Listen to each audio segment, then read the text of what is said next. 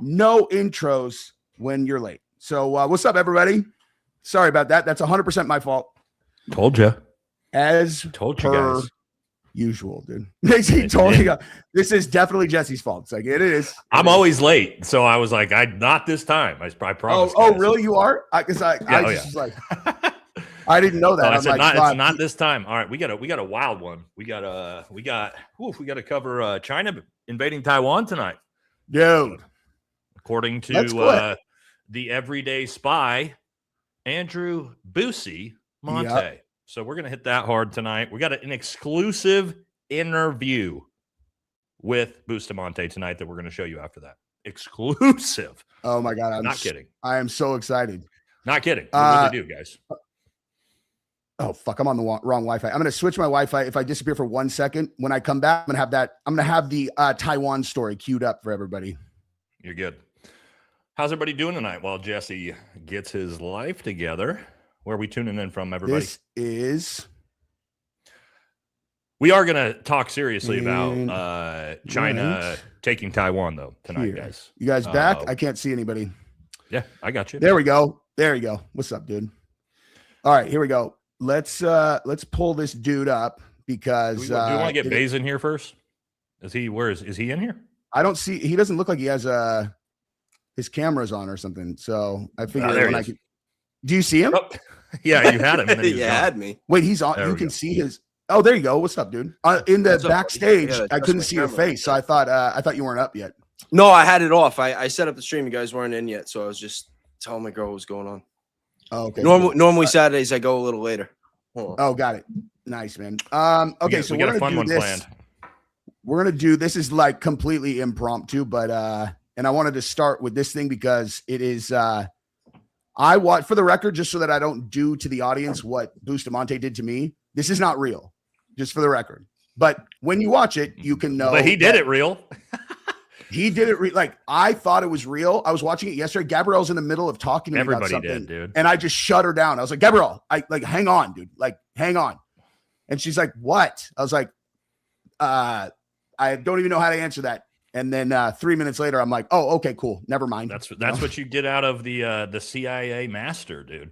High level tradecraft. But we are going, guys. This is important. He brings up some points we're going to talk about. We are going to talk about the relevancy of China potentially taking Taiwan very soon. Yeah. It's not that far out of the possibility. So we're going to talk about that. And at this point, I think it's inevitable. Yeah, and as much as I'm like breaking Bustamante's balls, I actually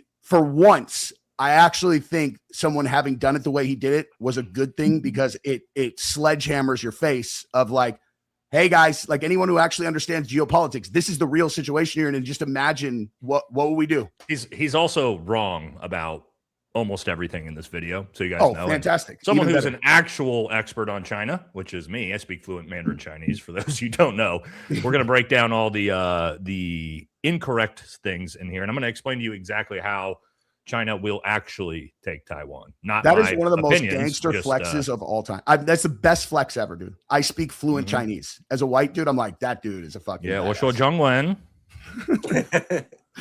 All right, let's do this thing. China has moved on Taiwan.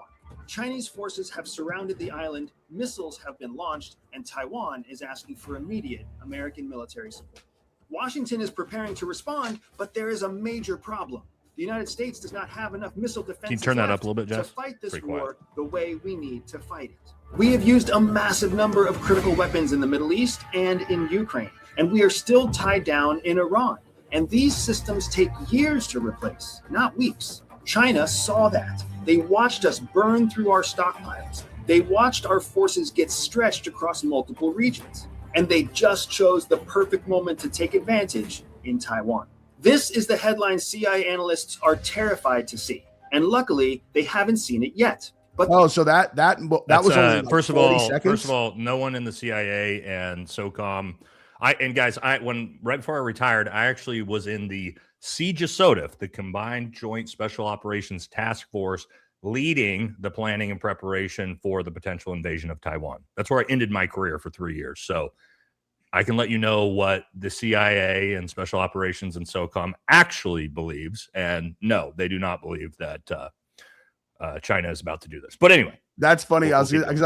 I was about to make a joke about how like, oh, what is that supposed to give you credibility on this subject or something? Jeez. Yes, absolutely it does. I don't Yes, I it don't does. pretend to be a real big expert on anything other than basically this specific topic.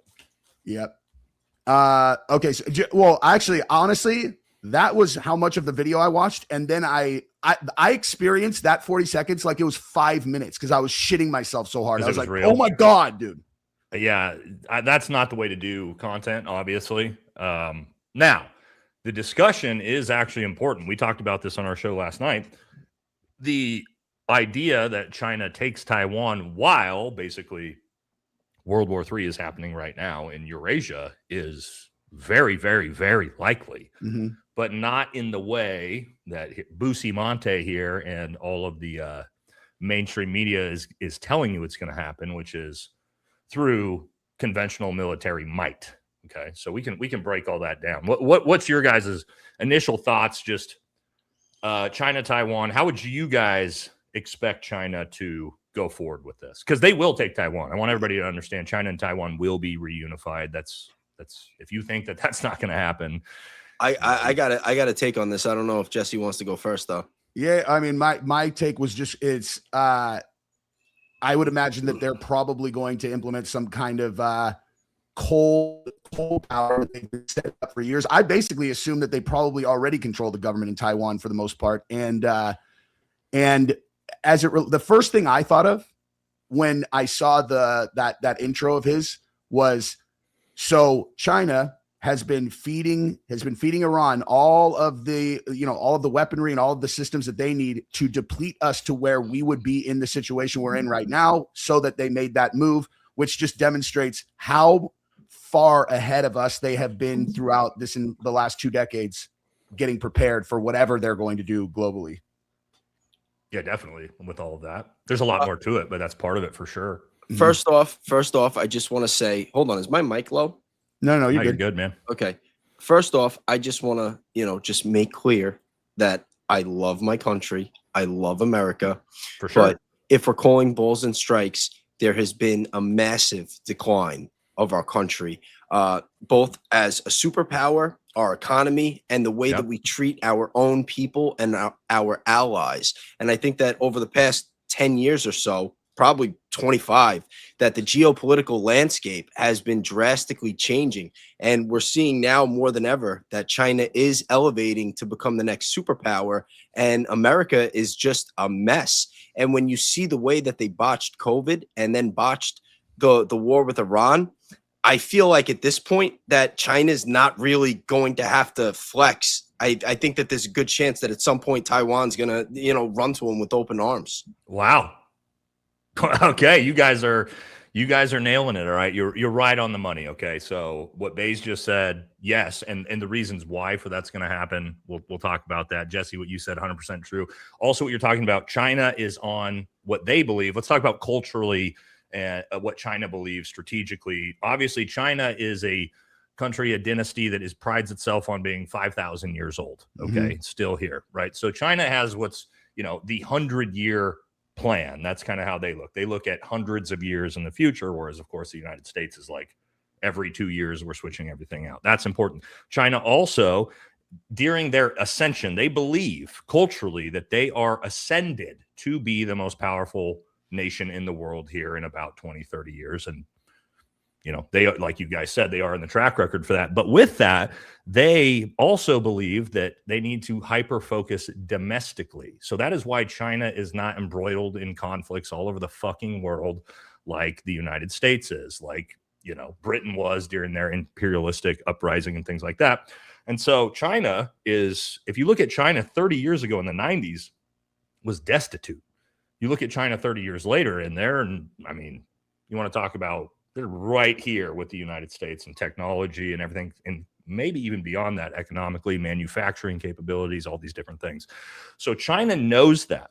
So while the United States is spending trillions and trillions and trillions of dollars in the Middle East and foreign conflicts and all over the place, somebody here just said, we're not at World War III. Yes, we are. We have Yeah. about 20 different. We have about 20 different countries intertwined in about 7 different wars that are all meshing together. That is what a world war is. We'll look back on it 5 years from now and say, yes, this was the start of World War III. That's not my opinion. That's objective fact. If you don't like it, that's too bad.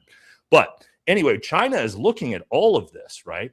And they're looking at Iran draining America's military might and military power. They're all of our missile systems, all of our ordnance, everything is like we've seen now. Even the Pentagon came out and said a lot of these things, Tomahawk missiles, we're not even going to be able to replace these things until 2032, right? While China continues to build. Super important. Where this ties in to what you guys said, how they're going to take Taiwan. People think they're going to take it militarily. No, they're not. Nobody in the CIA, nobody in special operations. I can tell you this. That was not even in the planning preparation for us, even the consideration that they might take Taiwan through conventional military might. There's a lot of different reasons for that. Jesse, if you pull up the map here. Yep. Sorry if I go on a rant here, guys. Let me No, please, you're the expert. Please do, dude. But we're going to knowledge dump a there you little go. bit here. Okay, so this is Taiwan, right? Obviously, the Strait of Taiwan is in between China and Taiwan. It's very important to understand. If you are China and you want to try to take Taiwan by force, for one, they're so close to each other that you're not just going to be able to just sail your fleet across to Taiwan, right? One super quick thing, Nate, for context, I think would probably be valuable for everybody. Is like, can you explain why Taiwan is so important to the United States? Sure. Let me bring up a broader map here. Well, there's Actually a couple of reasons. Yeah. There's a couple different reasons, but all right. So let's see if I can get a more zoomed out version of this. Let me find a better map here. Strait of Malacca. It's always like a combination of the game. Here we go. And positions and resources. This is what I'm looking for. Yep. Okay. So this is what I'm going to show you guys, and this ties in pretty dramatically to exactly what we're dealing with in Iran right now, okay? So, and when we talk about China here, right, all of our Asian allies, Strait of Malacca, this is hyper important. We all know this little area by now, don't we, guys? Right? Strait of Hormuz, obviously 25% of the world's oil comes out of that, but about 90% of the oil to Thailand, Indonesia, Vietnam, Philippines, Korea, Japan, China comes through the Strait of Hormuz. That's shut down at the moment. That's going to be important. But this is the Chinese trade route for oil. All right. And where this actually typically comes up, here's Taiwan. It actually comes up through the Strait of Taiwan and then comes up here to the ports in China. And China gets about, 80 to 90% of its oil through the Strait of Taiwan.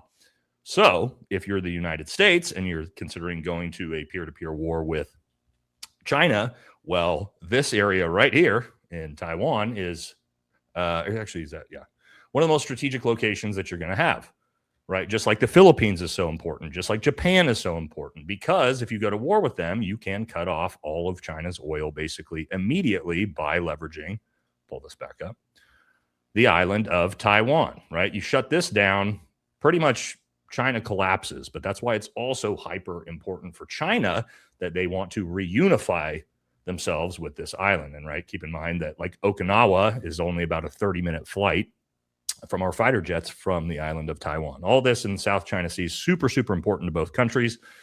But that's one of the main ones. Also, you have the cultural aspect of this, right, where Xi Jinping has made it one of his mandates that he is going to reunify China and Taiwan. If you know the back history, Taiwan is a pretty new country. It's when, Mao took over and pushed out the official government at the time of China, and they fled to Taiwan, right? So it's kind of a mandate for them to reunify their own people, right? A lot of people think there's, people from Taiwan and China, two different ethnic groups. No, they're all Chinese, right? They're Chinese people that fled China, 50 years ago.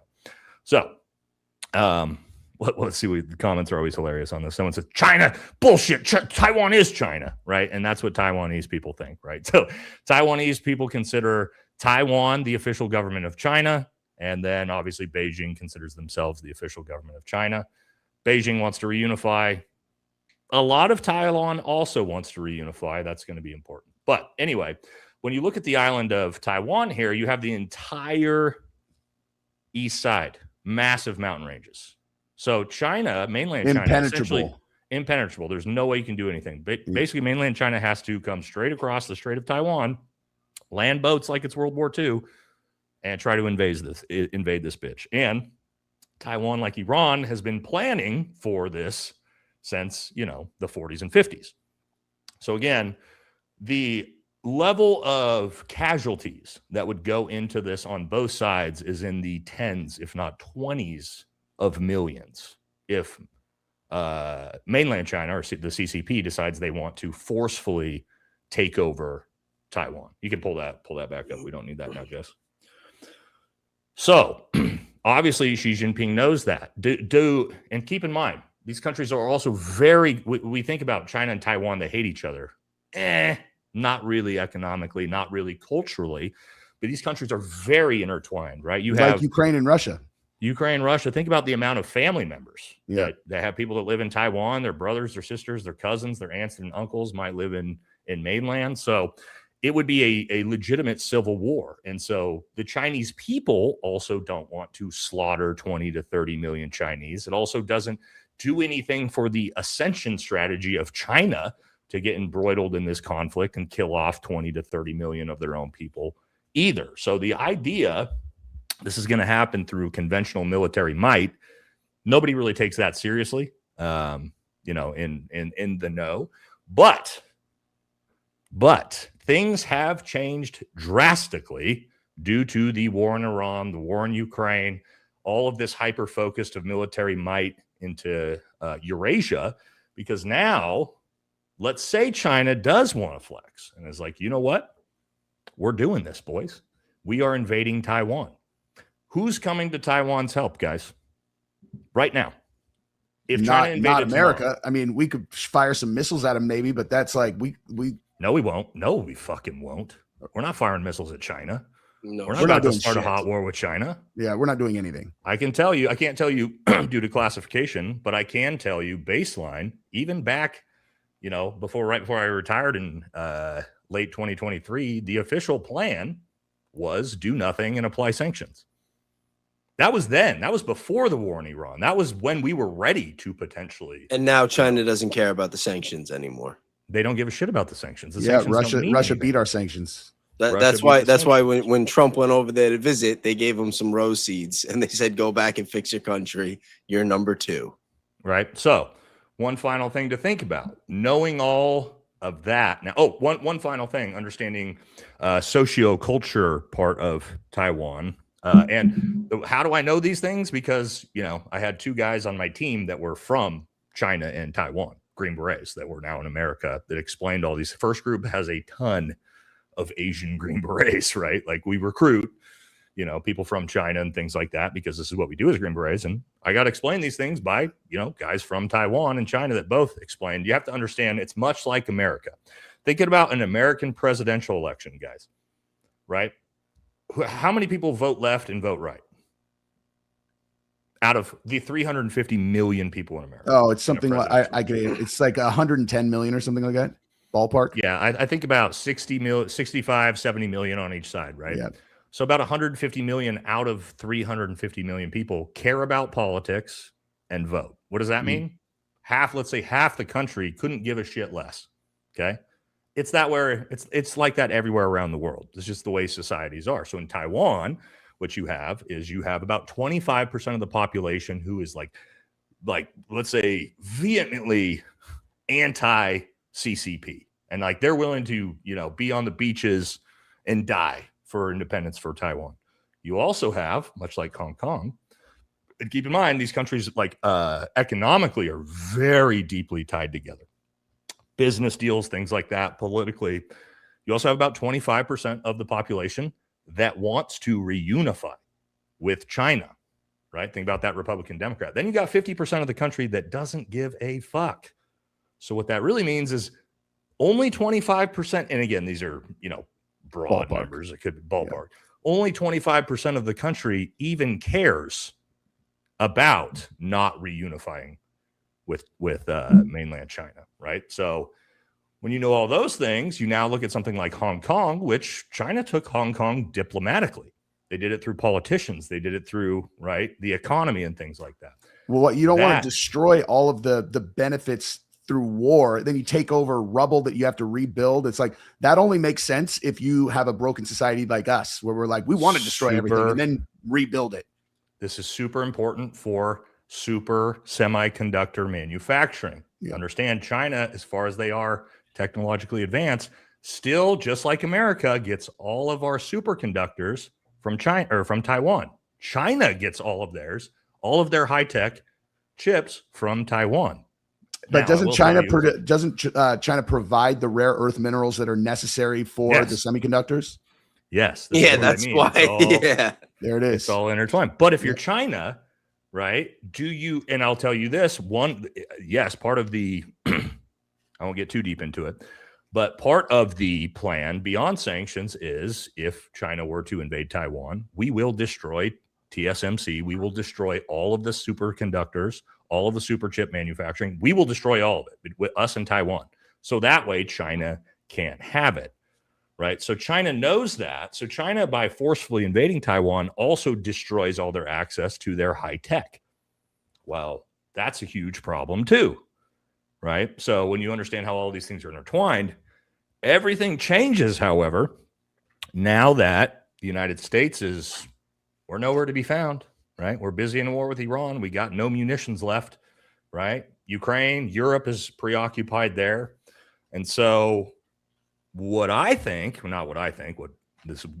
to happen, and this is what Bayes started to talk about, was if you're China now, all you got to do, and China is doing this, right? China is starting to circle and surround Taiwan, imply pressure and things like that. Really, all you need is the big threat if you're China, mainland China, which is Taiwan going to call your bluff? If China says, hey, they reach out to China and go, or to Taiwan and go, hey, the jig's up. We will invade your asses and we will take you and we will kill 20 million people, or you guys can peacefully reunify. And Taiwan now knows they have no allies. The United States is not coming to help. If you're Taiwan, do you want to take that chance? What's your guys' thoughts on that? And there's a little bit more on top of that I'll get to, but let's get your thoughts first. I mean, my immediate thought is, I think at this point that the nuclear attack is a bluff and everybody knows it's a bluff. And so you have to take that off the table. And so, yeah, I mean, if you're Taiwan, there's no reasonable scenario where you could assume that America's coming to help. They know that. China knows that. They know China knows that. China knows they know that. And it's just like, we're in such a bad strategic spot that it's kind of breaks my brain. And then the semiconductors, so they, 96, 97% of the rare earth minerals controlled by China already, which I assume is part of the conversation of why we started going all botso trying to surround all of the oil distribution. It's like, okay, well, if they control semiconductors, but we control oil, then we still are in charge. And it's like, right, that would be nice if you could just, but anyway, I don't know. Go ahead, Bayes. Tell them. Speak your mind, dog. Why? I don't even know if they're going to have to make the big threat and see they if probably their bluff won't, gets Bayes. called at this point, because as time goes on and, America is not even becoming a weaker threat to China, but it's also in less of a position to offer incentives to prevent Taiwan from wanting to go. You know what I mean? Like they could, like, what if China just starts presenting more incentives for them? And 100%. Cutting a deal like, hey, you'll get security with energy. You see what's going on with what America is doing with Iran. You want to make sure that your lights are on. You want to make sure this, 100%, bro. We got what you got, what we need. We got what you need. Like So an important factor there that I don't have the answer to, that I bet Nate probably does, is like, so to the average citizen on the ground in Taiwan, how are they affected if there's a unification, like in terms of their freedom or what they do day to day? Like, how are they affected if the government reunifies? We can look at directly to Hong Kong with that, right? Because we saw that with Hong Kong. Like, basically China kind of marched in, but there was the big protest. You guys remember the big protests in Hong Kong for a little while, and then they kind of just went, well, yeah, well, COVID kind of started putting the nicks in that, because that was around the same time. Yeah, that as well. But I mean, they kind of went, okay, what are we really going to do, right? Like, we don't have a military. Like, obviously, Taiwan's in a much better position to defend themselves than Hong Kong was. Like, Hong Kong sitting in the middle of China once Britain left. Like, you're Now, Nate, cooked. I have now. This might sound like it's a little off topic, but I think that it strongly connects. How do you think that what's going on with Brazil plays into this? Oh, listen. I listen to the guys from Brazil who have come to America talk about this all the fuck. I know a lot about this because they, these are the ones who are like trying to get out of there. Jesse. Take that from their perspective. Take that from their perspective of what the guys in Brazil are saying. So the guys in Brazil are basically again, I have a source of hive mind, but from their perspective, the government of Brazil has been completely captured and taken over in a way where there's no.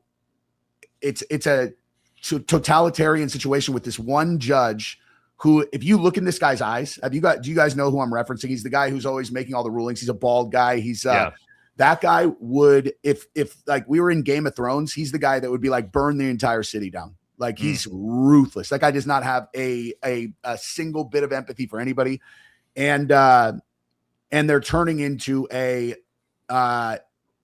the people are having all of their rights stripped away. They're having everything taken away. I mean, one of the guys who are really close to, he's an attorney, a licensed attorney in Brazil, and he fled to the United States. He doesn't have a law degree here. Like that's how serious it was over there. This is important because a lot of Latin America, Venezuela was one of these, and kind of still is, and unfortunately our Asian allies, and to Base's point, as America gets weaker and weaker on the world stage, countries look to the new superpower, right? And a lot of places, Latin America, Venezuela, Brazil, are now looking towards China as the beneficiary rather than the United States. So yeah, I would assume if you're Brazil or if you're Venezuela's a little bit different right now, obviously, because we kidnapped their fucking president. But yeah, but that's exactly why we did it. We did it, I think, because of the threat. Of course we did. Right? So China. And then the same Monroe thing Doctrine. Yep. And same thing with our greatest ally with the moves that they're making on Argentina. Like I think a lot of that also has to do with Brazil. Yes, it does. But let's tie this back real quick to China, Taiwan. Okay. So the big thing right now, like I just showed with the oil shipping routes, because it's funny how that black oil controls the fucking world and always has, right?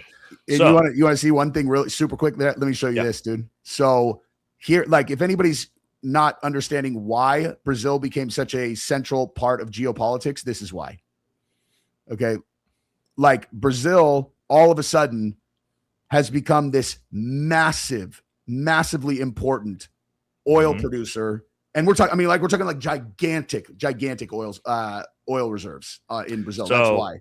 The United States this is part of the Monroe Doctrine, right? You guys are, I'm sure, are familiar with the Monroe Doctrine. And it's obviously the idea that we need to be hyper focused on the continental America, right? From Greenland all the way down to the southern tip of South America. I don't have a huge problem with that, to be honest. I don't think we're doing it correctly at the moment, but obviously that is to combat China's influence moving into South and Latin America, which Bays brings up. And this is a big problem throughout all of South and Latin America. We have a big push back and forth right now.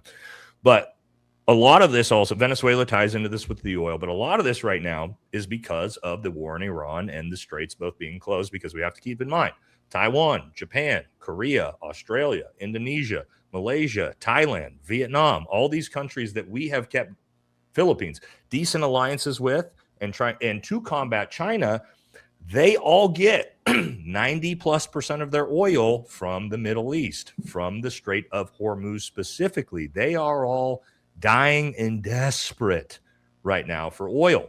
And so to Base's point, if you're Taiwan, talk about incentives, right? Okay, well, now the United States can't protect us militarily. They also can't keep us provided through our oil.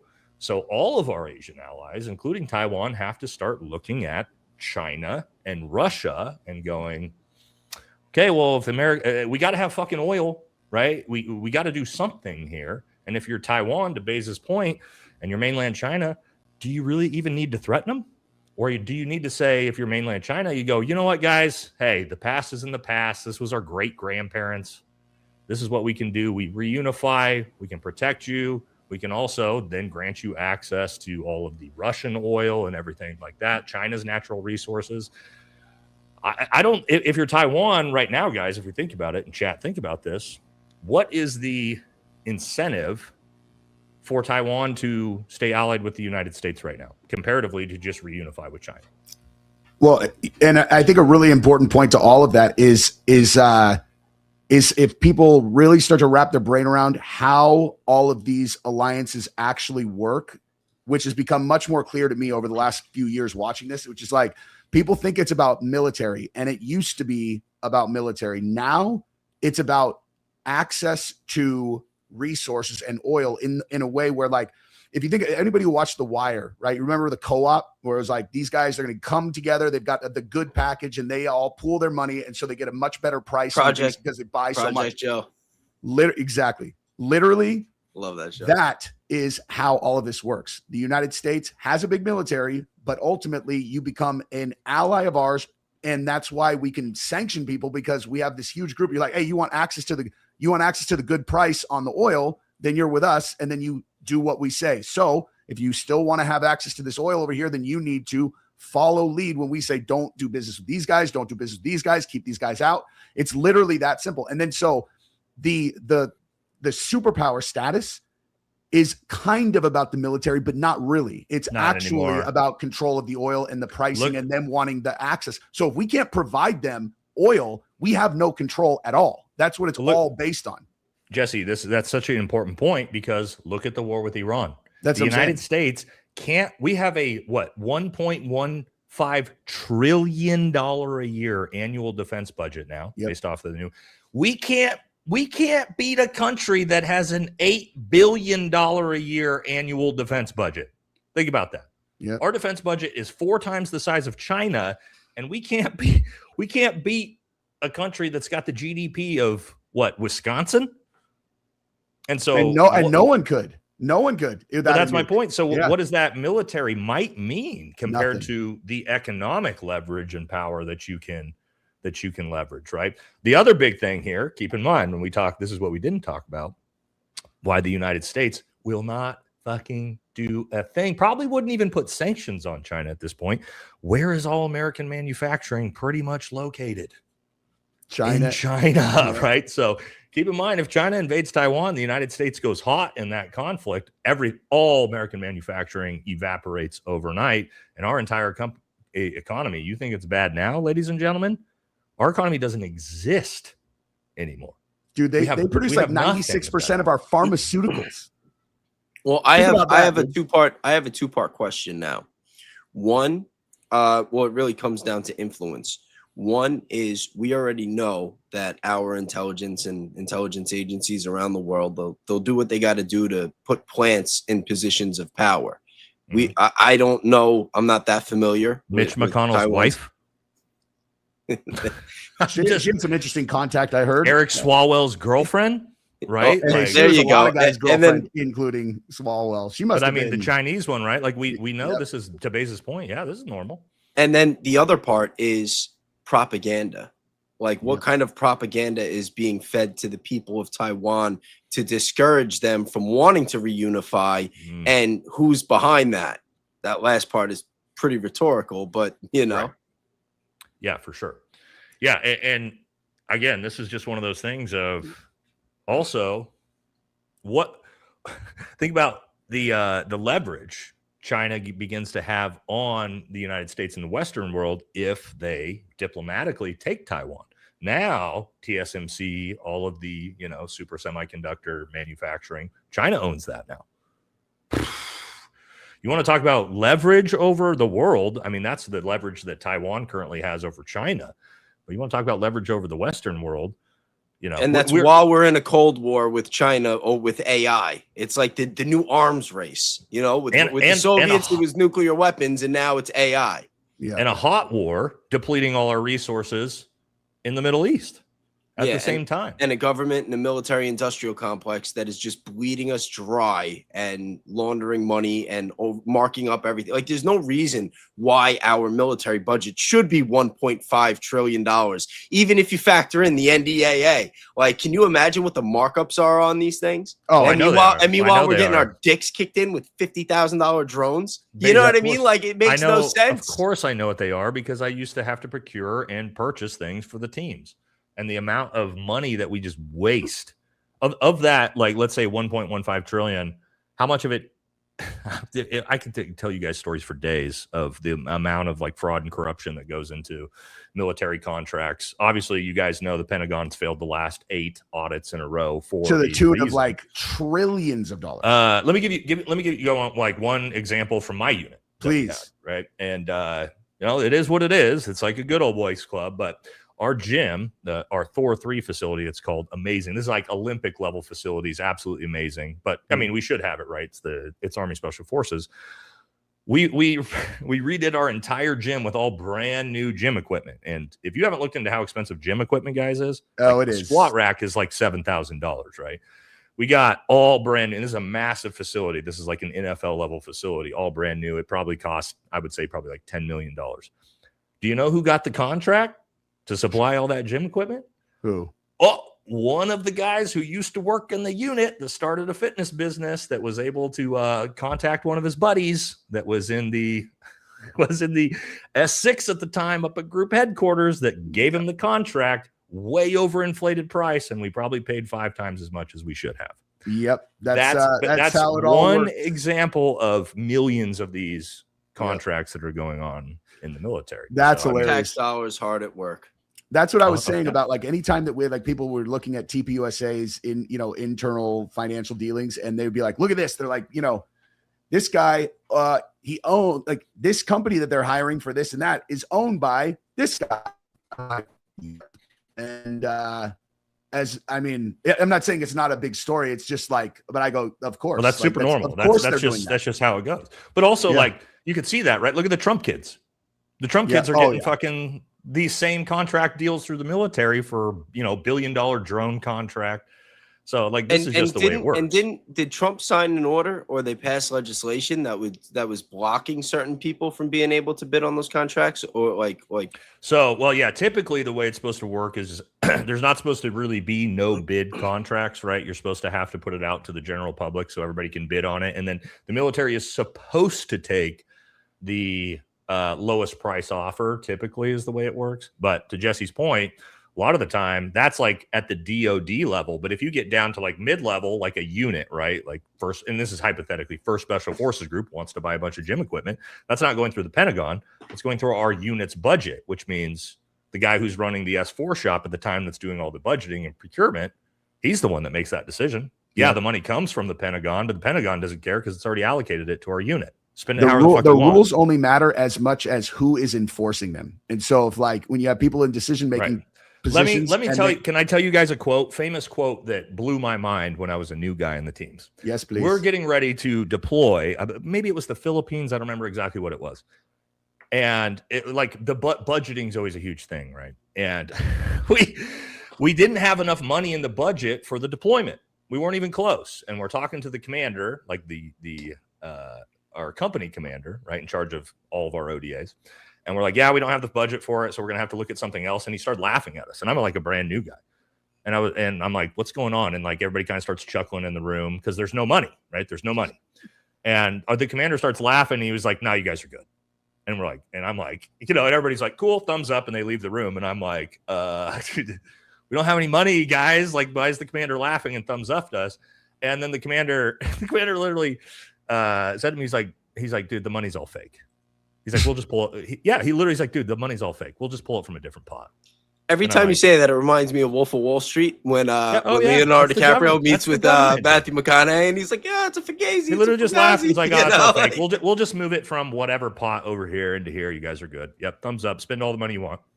That's just how the government operates, guys. I watched it. I was a part of it, right? So, dude, I saw this sheet yesterday that was like, has your income kept up with the pricing increase? So it showed in 1973 how much the average house cost and how much the average income was, and then it showed I have that. 73 to Yeah. now. I can't I have quote it. Yeah, I have it in my my documents for Tuesday. Chat. We'll show that Jesse's talking about. It is bananas. Like where you're like, oh wow. So like, I mean, you're talking like, you know, income goes like this and prices go like, I mean, it's like so overwhelmingly gigantic that I think Jesse, I think it was something like $1 in 1972 is worth like $138 now. It's absurd. Let me tell you guys, I grew up in New York, right? In Levittown, the original suburb in America. And in the 50s, when they first built those houses for World War II vets, they were going for like $5,500. Yeah. When my parents first got together and they were shopping for a house and they were looking over there, they said, "Oh, it's like 80 grand. Like these are like." That's what my parents bought. Yeah, they're like screw it. They're like, screw this. 1985, I think, was 80 grand, 70 grand. Yeah, a couple years later in the 80s, they caved. They ended up paying like $140,000. Now you go on Zillow and you look at houses in that neighborhood, and they're going for $600,000. And these are like without the build outs, like the same like regular. And that's in your parents' lifetime since they bought the house.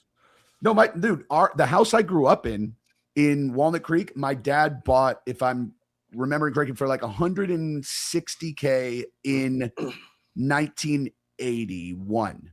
And if I guarantee if I Zillow it right now, it's going to be 1.5 million or something like that. Like if it's like, I'm going to look it up just because I'm actually really curious. But a 1,000% increase in. No, I think as the house gets worse, is it because it's falling apart? Yeah, it's falling apart. It's you have to buy it for 10x the price.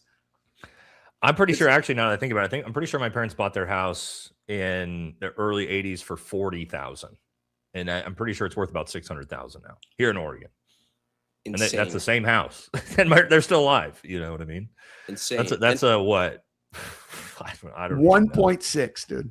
For it's 2,500 square feet, built in.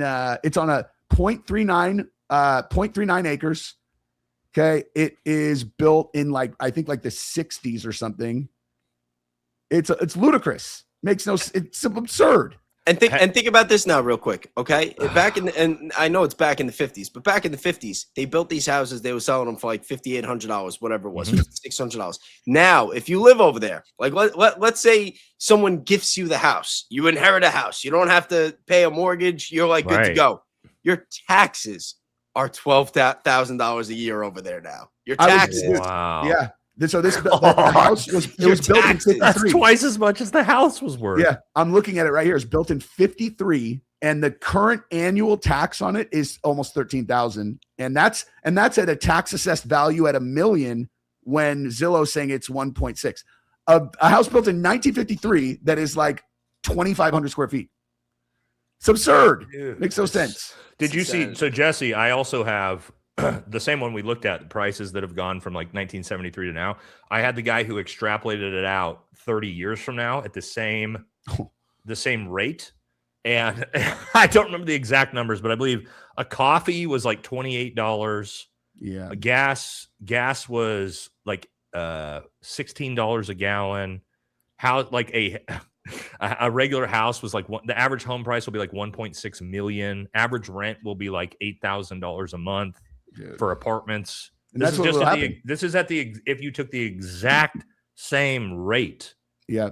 Not even increasing, the exact same rate as we came from the last 30 years. You know, but what's so crazy. What real quick. Then they showed the average wages. Oh yeah, that's what the graphic was. And they're up like $15,000 from where they're at on top. Yeah, it's like barely an increase. The thing is like when you combine that. And I was talking about this in my stream yesterday where I just kind of like tangented it, but I think it's actually probably the most important conversation that people need to start having with each other in this country is like people still do not really understand what AI is going to do to our civilization over the next 15 years. Like they don't understand, like they don't really understand.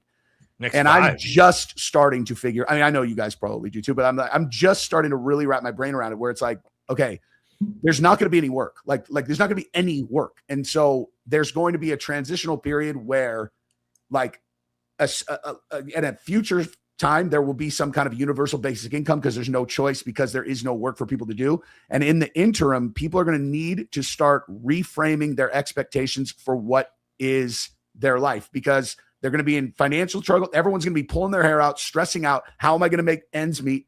And you're going to be having like people like your brother is over here with his family and you are over here with their family. Everybody's wigging out how we're going to, and it's going to be like, what if you combined your families and put them all in one house? It's going to be like, oh dude, that'll save us. It's like, we need to do that. Yeah, just fucking do it. You'll be happier anyway. That's already a normal thing in the Hispanic community. Exactly. Literally, my goal in life right now is to just grow my channel to the point where I can make enough money where I could just like buy a piece of cheap property somewhere in the middle of nowhere where they haven't sprayed so much crap in the skies that the soil is bad, and just grow my own food, get me a well with clean water, and just my own little compounds for any family and friends that want to join. Unfortunately, most of them are still stuck on the mouse wheel and like think that I'm a freaking crackpot for the stuff that I talk about. But, even, people all talking about AI, like 6G is like a real problem. Have you guys, I just put the clip up here. I don't know if you want to pull it up. Did you see what Trump said today when they're talking about what 6G is going to do? No, but I know I've only just started looking into it now. Okay. So right now with 5G, with Wi-Fi, they can tap into your Wi-Fi, and it's almost like sonar or like a thermal lens. Like they could literally see you moving around through your house with the Wi-Fi. With 6G, they're going to be able to see through your clothes and into your skin. They're saying like when they rescued that through your Wi-Fi router, basically. Yes, when they rescued that soldier in Iran, and they said they tracked him by his heartbeat. Like that's like the 6G capability. That's what they're talking about. They're going to be able to see, ask you guys, forget the Fourth Amendment. Like they see everything. They don't give a fuck about the amendments at all. No. They're going to be doing what they're going to do. But let me ask you guys this, and this might sound totally batshit to you guys, or it might sound whatever. But like, are you starting to feel like the device can read your mind? Like things I haven't even I know it listens, and I know it's seeing things. But where things are popping up on my device where 100%. I'm like, that's like you didn't even search I didn't fucking do that. 100%. That's something I thought. How the fuck is that on my phone right now? That just started happening to me the last month or so, Jesse, where a few times that have happened where now we've all had this, right? Where you talk about engagement rings with your wife and then not that engagement. No, I'm talking about like, I'll be thinking about something and like an hour later, boom, there's the ad for it. And you're like, I know I didn't say shit to anybody because I've been by myself in the fucking studio for the last hour. 100%. I have seen that over about the last month. Chat, what do you think? Have you started to see stuff like that? I guarantee everybody has, man. And if you think about it, it's like people dismiss that stuff where you're like, you guys realize like 15 years ago, 20 years ago, you could buy a game where you can make a ball fly up and down with your brainwaves. Like, they might not talk about it. This is not like magic. This is an absolute scientific fact that your mind and your thoughts create something measurable. And I don't think they would tell us about it if they cracked that science. I don't think we would know about it. No, fuck. Why would they? Yeah. They're not going to tell us that. That's a marketing gold mine. Yeah. For these companies. Let's before we move on to the next topic. Let's hit the exclusive interview. We're getting a little far away from Bustamante. Oh, yeah, okay. Let's guys. I have an exclusive interview with Andrew Bustamante. We're gonna watch this and then we'll together. get caught up on some supers because there's 43. And we'll get caught up. All right. Let me max this out. All right, boys. This was my exclusive interview with Andrew Bustamante. Hard-hitting journalism. Here we go. Welcome back to the channel, everybody, and I am very excited for this one. We have a groundbreaking interview for y'all. Now, I know I've given him a hard time in the past, but I'm glad he decided to come out. And yes, with us today, the everyday spy, Andrew Bustamante. Thanks for joining us. It's pronounced Bustamante, actually. Sorry, Bustamante. So my current day job is actually, I'm a yoga instructor at an all men's bathhouse in downtown Portland, but I also in my free time really like to teach civilians everyday spy skills, all the things I learned in the CIA. I like to transport that knowledge onto other people. Now, I want to talk about your everyday spy courses that you teach. I think that's your main thing that you have going on. It's interesting to me because CIA tradecraft, or really any tradecraft in general, is completely classified. There'd be no way you'd actually be able to teach any of this without giving away, again, tradecraft secrets, which would get you in a ton of trouble if you actually did. So what are you actually teaching people over at Everyday Spy? No, obviously, I can't teach any real tradecraft. I'm not allowed to do that. But I can tell you this: everything that I put out is reviewed and confirmed by the CIA. So I am that official. And Nate, I could teach you some amazing everyday spy tricks that you could use in your personal day-to-day life. Would you like to learn some?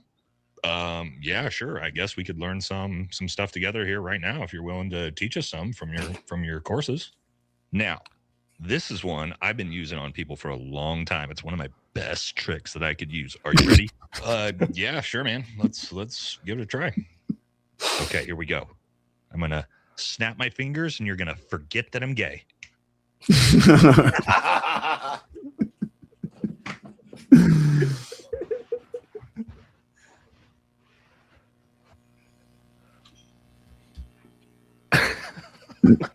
Crazy, huh?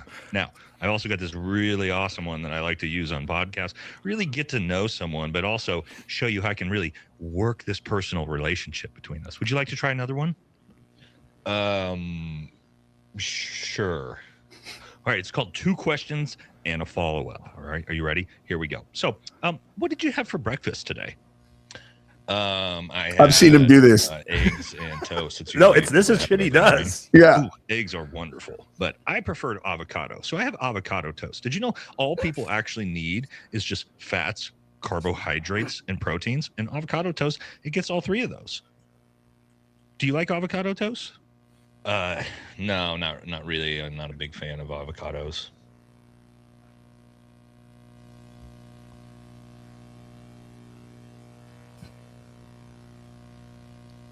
Now, did you feel that awkward silence? Yeah, definitely did. That's what it's all about. Oh, and I just blew your mind with that, didn't I? Man, this is good stuff you're learning here, guys. Yeah. Okay. Let's pivot. I think let's pivot from this. Let's.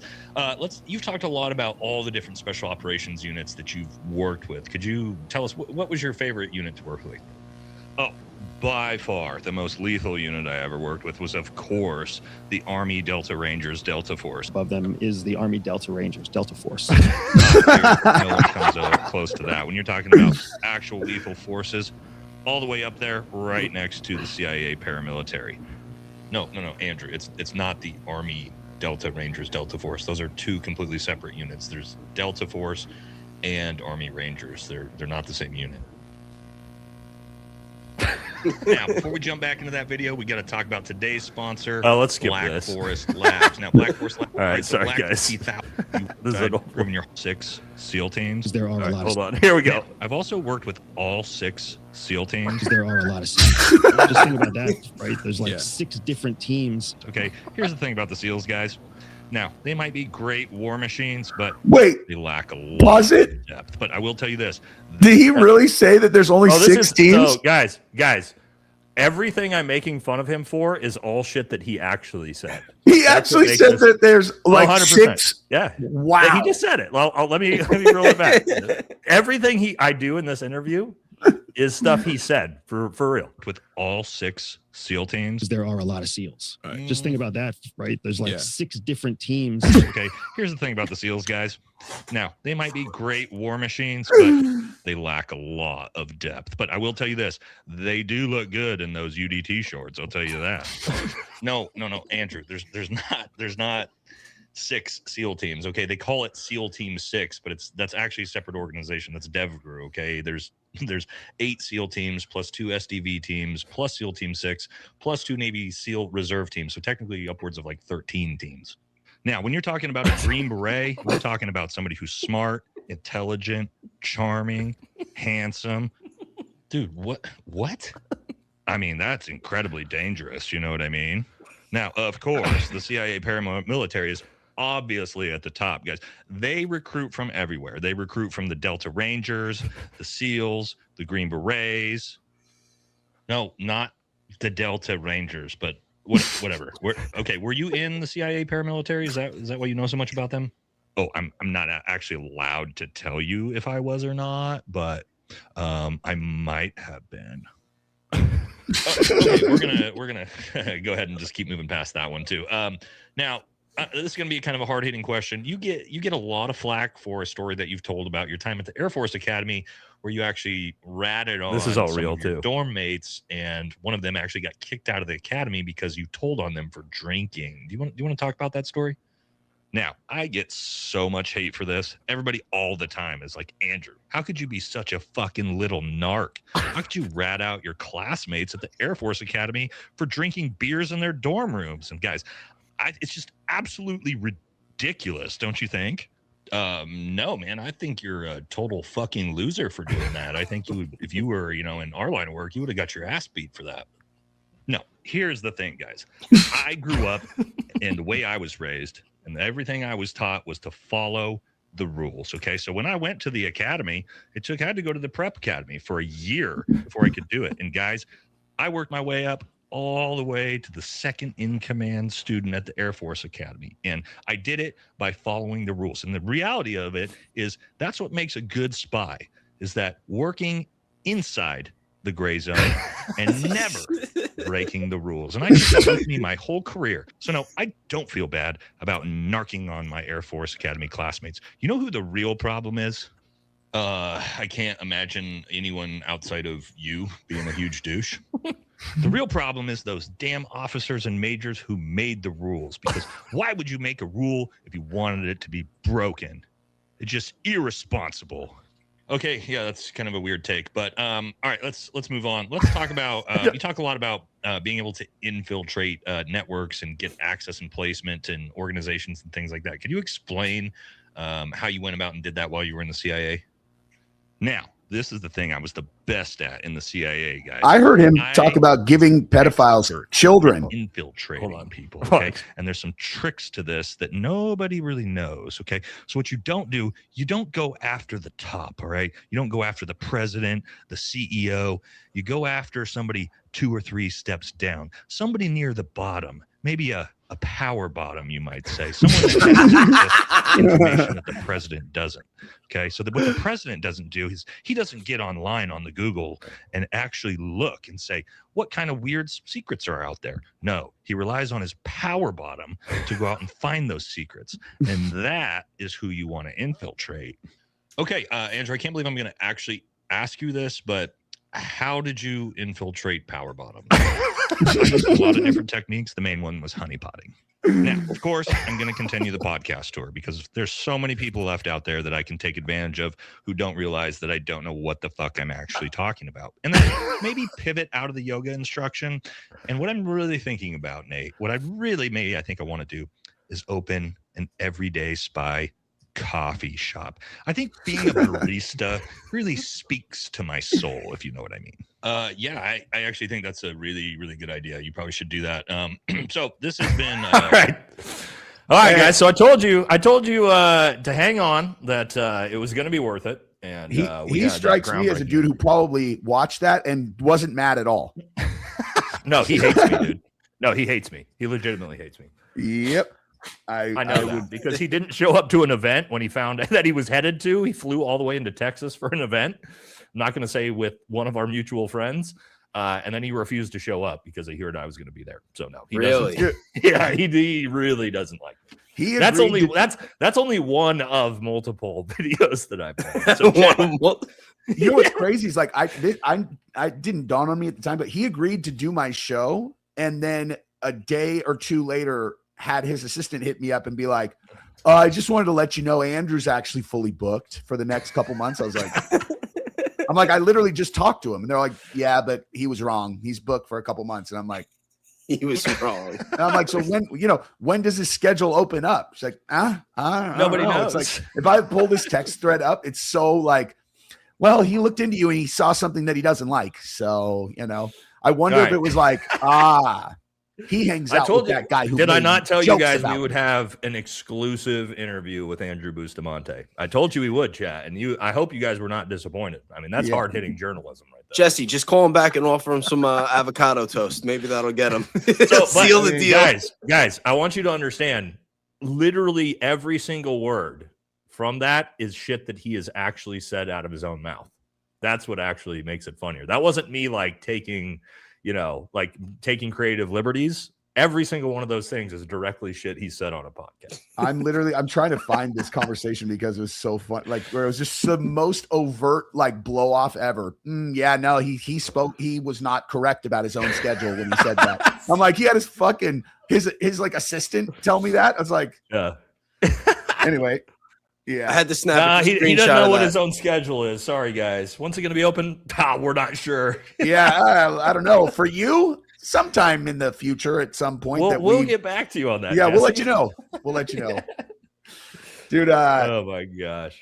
Let's do. I think we'll do let's like do super chats. We'll do some. Let's do blocks of like 10 or something like that. Yeah. Well, we could do like 20 or 30. 20. That's fine. Topic. Yeah. Thin Blue Line. That's my boy Choke Dealer with his new account, who I just made a mod. I'm Mel Gibson in the Patriot. Don't F around or I'll become the ghost god. Bless you and this chat. What's up, dude? Thank you for the super chat. This one, knowledge is power. John D. 5 books of mystery. Yep. Thin Blue Line. What's up, man? Choke Dealer here. Who remembers the name? I've been here from day one. That is a fact, dude. That's one of my fucking day oneers. This is let's go. Who's it? I don't know. Either me or Bays. No, I think they're mine. I can tell mine. We can each the dash, right, Bays? If you see over there on the comments in the supers, yours will have dash. Anything that doesn't have a dash isn't yours. It's easiest way to know. This one's you, Nate. Yeah, let's go. I hit it. I said that's why I said let's go. Okay, here you go. Charlie Kirk was an alien. Neck thicker than normal. Also, guys, think about all the people. I saw a bunch of people in the comment section say, clickbait, I'm leaving. Think about all the people that left and just missed that brilliant fucking comedy sketch because you couldn't just take the joke. Oh, wait, did you see that in the chat? You did exclusive Andrew Bustamante. Yeah, so that's my title. So many people were like clickbait and they just bounced out of here. Look what you lost. Dude. You guys got to trust us. You have to trust us. You guys know we don't do clickbait. If I do something clickbait, it's because I got something fucking funny planned for you. Yeah. If you don't think it's funny, that's on you. No, but like the clickbait thing, that used to fucking drive me crazy. People used to do that too. I'm like, the title is literally exactly what the thing is about. You know, anyway, you just gotta. Sometimes you just gotta trust the trust the plan, right? Yeah. So, I don't know who this is. Long time no see, Nate. I don't know if you remember me from a few months back, but how's it going? You have a good day. Remington retirement plan. I don't remember you, brother. Sorry. Fuzzy Balls, another fucking day oneer of mine. I don't understand how all these countries and the U.S. has given security guarantees to that they don't understand. The U.S. couldn't possibly keep their words to all of them. Our word isn't ironclad. So I don't want to like completely derail this and go off on like a super large tangent, but I this is one of those things that actually hits heavy for me, which is like, I don't understand how it is okay that we switch leadership every 4 to 8 years. And then all of a sudden signed contractual agreements that the United States made with other countries and people are suddenly just open to being like, yeah, we're not doing that. We're not doing that. It's like, how do you not realize that whatever thing that you think you're doing right now, the damage from you doing that is so much more than whatever benefit you think you're getting from pulling out of it. You're fucking us. No one will trust us. No one's going to trust us. Anything we propose, they're just going to assume we're lying. And then the whole world is going to see us as villains. And that's going to play out real fucking bad, dude. It's like, you can't pull us out of agreements, man. If we make an agreement, that's the agreement. Bottom line. I agree with you on that. Yeah, unless it's like 20, 30 years later and it no longer makes sense because like the entire shape, landscape of the world has changed. Totally. But yeah, like 2 years later, it's like, yeah.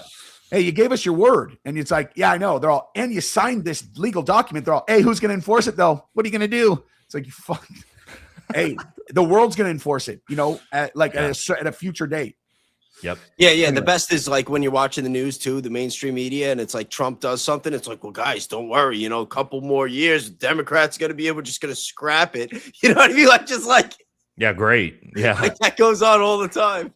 And like, I mean, this happens. This is not like a one side does it thing. Like that is a thing that should be illegal, period. Like, and if we had a functioning government where the people could speak, no one would be on board with giving incoming administrations the ability to pull out of official contractual legal agreements that we've made with other countries or people. Yep. But, can we call Valhalla VFT vanilla VFT? I don't know. You have to ask him, dude. Yeah, sure. If you donate money, you can call me anything you want. That's always my policy too.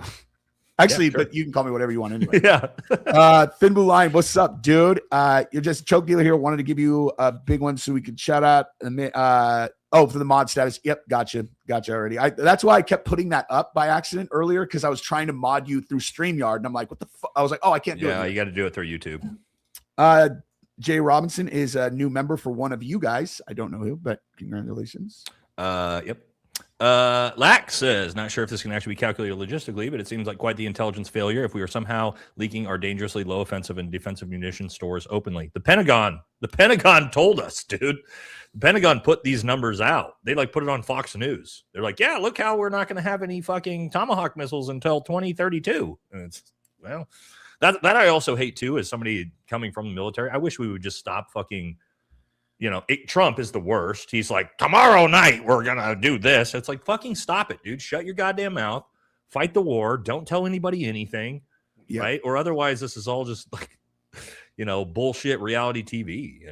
And like the what that is, I think, if I understand correctly, is something that's put forward through the government about transparency of what we spend on what in the military. And it's like, I hate when rules that get made, which clearly should not apply to this thing. Everyone's just like, well, they have, you have to, because it's in the rules. You're like, we're at a war, dude. You can't fucking just out loud talk about what our supplies are and our ability to wage war. Obviously that should supersede whatever fucking, bureaucratic thing you guys put in place. Drives me crazy, man. So dumb. Because go ahead, Bae. Sorry. I was just going to say, and with our politics, it's like, it's so toxic, even though, I've said a million times, I think that, when it comes to who actually controls the politics, that there's a lot of people pulling the strings that are, working together. But the politicians themselves and the journalists underneath them, the mainstream media, they would have no problem risking national security and putting us and our country in danger just to trash the other side of the political aisle and screw up their plans and throw them under the bus. Real quick, guys, my pinned comment, make sure you guys go support Baes. Subscribe to Baes channel, all right? We gotta help our new creators out, brother. So make sure you guys go over there. Dude, Baes, you guys been doing a lot. I had you on my live stream yesterday for 20 minutes. You with that girl that you had on. Oh yeah, no, I was watching. Watching. Thank you very much. I'm actually recording with her on Tuesday. Baes is the next big up and coming creator. For sure, man. Super. Yeah, dude, you're gonna make it. So is she too. That girl she's is awesome. All she has to do is just have someone tell her, hey, if you post a video 6 days a week for the next year, that's what I told Baes. I've been telling her that for months. There is no question. There's no guesswork. What was that when you first started? I was like, all you got to do is be consistent. And you're gonna fucking make it, dude. But you're already on your way. Someone just needs to tell her the same thing. You're gonna make it. You just do the same thing. You'll make it, dude. It's a matter of the sector that you're in dictates how long you kind of have to grind for before the algorithm will pick it up. It might be a little longer doing what we do that versus if you go into some niche that's kind of empty, but you're going to make it for sure. And she will for sure make it also. If that's such a huge cheat code just to know that, where I had no idea. It was just, I just was crazy. And I was like, I'm just going to post every day for 2 years and see what happens. But it's the work without any guarantee of success is a huge, hill for people to get over. You know what I mean? Yeah, Nate showed me the ropes early on. We spoke on the phone. I think it was before I was even going live, I think. And he told me, he's like, the first 6 months. Clips of you on Instagram. Yeah. My Instagram took off as soon as because I was a little critical of Erica Kirk earlier on before earlier than the rest of us. Yeah. People were just dipping their toes in the water, and I was doing backflips on that thing. Yeah.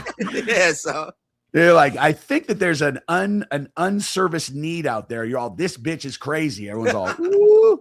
Dude, I was pretty slow to it. Like my audience Me knows, too. it took me a good 4 or 5 months before I ever said anything. Nah, critical dude, of the her. second I saw her over that casket, oh my god. Actually, you know what? I didn't see that. Honestly, I'm you like, know what? no. Baze, I think I remember the first time where I really started hammering Erica was with your clips.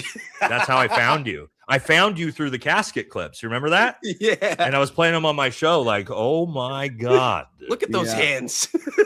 It took me a long time too. And then it was like, because I knew, I mean, I could not watch her. My blood would run cold watching her. I was like, God, I feel so uncomfortable I'm just, watching her. well, and I know we're all, dude, I'm just such a, you can call me a simp or an incel or whatever the fuck, not an incel, simp or whatever you want, but I'm just always like so wanting to give women, Yes. you know, the grace and like protect and defend women all the time. That's why I was like, I'm not going to go after Eric, especially widows, man, because coming from Yep. my background in the of military, course.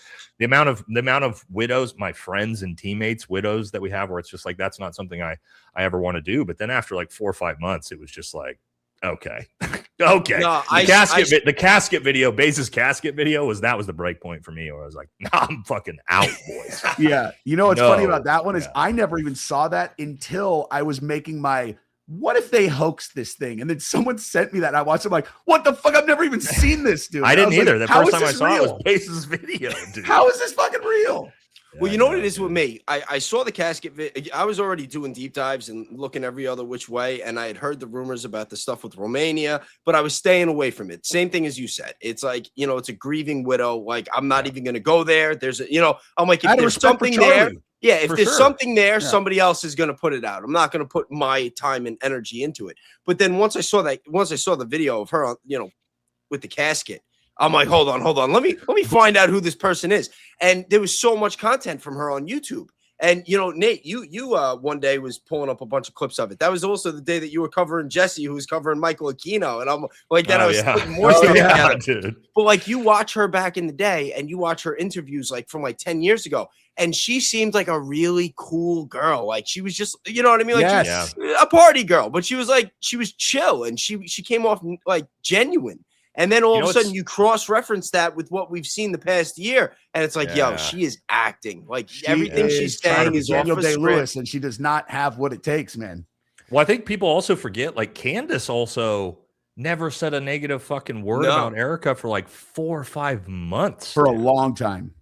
She Yeah. was like one of the last people into it. She gets so much hate from TPUSA as like, oh, you're just after Erica. She was like one of the longest defenders of Dude, Erica. yeah, after the memorial that you know, that they did at the huge stadium, I remember exactly what Candace said. She said, I was watching that, and she was like, she said that was one of the most powerful, most incredible Yeah. speeches of the last decade. She's like, I was over like a dragon ready to swoop in and attack everyone. And she's Yeah. like, and then Erica was like, I forgive them. And she's like, wow. Oh, She was yeah. she's so complimentary. And Yeah. I remember that moment Yeah. actually at the time when she said, I forgive them. I remember that actually, that's the one thing she did that actually landed heavy with me, where I was like, fuck, man. I'm like, Dude, she's a better so- person than me. That's exactly what my take was. I said, she's a better person than me. But I know even who Terrell was- Farnsworth and other people from TPUSA, she was complimenting, and she's like, you know, it's Yeah. not all, we're looking into certain weird things, but they're good people over there. She stuck up for them for months. Yeah. For did. months. She did. People don't give her credit for that. You know No. what I mean? But it got to the point where we all were like, oh. And now she's getting okay. blamed for what other people have said. You know, Right. she wasn't the one Yep. that made these accusations against Brian Harpole, but she's the one that's getting sued because she's the big name and she, you know, she has a successful channel. But the people that are actually making the accusations and saying these things, you know, they're not getting sued. They're just taking their ex posts and what they've said on Spaces and using it to sue her. And, And that's the grift. she actually took a long time to put some of this stuff out. Like Blake Bednar's is I wasn't going to say his name. yeah, but like, you know, he pushed the button. but he's like, I'm he still trying to seriously is figure out like, who the he fuck said that this guy she had is. access I to, still don't even know who he is. You guys talk about him all the time, but he's I the still only don't know guy who he I've is. ever had to threaten that I would, like, you know, if he showed up in my house, I'd have to put it, you know, No, he you literally threatened- was you like, I'm threatened- coming to you your fucking threatened- house. I was Jesse, like, you don't want to do threatened- that, dude. You threatened somebody else who decided to delete some content they tried to do on me before too in the space. We don't have to talk about yeah, but that. I told him you were going to kill him. That time I said you were going That's to kill true, him. and he This other time I deleted it said I was gonna immediately. Yeah. He's Yeah. like, okay, fuck that. Yeah. yeah. But All right, yeah, let's man. keep That's, moving on these super chats. We're having a good oh time. yeah, my bad. Wait. All right, I already did this. Oh, one. we did that one, I think. Yep. All right. Did 10 The jewels. jewels. The jewels are weird. I don't know what these jewels are. I don't know what they mean either. America First 247. Thank you very much, dude. What's up, Jesse? Thanks for always being on the front lines, bringing truth, brothers. Say what's up to the fellas. Absolutely. Thank you, sir. The more 30 jewels. I don't know. I don't actually understand. There's something. There's like a donation amount you can do of some sort. I don't know how it works. That's I'm trying cool. to figure it out. T Bizzle, another day one. What's up, dog? My boys, Nate Barron wants to do a members only vid with you. Jesse, maybe you can tell him how it's a great conversation. But me and Nate and Barron talk all day, every day. I'm friends with Barron. I talk to him every day. Why doesn't Barron just text me? Why is Barron saying that out there, not telling us?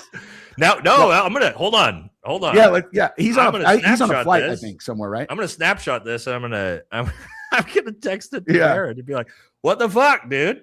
I was out of the loop earlier today, but I saw he said he's getting out. He's flying. He's like flying somewhere. He's right? on a flight right now. But 100%, of course, I'll do members only with Barron if he wants to do it, man. Like we're all friends with Barron. Yeah, for sure. Barron's fucking great, man. He's the man, dude. And conversation adds value. Members, Nate would love to see you guys. Yeah, for sure. 200 jewels jamming. Thank you very much. Fuzzy balls. Thank you again. Correction, Valhalla. It's going to take longer to replenish because we won't be getting any highly refined rare earth required to manufacture. Great point. Yep. This one. The jewels. They're just jewels. They don't have any comments. Yeah. More jewels. Thin Blue. What's up, my dude? Are we the superpower that we think we are, or should we be worried? Nate, I'll let you take that one. Yes, we are. But are we the superpower we think we are? Yes. Are we also on the downward descension of an empire? Yes. Should you be worried? Yes. If we don't handle it right. This doesn't mean that we have to collapse into oblivion, right? If you look at Britain's a great example of a 500-year superpower that descended into no longer being a superpower. And yeah, the UK's got their own issues right now. But my point is doesn't mean that, America has to fall into, the 139th most powerful country. We could fall back to the second most powerful country. But are we the superpower we think we are? Yes. Are we on the descension of an empire? Yes, we are. We can be honest about. And Bayes had a perfect point earlier where he said, "Look, I'm going to say I love America, but we have to be honest about the current situation that we're in." And that's just being honest. We are, and that's okay, right? But hopefully, we do it the correct way. Right, because there's a correct way to burn in and there's an incorrect way to burn in. So and I think one thing I was thinking about too when we were talking about the military and how we're just getting exposed, with these tiny little inexpensive drones. It's like when you look at it, it's like it really is the result of incorrectly applied incentives that are inevitable to lead us to where we are. Because at every stage of the decision tree, people are thinking of something that is not the overall collective health of the country domestically or overall in general. You know what I mean? But here's something that's also important. Not being the number one spot isn't the worst thing ever. Look at China. China's a great example of someone. They were down 50 countries down 30 years ago. They minded their own fucking business. They focused on themselves and they've worked their way up that rung and ladder, right? So it's also, think about this too, right? The United States, talk about the Monroe Doctrine, where we are located physically on the earth with the power of the conventional power of the U.S. military. Ain't fucking nobody testing us on U.S. soil, right? It ain't gonna happen. Nobody, not China. You could take the combined might of China, Russia, Iran, all of our enemies, and say, come try to invade the United States, and you probably wouldn't even need the U.S. military to protect just take the populace is like just the populace could stop an invasion from China or Russia. So keep in mind there too. Should we be worried? Well, what I want to see us do is detract ourselves from the global stage, right, and then focus on our own hemisphere. That is what I think the correct way forward for the United States is. But we'll see. And I mean, I've always been like, I've always thought about this, like how when news is presented to you about this country, that country, whatever, I'm always, every time I go to a developed country, I'm like, this is nice, man. People are living great lives here. It's the same. Yeah. It's the same. Sure. There are the undeveloped countries, which are very different. But in the developed countries, no matter what people say, it's like, I've never been shocked by how poorly anyone lives. I've been Bro, struck by how amazing some places are, but never in the wrong. Mongolia was one of my favorite places I deployed to. Ulaanbaatar. There's one city, and it's beautiful. Skyscrapers. It's nice. Everything's nice. And you think about Mongolia, you're like, you get 1 mile outside the city, and there's wild horses running the fuck around. Everybody's living rural, but to Jesse's point, you know, it's crazy nice there. You know what I mean? And that's how most of the world is, right? So there's not like a big worry. My worry is like we do it the wrong way, which means we continue to try to fight all these foreign conflicts all over the world, and we go completely fucking broke while we have, you know, 200 military bases still trying to occupy, trying to fight 7 different conflicts. That's how we burn in and destroy the empire for sure. Yeah. So I'm hoping we get away from that. The way that I see it, and, you know, Jesse, I know you're a UFC guy. It's kind of like America is John Jones, you know, best in the world, fucks up a lot, still always manages to win. Great but eventually Father Time is going to, you know, catch up to you. And if you don't take care of yourself, you don't do what you have to do, and you keep underestimating the rest of the world, you're going to decline. Someone else is going to come along and knock you out. You know what? Real quick, Tom Aspinall shows up, but John Jones probably still fucking curb stomp, you know, every other human being on the planet, right? So. Exactly. And just since we're on that, really quick, anybody who's been paying attention to this story with Anthony Smith, like I would be remiss if I did not bring this up. That like the details of what actually happened are now coming out, and it's not at all what they reported in the news. Like shocker. Yeah, I mean, like. It's super fucked up. If you actually, so like I know his wife has come out and his wife came out exactly, and she said profusely. there's some kind of court ordered whatever, but so she's like, there's not a lot I can say right now. I love Anthony with every ounce of my being. He's a good man, a great dad, and an incredible husband who loves us endlessly. Anyone who knows him can attest to that. They made a mental health struggle into something that it wasn't. I'm safe and always was safe. He would never hurt me ever. I called for help to protect him from himself on his birthday. So what do you guys think was going on, dude? He was drinking, and he got a little, me and Jesse talked about this. Both of our communities, the special operations military community, combat military community, and the UFC community have a lot in common with CTE, TBI, damage to the brain, and drinking problems. And me and Jesse talked about it. I'm a victim of this too. That's why I try to stop drinking, man, you know, I have the same thing. You know, we got a lot of TBI issues, and then you mix alcohol with that, and it's the worst possible combo ever. So and I just hope that you know, it wasn't what we thought with Anthony, and he's going to get the help that he needs. You know what I mean? I mean, that's why I didn't talk about it, because I mean, first of all, everybody knows he's like a really good buddy of mine, and so it was like I was going to sound biased regardless. I was extremely skeptical of the official story. I was like, "There's no fucking way, dude."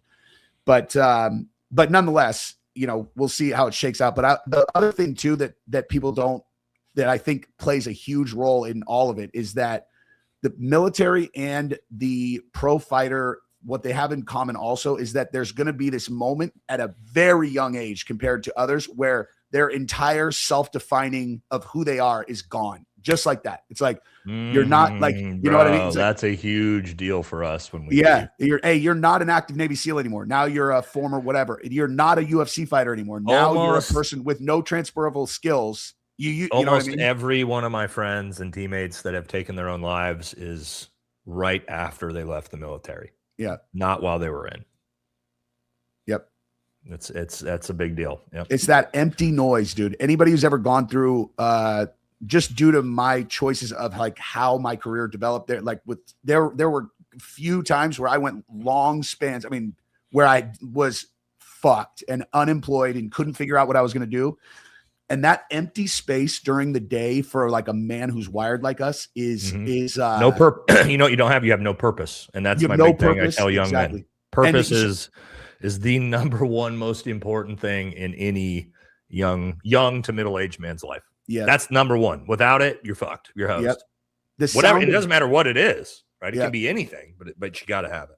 It's not even about the money. I mean, like, obviously, like feeling as though you're not going to be able to provide for your family is a huge thing too, which I dealt with that the last time but it's also just that empty space weighs 1,000 pounds. And like, you know, I used to hear like garden tools, like when people were like doing gardening in other people's yards, something about that sounded like fucking fingernails through my eyeballs, where it's like they're doing their job and I'm here with nothing to do.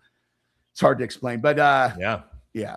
Anywho, but okay, a lot of people can relate to that, man, that are Yeah. listening to this for sure.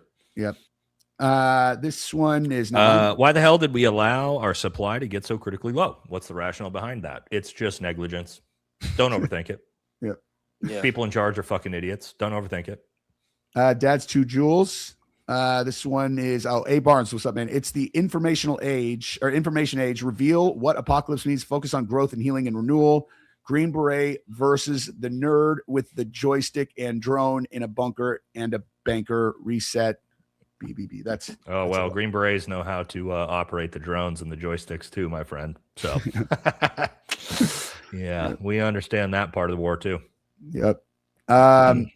We've got A Barnes again. American is subverted by international bankers. Everyone knows America's for sale. I mean, 1913, baby. That's when that kicked off. Yep. I remember I was in New York and someone brought me into what, like, directly across from the New York Stock Exchange, the front, you know, that everybody knows, very famous place. Directly across from there is what was formerly a Chase Bank, a very, very famous historical building in America, and China had just bought it. And I remember walking through there and just being like, what the fuck? China owns this? Yeah. Like, how is that even tons possible? of skyscrapers all the way across America, dude. Yeah. I've been saying a lot lately that I hate how not just foreigners, but money management corporations and hedge funds are able to buy up all the property in America. And it's one thing that they can buy the commercial land, but I hate that they're able to buy single family homes. I feel like every single family home in America should be owned by American citizens. For sure. Blackstone is the big bad boy on that. And then obviously BlackRock with it. But yeah, they've quieted down on that too. I noticed, like, they used to kind of openly do it. I think now they've got some kind of way, because you don't hear about it anymore. You know, they're doing it, especially when prices were low. They had to be snapping. Well, they started getting attention because they were buying up so many. Exactly. So we you never, and I think you're right, Jesse, because we just went under contract. We're selling our house, and dude, we don't, and you don't know who the buyer is, right? Of course. When you're in the deal, but they literally were like, all cash offer. We want to close in 5 days, and we were like, you know, if you've ever bought a home, that's not how that goes usually. Yeah, they want to do the full inspections, and it usually takes a little bit over a month. And whoever this was like, all cash, we'll buy it in 5 days. We're like, I wonder. Yeah, and so it could be a corporation, and you wouldn't even. Or it could just be some family that's, you know, got the money for it. But usually somebody that's like, we don't care about the inspection. Who cares? Here's the money, go. That's the part that's a giveaway. The 5 days is not enough time for an inspection. And it's crazy. When my wife told me the offer, I was like, they want to close what day? Because we got the offer like 3 days ago. What about where was it compared to asking? Compared to the asking price, where was it? They gave us our asking price. Just straight up asking price, cash, 5 days. Cash, here you go, 5 days close, we want it. And it was just like, holy shit. Okay, well, I wonder who's buying that. You know? Yeah. But you don't know, right? As a seller, you don't know. We're moving into a new house next week, and we paid exactly what asking price was because we really wanted to get that house. And so there's like no one's offering asking anymore, right? Or at least like they weren't like recent. Like my real estate agent, you offer asking, you're gonna get the house for sure. Not this market. This market is almost always they're coming in under. But yeah, somebody said pack quick. No, we're good. I've been carrying and this is the crazy thing is that it's been on the market for about 2 months. And then they just came out of nowhere and we're like, we want it right now. And we're like, asking, and in 5 days. And you guys hadn't had any offers until then? None. Not a single offer. Okay, yeah. I think you're on to something there. Yeah. I'm like, all right, whatever. But again, we already moved. We're in our new house, guys. So yeah, we're just trying to get out from under it now. So wow. Fortress America Defense wins championships. Thank you, sir. Yep. Aussie for Aussies, morning 3 amigos. So awesome. You guys are having your Saturday swingers party. I don't know about all that. I can tell you none of my friends are swingers because we were all in Vegas partying together and nobody even had hey. I told a story about swingers to your wife and I was like, for the record, this is not a pitch, dude. Like, it's not a pitch at all. I don't do I don't think I know. I don't know anyone. None of my friends are openly we do this shit. I don't know anybody. Okay. A-Bar says information age. We don't need oil. Rockefeller does release the fucking patents. Rothschild. Oh, like energy. Yeah. You would think by now that we would have some way of moving things around that did not require us to dig stuff out of the ground and then burn it, you know? But oil, people forget, oil's, not just used for gasoline. Oh, yeah. Oil's used for literally everything in your every life, single thing. Including our pharmaceuticals. Yep. It's Corey. like Appreciate you, brother. Yeah. When I got terrified about oil crash, you find out the hard way. It's like, well, point to something that does not require oil to be produced or work. It's like, no, there's nothing. Cool. Once China gets past the second chain of islands, Aussie and New Zealand are next. You know what's crazy about this? And I learned a lot about this while I was deployed and working with the Aussies. Australia made their bed deep with China. Like 60 to 70% of Australia's economy is tied to China. Not only that, this is the craziest thing. You think it's bad what China owns with some skyscrapers and some farmland in the United States? China owns an entire shipping port in Australia. Like a massive shipping port. Completely, like the whole city is owned by China. Completely owned by China. Yeah, dude. So Australia is now also doing oh shit, we need to potentially decouple ourselves from and somehow China our allies are still influencing their hate speech laws. Go figure. Dude, is the shipping like from China and Australia China's exporting to Australia primarily? Because like, does Australia export it's a both. lot of stuff? Obviously the majority of the of its China manufacturing and then shipping to Australia. But no, I mean their economies are very, very. I mean, so is the United States and China, right? But Australia's. But it makes sense even more so. I mean, China is obviously in the Asian Pacific, right? So it makes more sense that they're so closely tied. But yeah, it's a big deal right now that Australia is trying to figure out like, oh, maybe we got a little too deep in bed with China and now they own fucking entire naval ports in our country. That's probably not great.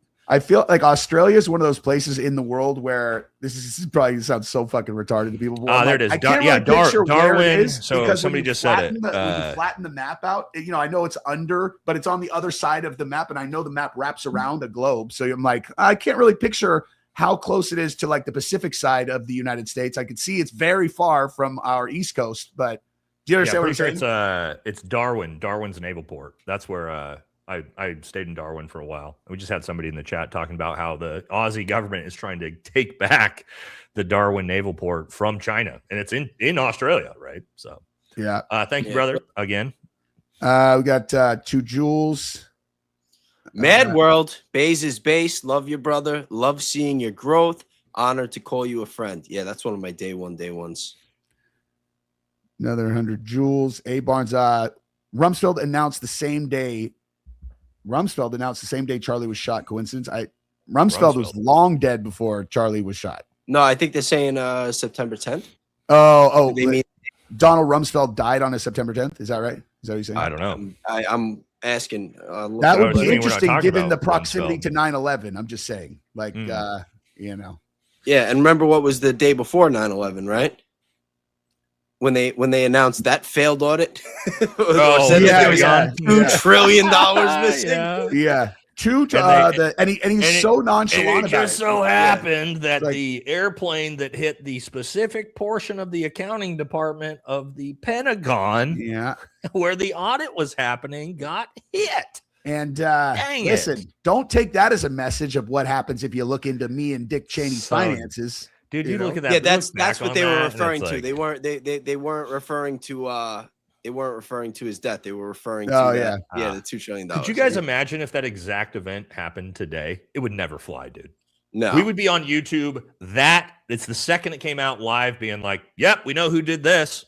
Yeah. You think they've had any conversations contemplating something, and then they got somebody in the room saying, "Yeah, guys, I don't think." Which we're going to talk about that next. Like, because Alex says it on X all the time when he starts talking about false flags and stuff, which is going to be our next topic. Like, he's like, and I say this out here because it jams them up on their ability to implement these things. It's totally true. It's like he called it before. He called 9/11 before it happened. Have you guys seen the clips on? I know you guys have seen the clips on that. He literally said, there is a CIA asset named Osama bin Laden. They're going to fly military planes into the World Trade Center and blame it on him. Well, He said that a originally month he said that it was I think it was July 25th. Originally, he said that they were going to blow up an airport and that there was going to be a mass casualty event and that 4 million Americans were going to die. That was his initial. But then he did pivot and change. Yeah. He said there's a CIA asset named Osama bin Laden. They're going to fly planes into the fucking World Trade Centers and they're going to blame it on him. Yeah, he said that word for word. Obama was the boogeyman that they were going to blame. Yes, he's Osama bin Laden. He said it word for word. We should probably talk about that event. YouTube will flag your shit for that. Even 25 years later. But I want to do like 2 or 3 more, and then we'll jump into that, and then we can have that be the second topic. And, Barnes says again, repent, turn to God, and he will heal the land. On board.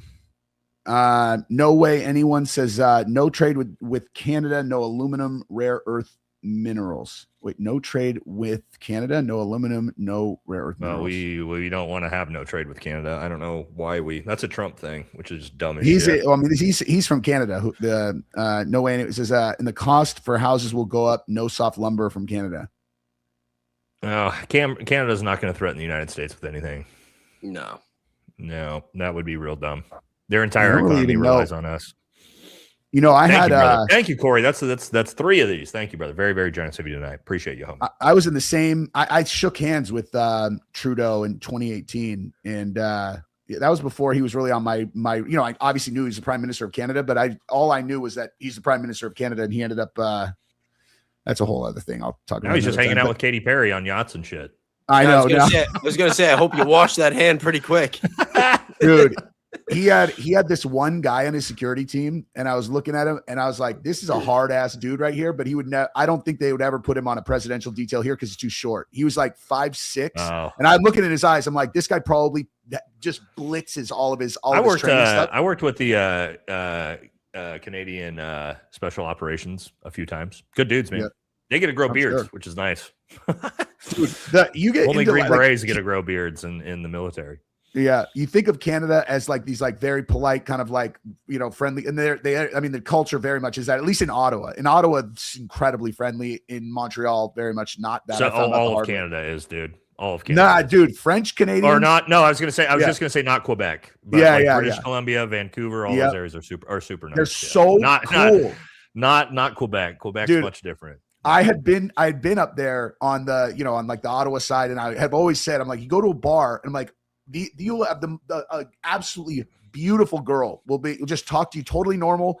Not like there's like this whole thing that exists in the United States. It's just not there. They're just cool. They're normal. They don't have that whole super thing. Nice. Like, it's very, very nice. And I was saying that, and then we flew into Montreal or Quebec. I'm sorry. And I was going through the security line, and they're like, I can't hear shit. I had my earphones in, but I put them on clear mode, and I couldn't hear what they said you had to do with this paper. And I walked up to this security chick who looked like she was like, if you were going to chisel a dangerous special forces female, like she was like 5'11", built, like super hot too. And I walked up to her and I was like, I'm sorry, I didn't hear what they said I'm supposed to do with this. And she goes, and she looked at me and goes, why do you think you can't hear? Because I had my headphones on.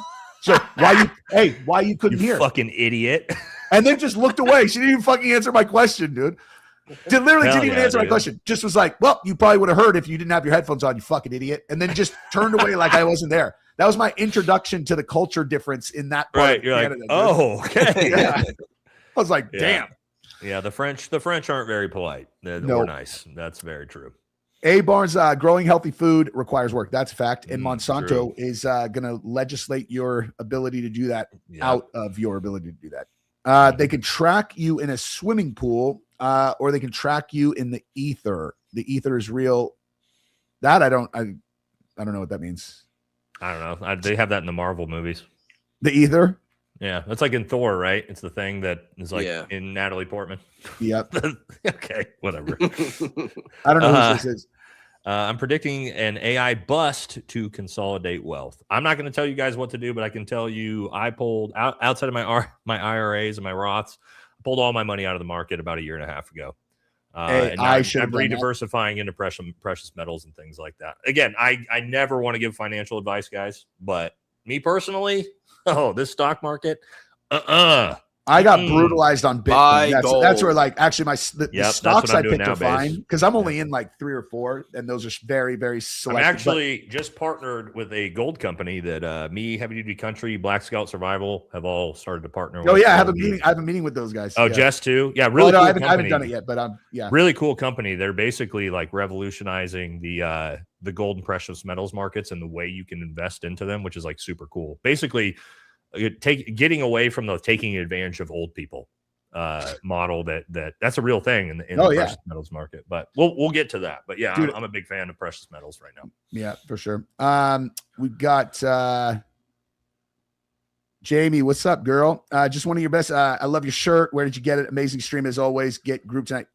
You can get this shirt and many others if you click the merch link in the description of this video. If you're on my channel, yeah, that's Jamie. She produces the merch, and yeah, she made some great designs, and it's dope. She made the Why So Sad Erica Kirk one, which I said I don't think that we can sell that, dude. I think that's too fucked up. I don't think we can sell it. It's hilarious. I have 2 of them, but I don't think I can sell that. That's like a man, because I'm like, maybe we don't want to monetize. If he is dead and she didn't do it, you guys understand how fucked that is, dude? Yeah. Maybe, like we can like criticize, but monetizing criticism is like that might be too far. Yeah. Anita, as a kid in the 90s, I made Fed minimum wage $3.65 an hour. It's only $7.25 in 2026. Crazy. Later. Yeah, I mean, houses. Later, houses are only quadruple the prices they were back then. So $7.25 minimum wage is fucking insane. Yeah, federal minimum wage is crazy. I think it's actually it might even be like if you have to meet federal regardless, no matter what state you're in. Yep. Yeah, and you can go higher than that by state. Yeah. Wi-Fi discussion. I haven't paid for Wi-Fi in my truck, but it does interact with my drive actively. Wi-Fi in your truck? I don't have Wi-Fi. Well, I have an old pickup truck because I'm frugal and won't spend money on anything. So I don't know. I don't have the high tech on that. I might buy a truck this year because I need to buy something that I can write off. But I don't care about cars, so I don't even know what I would buy last year. Yeah, we did that for my wife. We bought her a brand new car last year, but that's what we did this year. I don't care about. Is that the last time you're gonna buy a brand new car?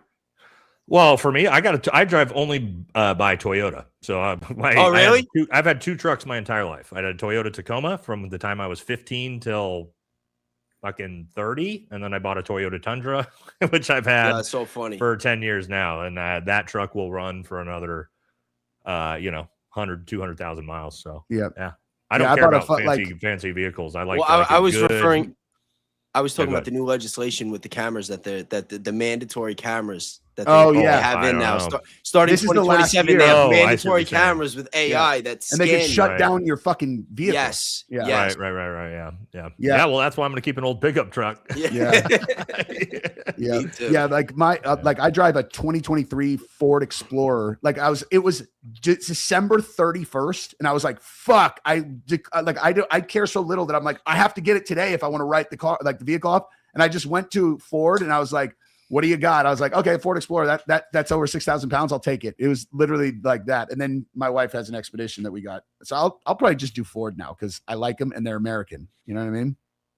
No more sightings of Palm Beach Pete. Yes. I mean, if you go on his Instagram, he's out in the Hamptons. Is he? Oh my God. If I run into that guy. He's been in the Hamptons for like a month or something like that, or 2 months. I don't know. He summers. Hey, they summer in the Hamptons. If they do, yeah. Yo, I could definitely find out where he's hanging out. That's crazy. Yeah, he's. This one is. Oh, my Classy Llama says my father-in-law bought a bunch of property in the 70s for $200K. Today it's worth $126 million. That's probably 1.26 million. Good for you, or it ended up being a place where they built a fucking city around it or something. Oh, it could be, yeah, but it's probably 1.26 million would be my guess. Probably. That's my dad bought a house for 125, 3.89. Good for them. That I could believe, yeah. That's awesome. Most lethal JTF 2. Anybody know what that means? I do, of course. I could Google it. No, it's Canadian Special Forces. That's what I was talking about. There you go. Yep. Great dudes, by the way. Yeah. Also, the most dangerous Hell's Angels. The outlaw bikers in Canada will fucking blow up a city block, dude. They're scary. Didn't we kick Britain's ass for taxation without representation over, what was it, 2%? 2% tax on tea, I believe. Bro. Stopping us from doing that to our own government since they don't give a F. We have cell phones, Netflix, and good food, and people have roofs over their heads. So that's what's stopping us at the moment. Yeah. Yep. And once that goes away, things will change. But until then, we got what we got, ladies and gentlemen. I know. I just feel like there should be like an income threshold that below it, get the fuck out of here. Stop. Don't take any of their money. You know what I mean? I think it's $100,000. Talk about it on my chat. $100,000. Yeah. You do not get. No one in America gets taxed on the first $100,000 they make. Why does that work? Because if you take all of the first $100,000 taxation in America, it's like 1% of the tax income. Is that right? What? Oh yeah. Oh yeah. Fuck that. They should do that tomorrow. But also that helps out so many people, and Yep. it also is giving nothing to the government basically anyway, comparatively, because for those of you who don't know, like the top 10% of Americans pay 98% of the fucking taxes, right? Which is fine. I got no problem with that. I think it's a great thing. But yeah, I think it should be $100K for your first 100. Everybody. I don't care if you're Bill Gates or you're the poorest person in the world. The first $100K completely untaxed. Totally. I think that would change. I think that would do a lot of like really great things. It'd be great for the economy. Like you have any idea like how many things people will go without if they don't have, you know, because like, I mean, dude, even if you make 50K and after taxes, you can't buy shit. They're going to take 10 of it. You know what the sad truth about that would be though? If and I agree 100% that we per should year. Yeah, people are asking. But if we per actually year. did it, most people are so just ignorant and so like just stuck in like the way that the culture is now in America. They would probably take that money and just spend a bunch of dumb shit, and they would still be in debt. They would still be great for the economy. It's going to pump the economy, and if you make poor, it would also be great for China's economy because they'd be buying a bunch of cheap shit from China. Yeah, if people are going to I'm not disagreeing with you. I think that it should pass, but at the end of the day, like there are changes that we can all make now that like we don't have to wait for the legislation to make our lives better. You know what I mean? But I mean, this like you want to be irresponsible with that extra money, that's fine. But a lot of people won't be irresponsible with that money. You know what I mean? So yeah. Basic people who can't meet their fundamental basic needs and the government is taking taxes from them. Fuck that shit. No, I agree 100%. Yeah. But you know what that makes you? According to Republican Party, empathetic. A socialist. Oh, you're God. communist, Jesse. You're communist. Yeah, I'm saying give less money to the centralized government. I know, but they'll say that to you. They'll call you a dirty fucking liberal if you make that suggestion. So ridiculous. I'm telling you, they will. I don't know whose this one is. What did I just tune into, Nate? Oh, they probably tuned in as the Bustamante interview playing with no context at all. Did you finally snap? Just carry the celebrity need to do gay Trump next. Just so you know, I told the guys in the group chat, I've been working on a Trump is gay episode for about a month and a half, compiling all the funniest. He says some really gay shit. If you guys didn't know, like just if you start compiling the clips, which I am, and so I'm gonna do it's gonna be a comedy video, obviously, but yeah. Is he? I mean, he says some pretty pretty gay shit. Yeah. Does he have a girlfriend or anything, or like is he talking about Trump? Oh, talk about Donald Trump, the president of the United States. I thought you were talking about Bustamante. No. Oh, no, not him. He's gay shit, I'm sure. But okay, Donald Trump. Well, he says that he's married and that his wife was in the CIA too, and that was why they left. Oh yeah, maybe, I don't know. And he's all, hey, tradecraft. She doesn't even exist. Sure, hey, I mean, whatever. Jerry, her name's Jerry. Tradecraft. You know who else says they're straight? Benny Johnson and Graham Allen. So take it for what he it's somehow is creating children, but that doesn't mean that he does. You know what I mean? Well, you know what the old saying goes: "Mommy's baby, daddy's maybe." Did you guys see Candace's post of Graham Allen? Yeah, I saw like no context. I just saw the one. You know what I thought about? Actually, I don't even want to say who said it. So in the group gay, chat, dude. someone sent that through, and I saw it. He is cooked. Graham Allen is cooked. Candace just nuked straight his career. Candace Death starred him from orbit, dude. Yeah. Just It's like if you're wondering why Grindr is so exciting for people at these events, this might, clue you in for why. We should wait. Hold on. I'm cracking myself up real quick. I got to tell you guys. Hold something. on. I got to pull that. I'll pull up Candace's post. But when I saw those pictures, up. Jesse, when All I right, saw, here, pull when I saw those up, pictures, Jesse. I thought about the video that you sent the group chat the other week. Which one? The old content that you made when you. Hold on. So this Candace posted this. Pull this up, Jesse. I've got Candace's post here. All right, we'll do Candace's post here first, and then we'll zoom in. So it says, Graham, why don't you dedicate your time to responding to the gay men who claim they put you on the map? Which that's the actual gay dude that he's taking pictures with. Actually, it is exposed him for all his gay shit, and then she posted all of his fucking thirst trap gay pictures. That's Candace, my god, dude! Look at that one. Look at that. Dude, like this is like you would think these fucking idiots like you would like. Candace is the big dog in the space, dude. Like you don't want to fuck. You don't want beef with her ever. You don't want that. She will breathe fire and burn your fucking house down. I mean, from the looks of these pictures, he looks like he's breathing a little fire himself. Yeah. I mean, dude, look at some of these. If I can't, I don't think I can zoom in. Hey, the tough gay angle is they probably do real well in that community. I would imagine. Yeah, probably. But anyway, all right, you can pull that down. I saw Candace posted that, and I was like, "Oh, yeah." My. Could you imagine the stuff she's got in the stash, like just waiting for certain people to like step out of pocket? Oh my god! Like what she's got in her back pocket if she wants to pay that card. Imagine being Graham Allen, right? And somebody, your phone starts going, and you're sitting there with your wife. I don't know if he's got a wife. You pick up your phone, you open it, and it's Candace Owens' ex post with all your gay thirst trap pictures fucking right on it. Imagine what he looks at his phone and thinks. What does that feel like? It's like, yeah, and you're looking at it, it's like, and it's just Candace. It's like Candace Owens. You know it's going to 10 million people. Yeah, 8 million views so far, dude. You know it's going to 20, 30 million people, and you're just like, there it is. And they're like, I knew that guy drank cum. Yeah, that's what you get. Yeah. You know?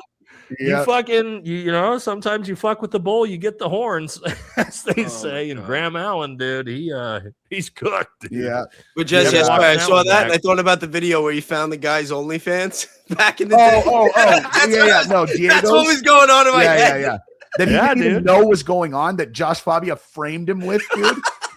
Josh Fabia's like, I had Jesse's voice. I swear to God, I had Jesse's voice in my head ripping Graham Allen apart while I'm looking at this video. UFC fighter who is just training to fight, and his manager behind his back is showing training footage. He's all, don't you want to see what's under these tight shorts? Dude, it's like, the funniest thing is Graham. You tried to frame him as a gay OnlyFans model, dude. Bro. So the funniest thing about that Candace post is Graham responds, right? And he was like, why don't you focus on your own husband, Candace? And then the next ratioed comment is like, yeah, you would be focused on Candace's husband, you fucking F word. It's just like, yeah, he can't win. Yeah, man, dude. Yeah, you should like that one. If you respond, you have to like make a joke about yourself. Like, you have to make a joke about yourself. Yeah, you can't. to. There's nothing you can say back to that. The very first comment just ratioed him into oblivion, dude. You're like, oh no. Oh yeah, just as Autumn said, stay down, dude. Dude, I'm trying to even like I'm trying to think of what if I was in that situation, what I would respond with, like to minimize the like something like, wow, you sound nope. There's nothing. Like I want to be like, wow, that's I knew you. I thought God, nope, that doesn't work either. That's one of those where you consider like deleting your social media. Dude. Just like, you know what? I'm out, dude. You go work for Amazon. No. That would be funny, actually. If he responded and just said, you win. That's it, dude. That's it, dude. He just posts a picture of a white flag and you don't hear from him for a year or two. That's funny, actually. That's the move right there, dude. White flag's like, you win. Yeah, that would be fucking hilarious. Keep it moving. Yeah. Spade is Spade. Thank you very much. Jay of Energy, Unmatched. Love it. Love you. Thank you very much. Question. why we're not investigating Charlie Kirk fully kicking Gilblad, Pros, this is a lot. Fugazi. Spade, come on. Everything I tried, and they shut down my YouTube. Blessings. I have a feeling that your super chat thing does what mine does, and sometimes like I type things and it like literally types something else out, and it only does it when I'm trying to do super chats. Yeah, I can't really decipher exactly what you're asking. What And fully kicking? I don't know. I apologize. I don't know. appreciate you though. Deidre, thank you very much. This 80-year-old lady is loving this. Oh yeah, Thank you. Deidre. Yeah, dude. Love having you here, DJ. Yep. That Bustamante was much better looking. He put on a little bit of extra muscle. A little bit. Yeah, he looked a lot stronger than normal, dude. Yeah. A Barnes says, who do you trust and why? Integrity Initiative. I trust the people I know, and that's it, pretty much. And they got to earn it too. Just saying hi. Thanks for all the work you do. Thank you, Danny. Appreciate all the continued support.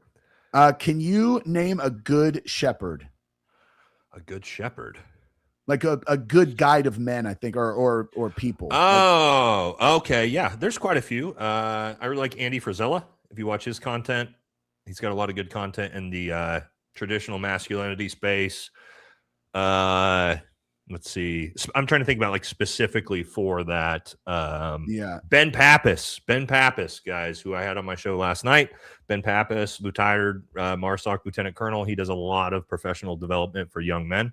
That's another great one that you should turn into. Jake Zweg, for Navy SEAL, who I do content with, also does development for young men. Those are great options, guys. Those are, yeah. I mean, my contribution to that entire thing is I just try to make sure that my wife and children are part of my brand, so people can see they're like, oh, looks like an asshole who would like Andrew Tate, but doesn't. And that's what they think about me.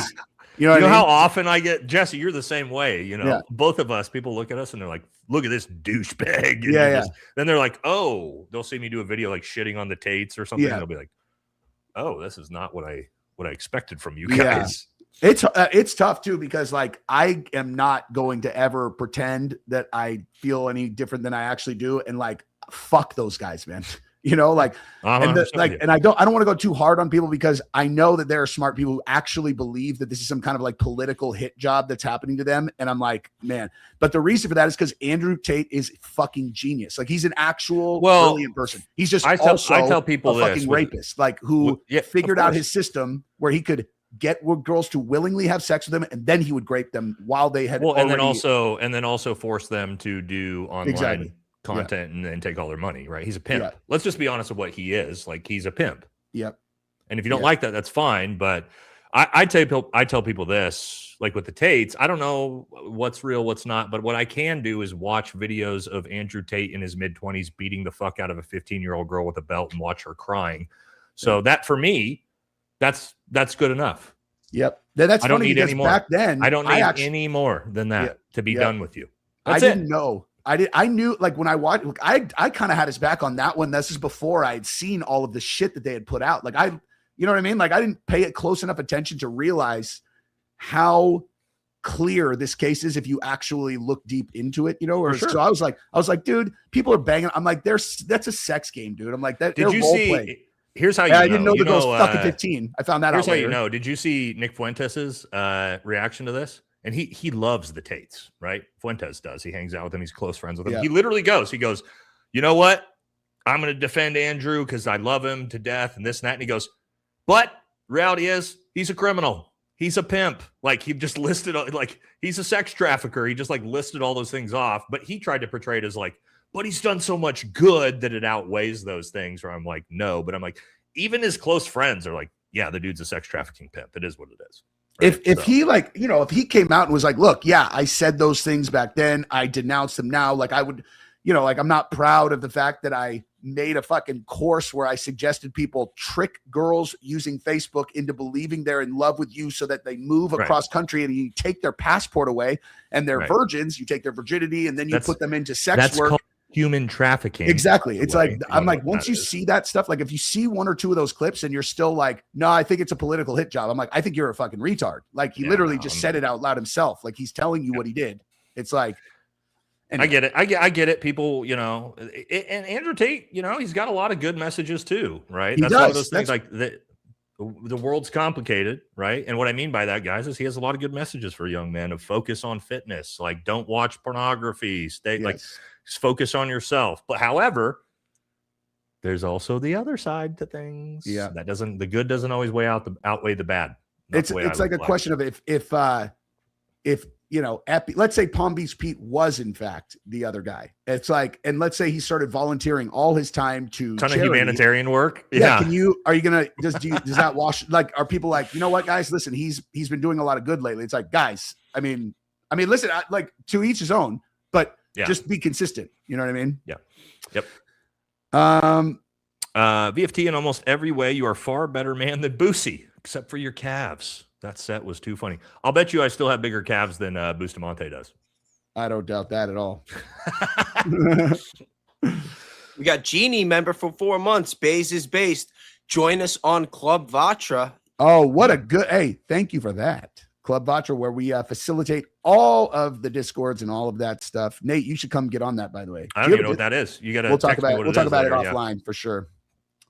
You three are solid men, real role models. More of that, please. Thank you, Valhalla. You're live with Liz Lane. Holy fuck, beyond amazing. Thank you for humility and your real AF service. By the way, me and Liz, we could not, you guys know we had a bunch of stuff we wanted to tell you. Well, turns out she dropped her episode with Tucker Carlson. So me and Liz are going to do the follow-up live stream probably Wednesday to where we can drop all the heat and some videos of what she was talking about on Tucker. So we're gonna do a recording with. Yeah, I'm supposed to be recording with her tomorrow, although I don't know if it's going to be live yet.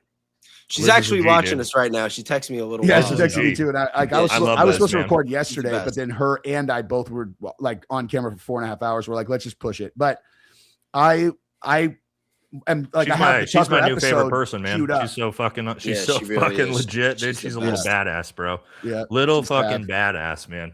Love it. Yep. I don't know whose this is. Oh, probably mine. Targeted ads, it's scarier than mind reading based on the content they've already fed you. It's possible to predict thoughts you will have. Now that's where it gets fucking creepy, dude. Yeah. When AI starts to be able to read your mind, but then also predict your thought patterns and processes and think ahead of what you're going to do. Oh God, guys. And insert the fucking thoughts into your brain and you'll think they're yours. Well, you heard what Klaus Schwab said, right? He's like, we're not even going to need elections anymore pretty soon. There's not going to be any point because they're already going to know who's going to win. Yeah. Yeah, that's crazy, dude.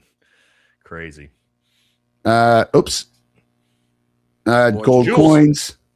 I'm starting to think that the whole putting out our count on how many missiles we have is actually a big misdirection. Trump always said, don't tell your enemies your plans. However, Donald Trump does tell his enemies his plans, and then he actually acts on them right after that and does exactly what he said he was going to do. So, there's too many clips of the guys there being like, we don't want you to tell how many troops there are there. And he's all, we can't say it, but it is between 200 and 300. Would do it, dude. They did it in 2018. We had it happen to my ODA, and I think, Jesse, I've shown you the clip of the largest cache of explosives ever found in Afghanistan. We blow up. Yeah, you sent it to me. Yep. I showed that to Jesse, and I think I've showed my chat before. After that happened, it made NATO news, and Donald Trump immediately bragged about it. That was my 12-man ODA that did this, and like 6 hours later, he was bragging about it on the media, telling everybody that we did it. We were just like, we were in Afghanistan, like looking at the TV, like, what the fuck, dude? we just got off the plane, dude, and it's on the NATO news now. Thanks, man. There's definitely bonus in like letting the American people know when we have like successful missions and heroes are over there and they've like saving lives like that. I can get down with. But it's just maybe not before we actually do something. Yeah, yeah. Anyway, all right. So we got your laugh is contagious. I don't know whose this is for, but I'm going to assume it was. Thank you. Probably for Bays. Yeah.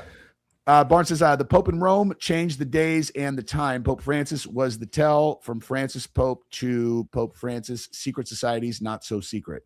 Mm. Dude, what do you guys think about this? What do you think about this? Because I am a firm believer that our calendar should be 13 months, 28 days a month. A lot of people talk about this. I don't Why care. would it? I'll be honest. I don't give a fuck. 13 or 365 divided by 13 is 28. Yeah, it makes it well, That's 28. fucking stupid. Of course, it should be that then. Mm-hmm. Well, it's not And, exactly. and dude, it's not all of exactly our 28, even but- like this, our statistics are last 28 days. Like like on YouTube, it shows you your metrics for the last 28 days. I've seen all kinds of stuff that's 28 days. That just makes. I personally don't care. Whatever. Yeah, I do. It's like daylight savings time. I was just gonna say, fuck it. I mean, I don't care that much, but daylight savings, like, let's just fucking agree on one or the other and just relax. Yeah, and move Yeah, on with our lives. a 13-month calendar, you have one extra day, which could be New Oh, Year's. yeah, that's not bad. New Year's. Or some New sort Year's of Eve, holiday. right? Yeah. New Year's Eve would be like perfect for that. Nate's the best. Happy belated birthday. Well, thank you, Jennifer. I appreciate it. That's very kind of you. Yep. I've been waiting for Jade Helm since the Boston bombing. What's that? I don't. Oh, I know Jade. There's unfortunately a billion things in my brain. I know what Jade Helm is. Hold on. Let me look it up real quick. I recognize it immediately. Yeah. Okay. Here we go. The large U.S. Special Operations military training exercise conduct from the July 15th to December 15th across parts of the Southwest United States. It became one of the most widely discussed controversial military exercises in U.S. history based on conspiracy theories that grew around it. So it includes 1,200 people, Army, Green Berets, Navy SEALs, Air Force, Spec War, and I don't know what's. I think Ben Pappas was actually talking about this. I think he was like this was he was a young Marine in MARSOC. They were like rolling up fucking cartel dudes in Humboldt County and shit. And they were like doing sketchy shit that because we're not supposed to act domestically, right? In the United States military, we have no domestic authority, which means we're not supposed to be out, doing shit, police work and arresting cartel, even like cartel members or anything like that. So a lot of that probably ties into that. But that I'd have to like get spun back up on it. It says that Army briefing materials used phrases such as master the human domain. That's normal military fucking talk. We talk like that all the time in special operations, though. So this one is Bustamante reminds me of the Detroit Urban Survival Tactics guy. I don't know who that is, but I'm sure he's hilarious. If anything Bustamante. Yeah, no, you know who he is, dude. It's that like cop that's all. If someone does this and like his moves are just like will get you killed every single time, like the. I think I know who you're talking about. Yeah. Actually, for sure, you know exactly who he is. Yeah, show you his clips. Yeah. Is he the guy that goes super fast and like hits you the helmet? Like he's the like motorcycle helmet all the time with the like dude he's got against urban pull it up. He's like in I don't know, Detroit or something. Yeah. I think I know who you're talking about. It is this guy. Yeah, hold on. Yeah, let's pull it up. And show it. All right, hang on. Let me. I'm sure it's gonna be funny. It is. If he reminds you of Bustamante, then it's gonna be funny. It's this guy, dude. Oh, I do know this guy.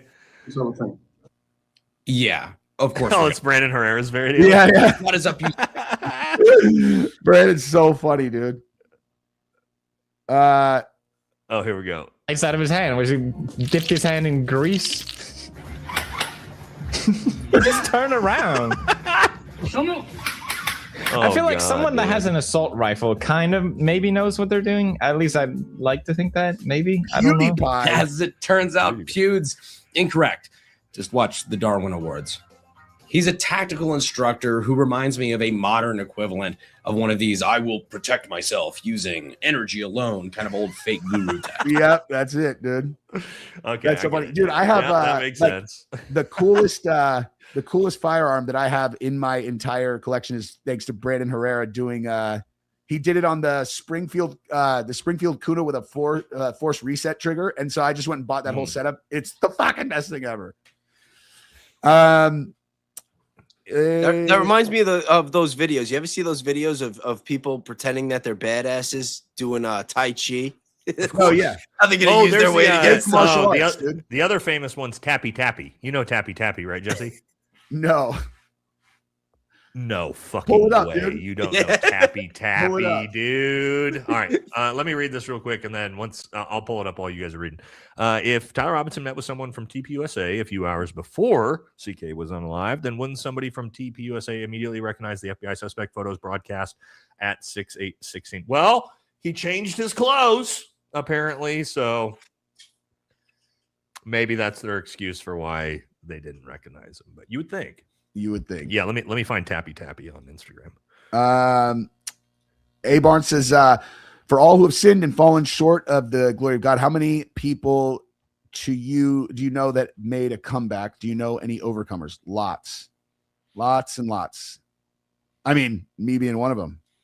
Yeah, me too. Now I don't know how I didn't end up. I feel like I didn't answer the one that he put up earlier, which was like the Judgment Day thing. Is like the way I think about that is what were my actions impact on other people's quality of life? Like, did I ever do things I knew would hurt people? And how, you know what I mean? It's like I'm a much better person now than I was when I was much younger. All right, I found it, Jess. Let's go. Are you ready? This is Filipino martial arts. This guy's super. I don't know how you haven't seen this dude. I might have. I just might not know. He's so viral and big in the martial arts space. The fact that because you're deep in the martial arts, haven't seen this guy. All right, Tappy Tappy, boys. Oh no, I have no idea who this is. Oh yeah, here we go. Is eventually catch, right? Strike. Get the fuck out of here. Oh yeah, that day. Hold on.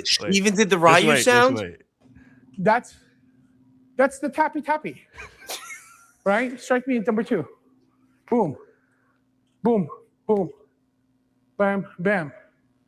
Right? That's all what the Tappy Tappy does. If there's anything I want you guys to eventually learn when I get back, is that the Tappy Tappy. But we got to get this abecedario first. So strike, boom, here. If you notice, I'm doing that now. Wait till he's at full speed. So it's easy with his arm because he's got a target for me, right? Oh, here we go.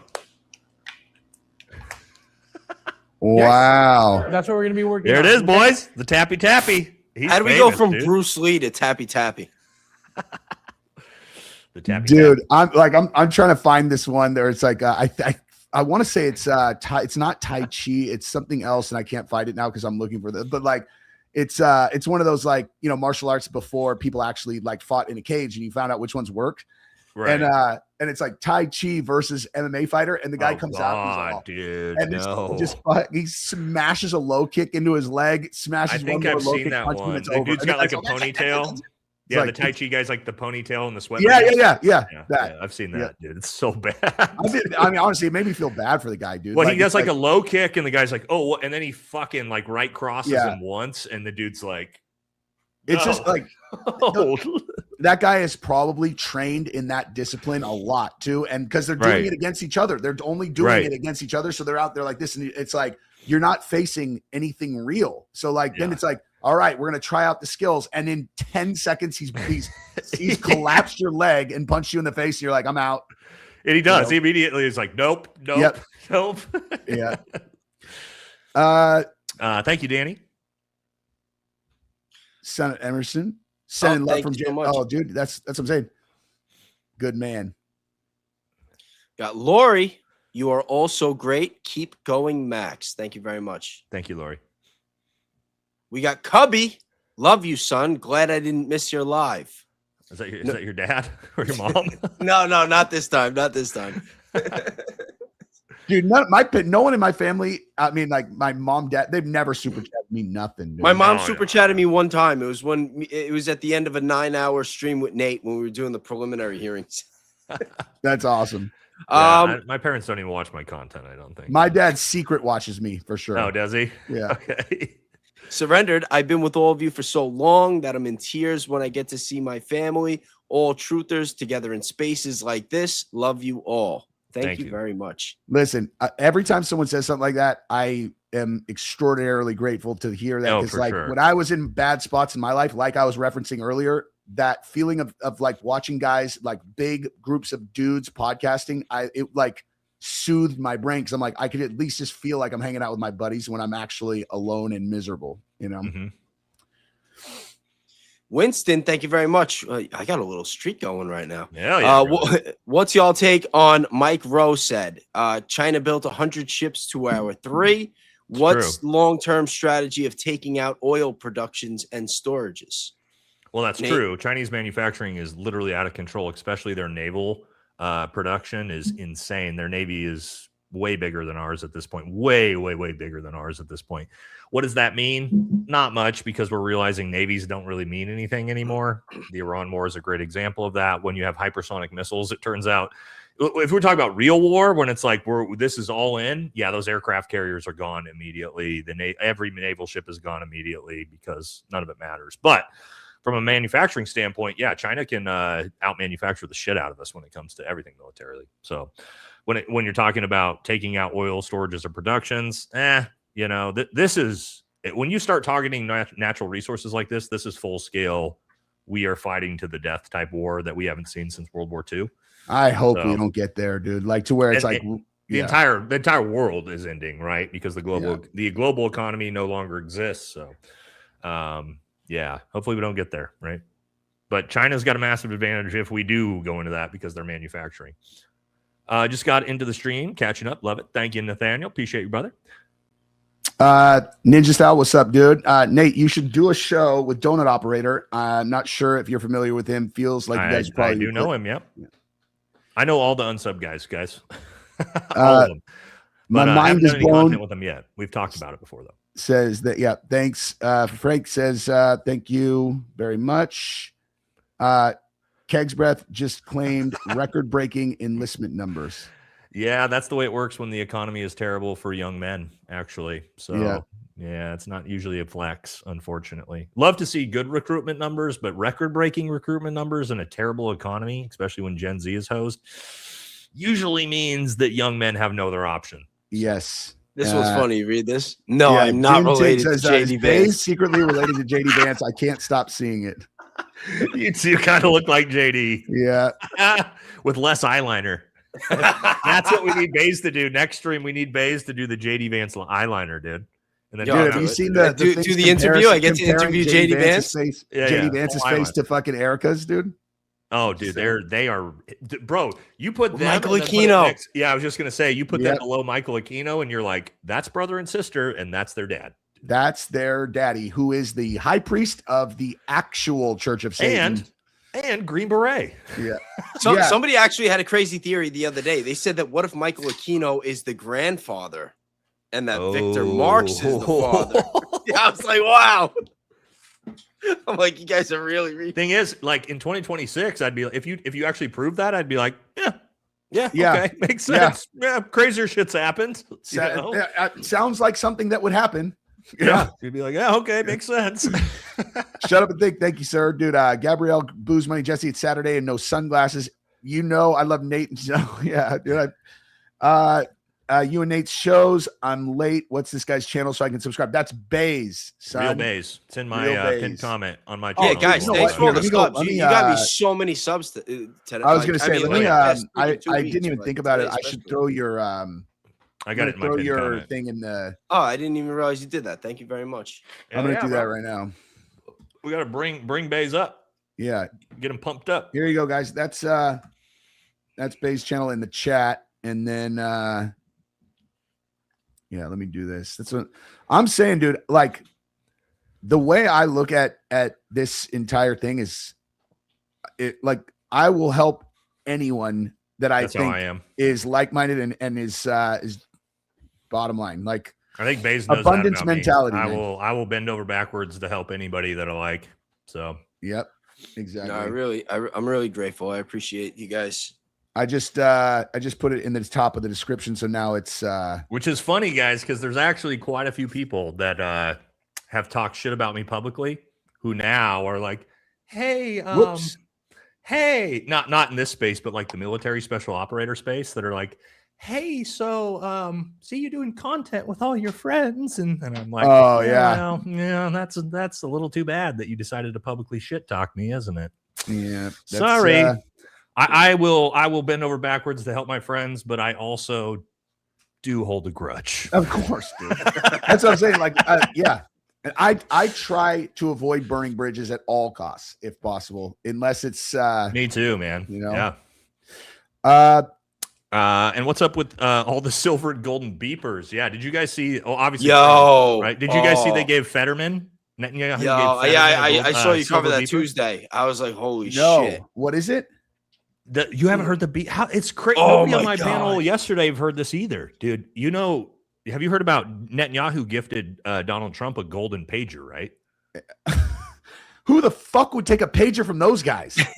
I'm not kidding. It was a personal gift from Netanyahu to Trump. He gifted it framed. Like it's a direct threat, bro. It is a hey, friendly reminder. I'll blow your fucking head off if I need to.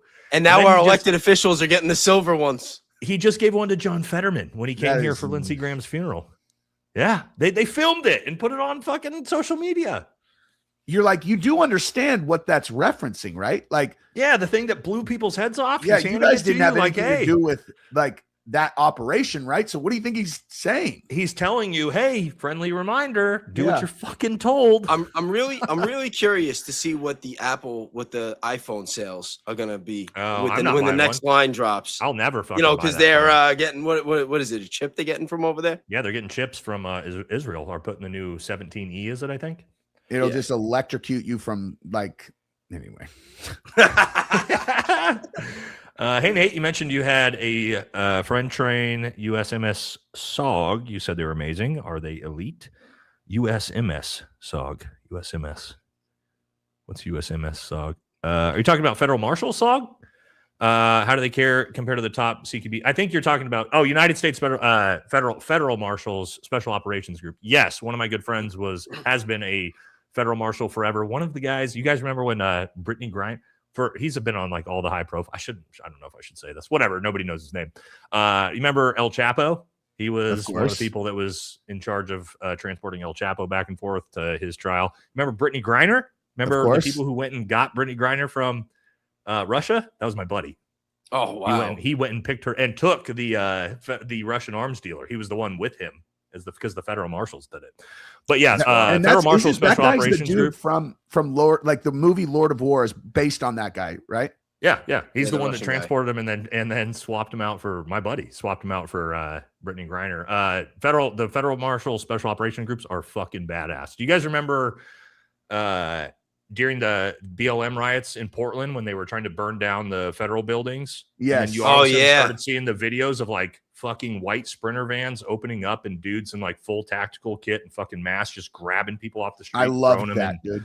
That was the Federal Marshal Special Operations. I love that, and I love watching people complain about it. They're all, "Oh my god, it's real." I've been watching videos of these guys trying to blow up the building for 3 months, dude. They're fucking badass, man. Yeah. So the Federal Marshal Special Operations Group is, they're top tier for sure domestically. Good dudes too, man. They do a lot of like really tough, shitty work for sure. Bayes, Nate, Jesse, we're talking about not voting. There is no way to stop the swamp. What is our hope? To have sane military-fed leaders to help USA? What do we do? I've been saying this for months. Get involved in your local politics. Yeah. Like that's what it is. Everything starts at home and then it branches out to your community. I've been talking about this for months. Like, you can't just sit on the sidelines. You can't just say, "Oh, I'm not going to vote anymore." Like, you're literally just giving up. Like nobody's going to get elected in 2028 and wave a magic wand and save America.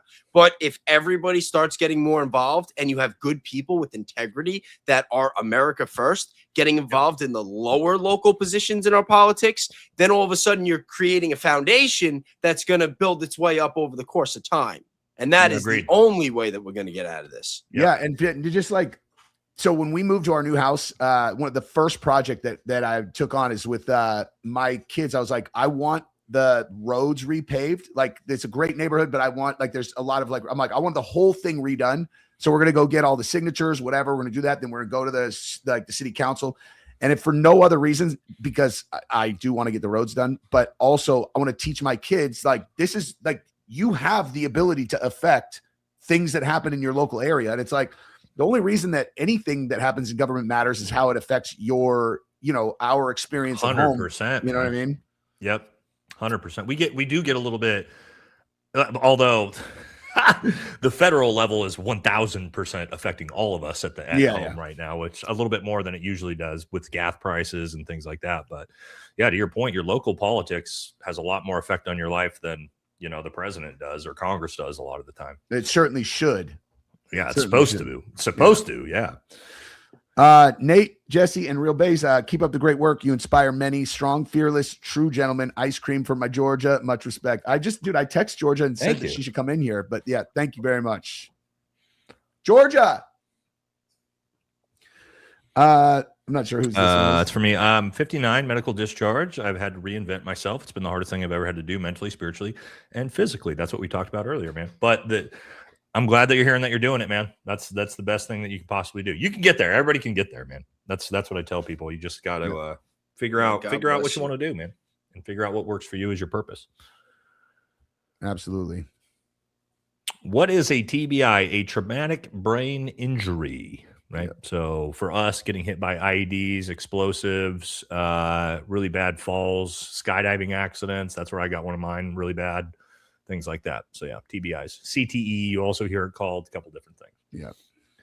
Obviously, UFC fighters they have volunteer for it, but they because you get punched in the fucking head over and over again. But yeah. Since the TSMC, or since 2020, TSMC has been building fabs in Phoenix, Arizona. This is true. It accounts for about 30% of their production. If China invades, then it will account for 100% because the United States will control all the fabs in Taiwan. Oh, this is my buddy Marshall from here in town. We go way back. Me and JD Delay's buddy from all the way back in the day. I had a guy I was supposed to bring on with us, and we're supposed to be doing a boat trip here soon out to the lake. But yeah, Marshall's 100% true. This is true. We have been trying to diversify the super chip manufacturing away to Phoenix a little bit from Taiwan, but like Marshall said, it's only about 30% right now. So yeah, and I've got a guy I'm going to bring on to the next one that we do here, which is not so. He's another military guy. He's buddies with Ed Byers, and I can't fucking believe I completely somebody at 8 o'clock just goes clickbait. It's like, yeah, you probably should have been back for the show about 2 hours ago because we got past the starting topic, my dude.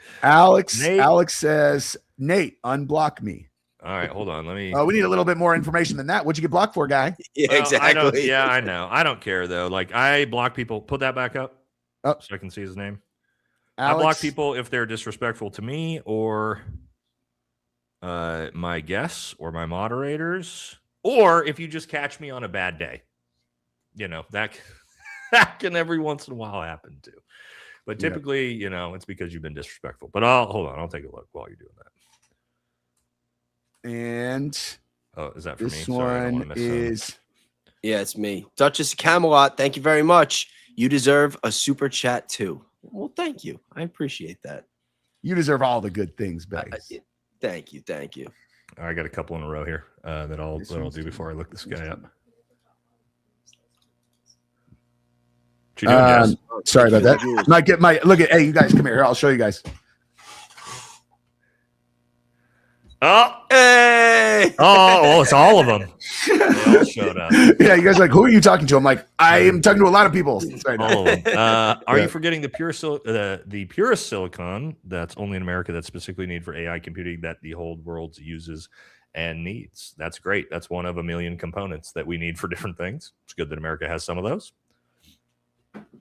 Certain Hairball says, Nate, it really hit a core with me when I saw Sean's interview, a fellow veteran. I feel the same way. I drank the Kool-Aid while serving, brother. I'm glad we were talking about it as veterans. Yeah, for those of you who haven't seen Sean Ryan's episode with or interview with Tucker. I haven't seen that yet. I heard he says I covered it today. That he never served or something like that. So I did a video reacting to that and talking about my own personal feelings with that. And yeah, it's pretty, you know, Sean was pretty raw with it and how he felt about it. So if you're interested in that, I've got a short form video. Your video pulled up, but then I ran out of time. I was going to watch it before. Yeah, if you want to watch short form version instead of watching, which I encourage you to watch Tucker's episode if you have time. But if you just want a good 15-minute breakdown, then I covered it.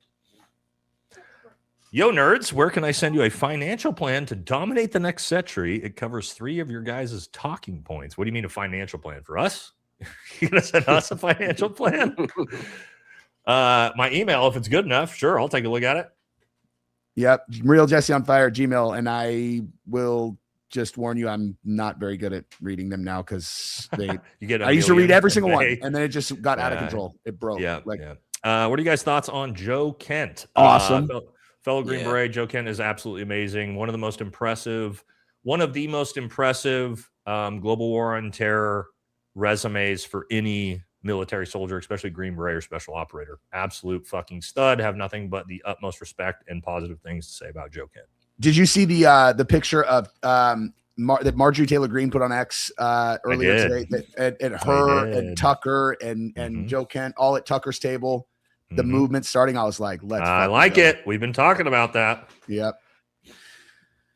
Adam, what's up, brother? Says, have you had a chance to see my second encounter with my police over X post? Nah, brother, I haven't. Sorry, man. So Adam, if you guys don't know Adam, you guys remember the viral video of the police officers coming to the dude's door in Texas about him posting criticism of Israel online? I do remember that. Yep. That's Adam. That's his video. He's when Adam's like, yeah, get off the fucking grass. As they leave. Yeah, but apparently they came again. No, brother, actually, let's see. We might be able to I need to look it up. Sorry, man. There's a million things going on. I am gonna get to it. I think it's on his. We'll keep going through. You just let me know when you find it. Oh, this one's not mine. Oh, it's right here. Do we want to watch? Is this like safe to watch, Adam, on YouTube? It's on. I mean, it's on YouTube. So I'm assuming it's safe to watch. Do we want to pull it up? Yeah. It's been out for 10 days and he's still good. So we trust him.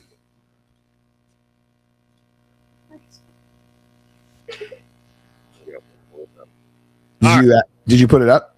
Yeah, I'm going to pull it up right now. All right, let's pull up Adam's video right here. Second time they've come to his home for his online posts, which is insane. The fact that this has ever happened fucking at all with the police officers. But let's watch.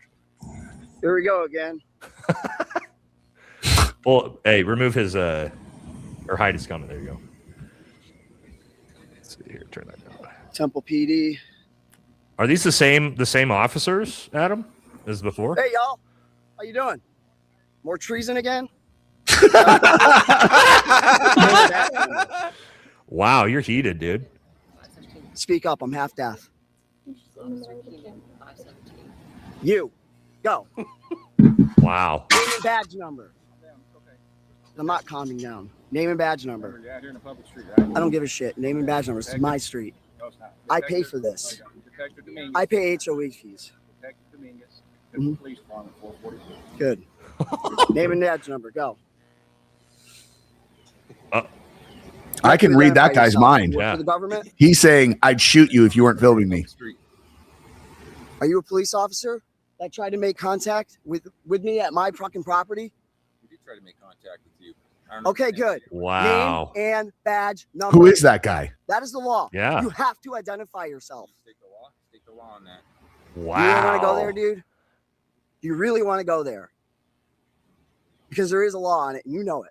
And what are they Name doing and there? badge number. You need to identify yourself. Do it now. Oh, this guy's cooked, dude. Oh, you're done. Yep, he's cooked.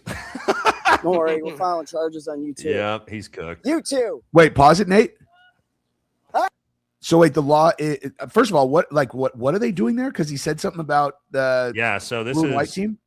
Yeah, online. This is the second time they've shown up for it. The first one, they literally walked to his front door and were like, "Yeah, we saw the post you made about Israel online," and he was like, "Yeah, get the fuck off my lawn, dude." He said, "What are we doing here? More treason?" That's That's crazy, wild, dude. It's also like that's Texas, God bless you, Adam. bro. God It's bless you. Texas that they keep doing that. That is crazy that they. Oh, did that guys, here. by the way, Adam does have his own channel. If you guys want to go watch his content, it is actually I'll just put his I'll put Adam's I'm definitely covering that shit on my next live. I'll put Adam's channel up in the in my pinned comment. You guys can go subscribe and follow and watch the video. Adam's also done some really badass ballistic testing on the Charlie Kirk case. He's the one that did the very first testing of frangible rounds. Dude, where'd you find him?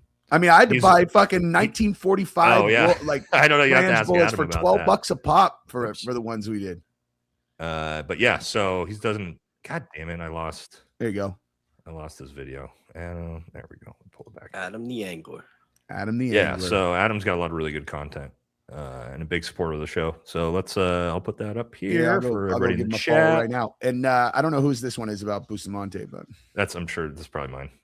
When it comes to old Boosie, old Boosie boy. So yeah, Adam's YouTube channel is in the chat. Again, he's done some really great content with Charlie Kirk assassination and different stuff like that. So there we go. Okay, need to look into the connections between late Lieutenant or Colonel Lady G and Special Agent Boosie Monte. Wouldn't be shocked if they had some connections there.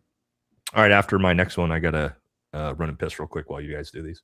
Keep going. I'm not yet, but Gen Z, Bayes, super proud of you. Look how far you've come. you just started, Jesse man. and BFT. You just started. This is what happens on YouTube. You start doing this, and then yep. That is. Well, you told me that. Oh the first my 6 months God! This little kitty looks exactly like Mochi, our new little kitty, little baby. My kitty's causing fucking havoc in here right now. Nate, I'm grateful for your podcast. Respectfully, why do you keep defending your Green Beret friend? What Green Beret friend am I defending? He keeps saying extreme negative comments regarding CEO's new video. Yada yada yada. If you're talking about Gary, I don't fucking defend Gary at all, ever. So yeah, no, I'm good. If that's what you're talking about. I haven't defended Gary in 7 months since he started fucking attacking me for no reason on Twitter. So I have a feeling there's a reason, just not one that he would tell publicly. Again, I do not want to disparage fellow Green Berets, but I will say this. I have not a single fucking positive thing to say about Gary Melton. Not one. So take that for what it is. He seems like a smart guy too, which just makes it that much more. You're like, what's really? Hey, it makes it a lot more suspicious, doesn't it? Yeah. Oh wait, did we already get this? Oh yeah, yeah, that one. Yep. Yeah, don't worry about that. You don't have to worry about it. We're not fucking friends. Oh, that's another thing I say all the time. You and Gary are friends. No, we're fucking not. Let me make that very clear too. All right, I got real quick. The Rileys, anyone see Victor Marx slammed in his debates? Jesse, did you watch Tim Minchin? Prejudice yet? Bro, do it. Love yous. Did I watch? No, I did not. But I will, I think, if I remember. I have a long list of things. 2, 3, 1, 4. I don't know. Hey, just let me know if they're yours, because if they're Nate's, I'll read them, because otherwise. I'll let you know if it's mine. Had to come over and send you super to miss you. Still trying to get my husband into your content. He's a lot like you in the best ways.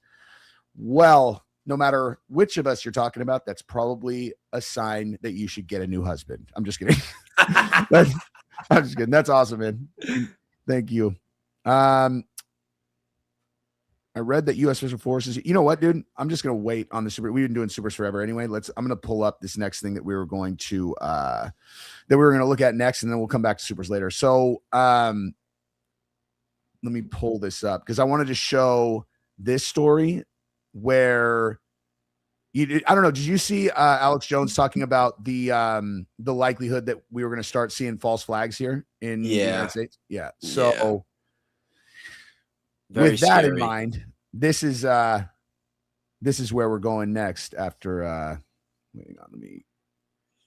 that's part of the reason why I started getting into content, because I feel like the more people that are aware about this stuff and the more people talk about it, that the less likely that they would actually go through with it. Yeah. See, I saw this and I was like, oh, good. Here we go. You know, this is like immediately following Alex talking about hackers targeted water systems in several U.S. states in a coordinated cyber attack that's caused some utilities to issue boiling water notice to switch manual.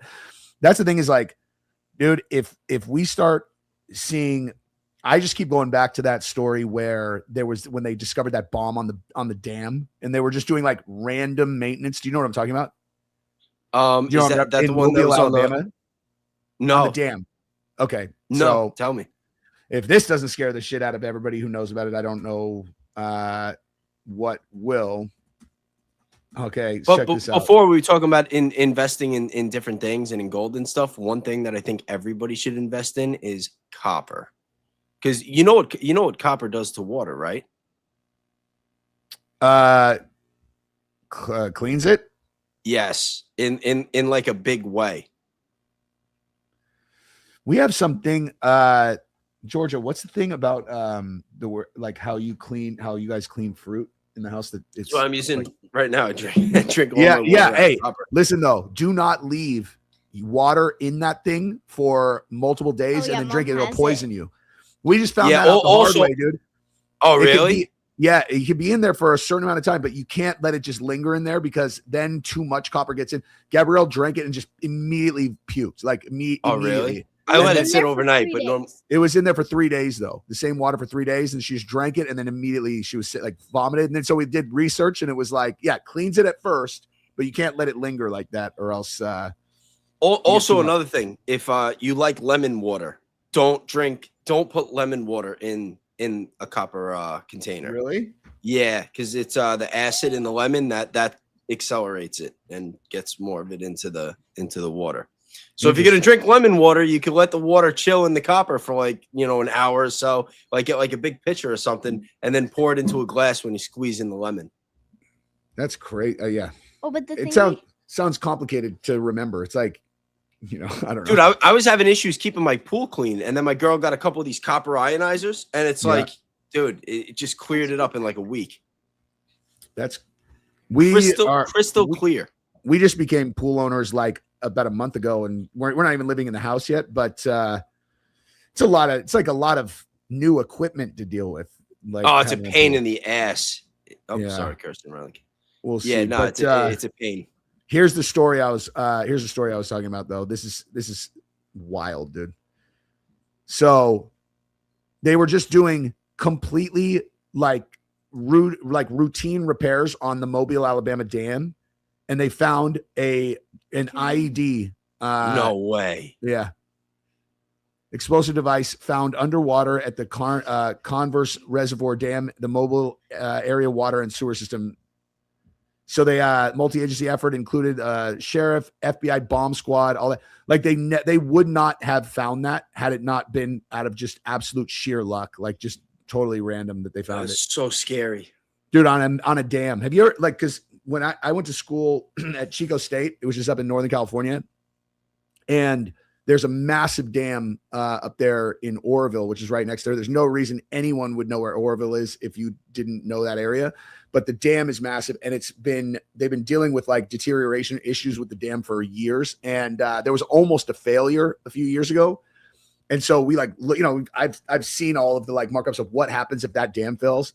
Dude, there is no way to verbally start to explain the catastrophe that is a failed dam. You know what I mean? It's like a dam. So if, you have some kind of foreign entity or whatever, if they wanted to have us by the balls, all they would have to do is covertly put bombs on a bunch of dams or a bunch of nuclear power plant, whatever. And just tell us, it's like, you guys sure you want to do this, dude? Oh, Nate's back, dog. He's back. still chat. Tell fucking Jesse to pay attention and bring me back into the chat. This is who saw you, dude. Georgia's like, good job, Georgia. Yeah. Good job, Georgia. Georgia's on the case. I was doing this for like a minute or two. Oh, my bad, dude. Yeah, we were looking at this story about the device they found in Mobile, Alabama. The story we talked about before. Yeah. Here we go. And then about this stuff with the potential, Iran false flags that seem. Yep. 100%.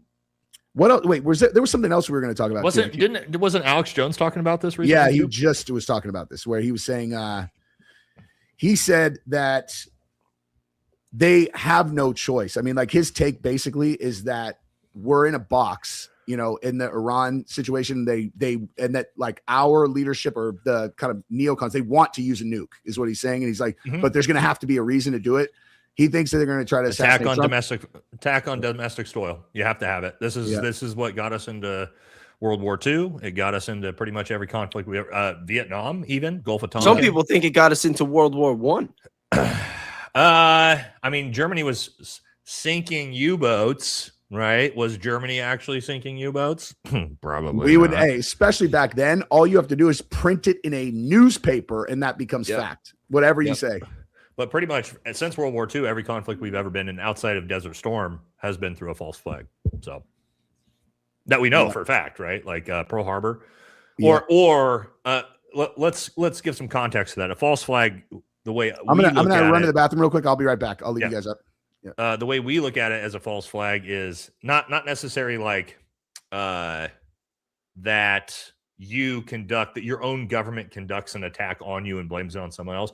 you could also know about an attack that's coming and then let it happen on purpose, because then you can take advantage of the catastrophe afterwards, which is Pearl Harbor and most likely September 11th. Those two where our government, like Pearl Harbor, we 1000% knew that attack was coming.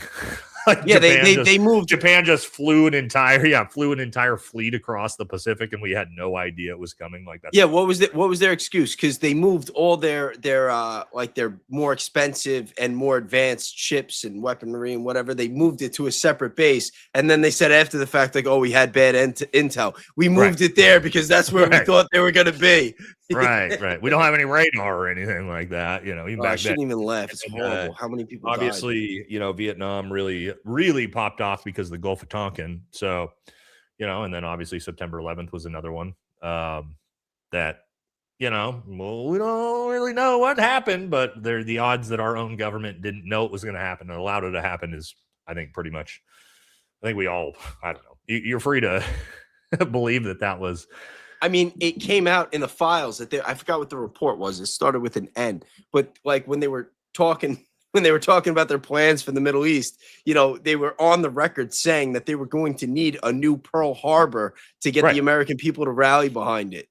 And then so that's exactly right. What you need is, in the best way to drum up the patriotism and and it worked, right? If you look at the public approval rate for Afghanistan, the initial, when we sent in Triple Nickel and 595, the two special forces ODAs, it was like 94% approval rating. Iraq, when we invaded, was like 89% approval rating.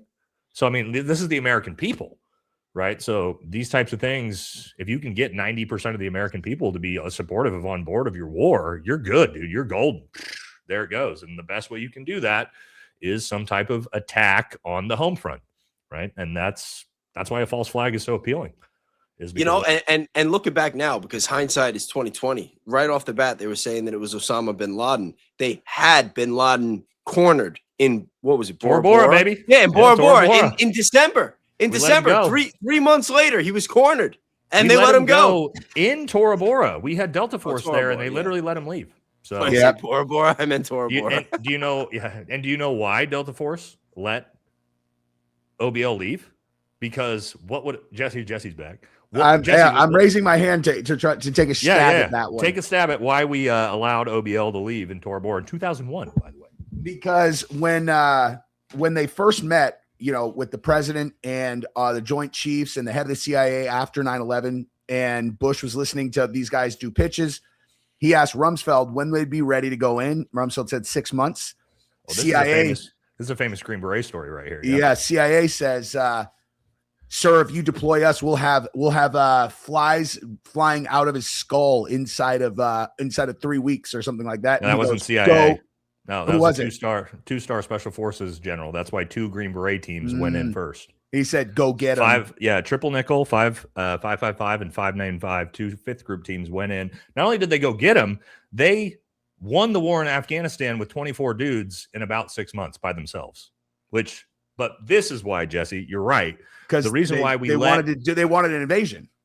Right. Yeah. And not only that, but Iraq. Keep in mind, Iraq wasn't until 2003. Yep. So if we were to get the guy behind the September 11th attacks in 2001, it's over. It's all been Afghanistan. It's you can't capture him because you need him as a carrot on a stick to launch the massive invasion for the clean break memo, right? To then topple the next 7 countries that our greatest ally told us that we needed to topple. And we're actually on number 7 out of 7, Iran, baby. Yep. So that's funny. When you were talking about the we need a new Pearl Harbor, that was that's from the think tank, the Great American Century think tank.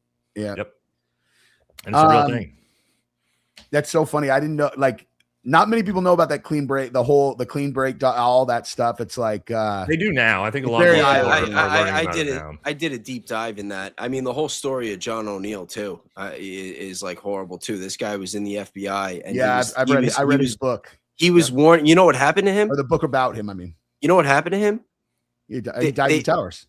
Yeah, they pushed him out. They pushed him out of the FBI And he was the one that kept saying, "Oh, we got to look out Al the head of Qaeda, the security planes." there. He was the one warning. Yeah, he got pushed out of the FBI, and they're like, "Oh, don't worry, we're gonna get you a nice cushy job working head of security at the World Trade Center." And he freaking died on 9/11, 3 weeks after he got the job, saving people. But he died. He died in the buildings because he didn't he died a hero, not there was no he was trying to save people, and he stayed in and he, went down with the ship. That guy, yeah, I read that book. It's amazing how many people are like that, because that's the example of the guy who won't go along with the program, where we talk about this all the time, where people get elected to Congress and it's they go in all piss and vinegar, and then 2 years from now they're insider trading and complaining about people trying to regulate their ability to insider trade. Or Jesse, they hold to their values and say, "I'm not breaking," and they Thomas quit. Massey. No, they Thomas Massey. Oh yeah, or Thomas Massey. Yep, exactly. And they get they get made an example of. You get either made an example of, or you're Marjorie Taylor Greene, and you're like, "Fuck you, I'm out." And they get rid of the good ones, man. And John and O'Neill, that's the FBI version of that. Yeah, I mean, I don't know. I don't know. Personality wise, we should ask Chris about him. I'm sure Chris he knows is the him. guy to ask for that for sure. Yeah, I mean, who knows? Maybe he had a personality that was challenging to deal with, but at least from what I read, he was solid. We need to get Chris involved in once the actual Charlie Kirk trial starts and we start covering that. We got to get him on the panel for some of that trial stuff, because he's just so far beyond our level of understanding for all that type of stuff. He has no fucking appetite at all for bullshit conspiracy theories, but if further evidence comes out that supports it, he will come back. Because I've floated stuff to him before, and he's just like, no.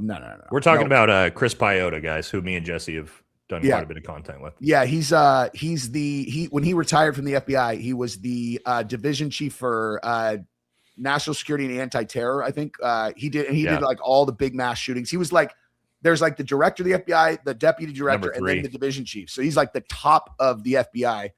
And I would call him a good friend now. Great dude. Great dude also. Yeah. And so when I've brought things to him that I guess would kind of constitute Palm Beach Pete example, he thought he saw it and he thinks I'm crazy, but then if other stuff comes out, he'll hit me up and go, "Hey, it looks like other people are thinking about he's you could tell he's a person who's very rigid. And also though, new information comes in, he's taking it in. He's a great person to bounce things off of, because he's going to give you a real true temperature if you're trying to fit something that doesn't, you know what I mean? This one, oh wait, actually, you know what? I take it back. We missed this one. I read that U.S. Special Forces used Pandur 6x6. Do you know anything about this? Did you ever ride in a crew one? A Pandur 6x6? No, I have no idea what that is. So maybe in 2026, maybe recently, but I've never heard Jesse, I want to address the Palm Beach Pete issue. Why the F were you so nice to him? I know it's him. You got so much shit for that. Betrayed. No L for it's simple. Look, if it's him, okay, very straightforward. There's no way that people don't get to figure that out, because I was directly confrontational and trapped him. If it's him, he's literally the most successful fucking spy of the last 5 decades.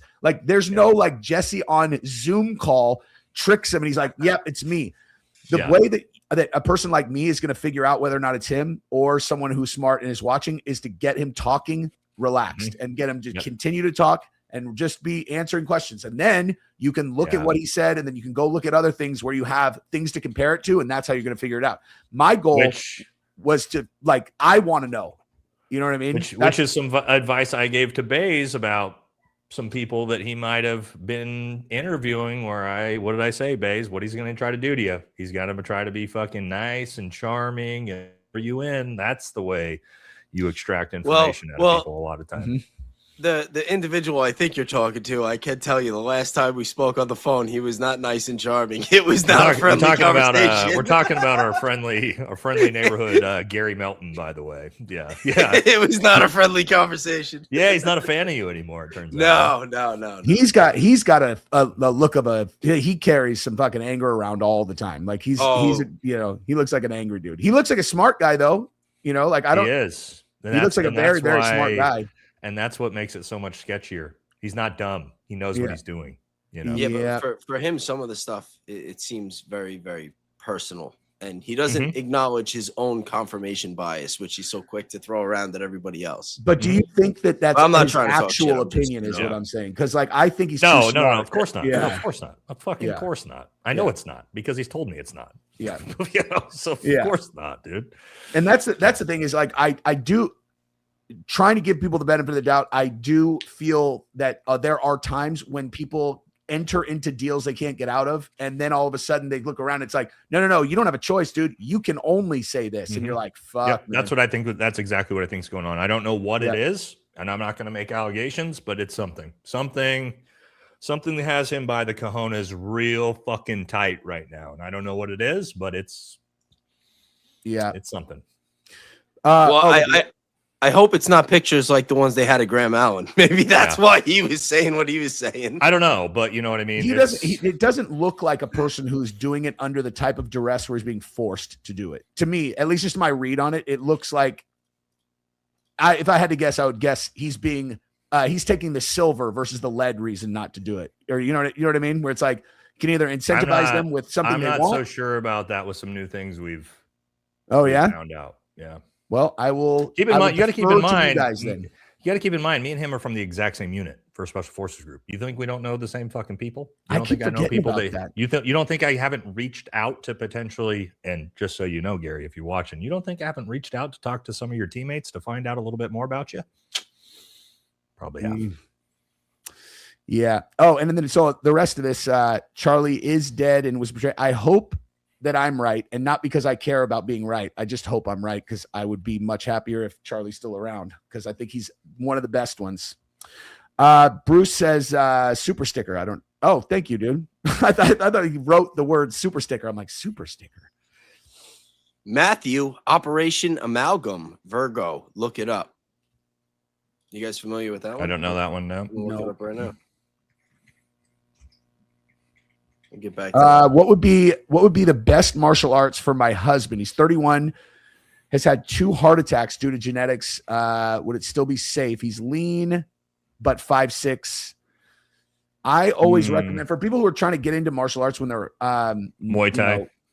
I would say, I mean, Muay Thai, boxing, Muay Thai, or jiu-jitsu if you're concerned about head trauma. But you know, that's the only thing. That's the only reason I like. It's not like a jiu-jitsu's better. I think jiu-jitsu is a lot more dangerous than Muay Thai is. Entry level, Jesse. Just like taking classes. You know what I mean? Just like taking classes with the pads, working with a partner, not sparring, just for cardio. You're much more likely to get injured doing jiu-jitsu for sure because you fight. Well, unless if you start getting into like real sparring in Muay Thai, shit gets super dangerous. But at just the basic training level, I think Muay Thai is really good for an entry level cardio, kickboxing, right? They have kickboxing has its own like Zumba versions of it. You know what I mean? So I think that's. But jiu-jitsu is good too. Like it's you know when we're talking about what she's interested for him. But I think either jiu-jitsu or Muay Thai is a good choice. Yeah, and Muay Thai you can actually get very well prepared to defend yourself if you're forced into it without having to spar. If you have a really good coach who because if you get attacked in a live situation, your brain shuts off and you react to muscle memory and conditioning, and so you can do that without having to get punched in the face a lot to where. Most people don't know how to fight at all. So like if someone attacks you, most likely they're not going to know how to fight. And so you can train those things where you're used to moving correctly and you know how to. So it just depends on what he wants to do it for. The 2 heart attacks thing that's I don't really know. You should talk to a cardiologist about what kind of exercise. That's what I was going to say too. That scares me a little bit from any. I mean, even if he's going to go out jogging, make sure that he's cleared by a cardiologist for that. Man, 31 and 2 heart attacks. She said must be very afraid. I would be terrified, and I feel for him. And I'm glad at least I know he's married to a good woman. Yeah, for sure. Fuzzy balls. Mexicans here in South Carolina are getting over $20 an hour to do labor work. Granted, the heat index is 107. God damn. That's hot. That is hot, and they are earning that money, man. Good job, baby. So what genius had the idea? I know this one.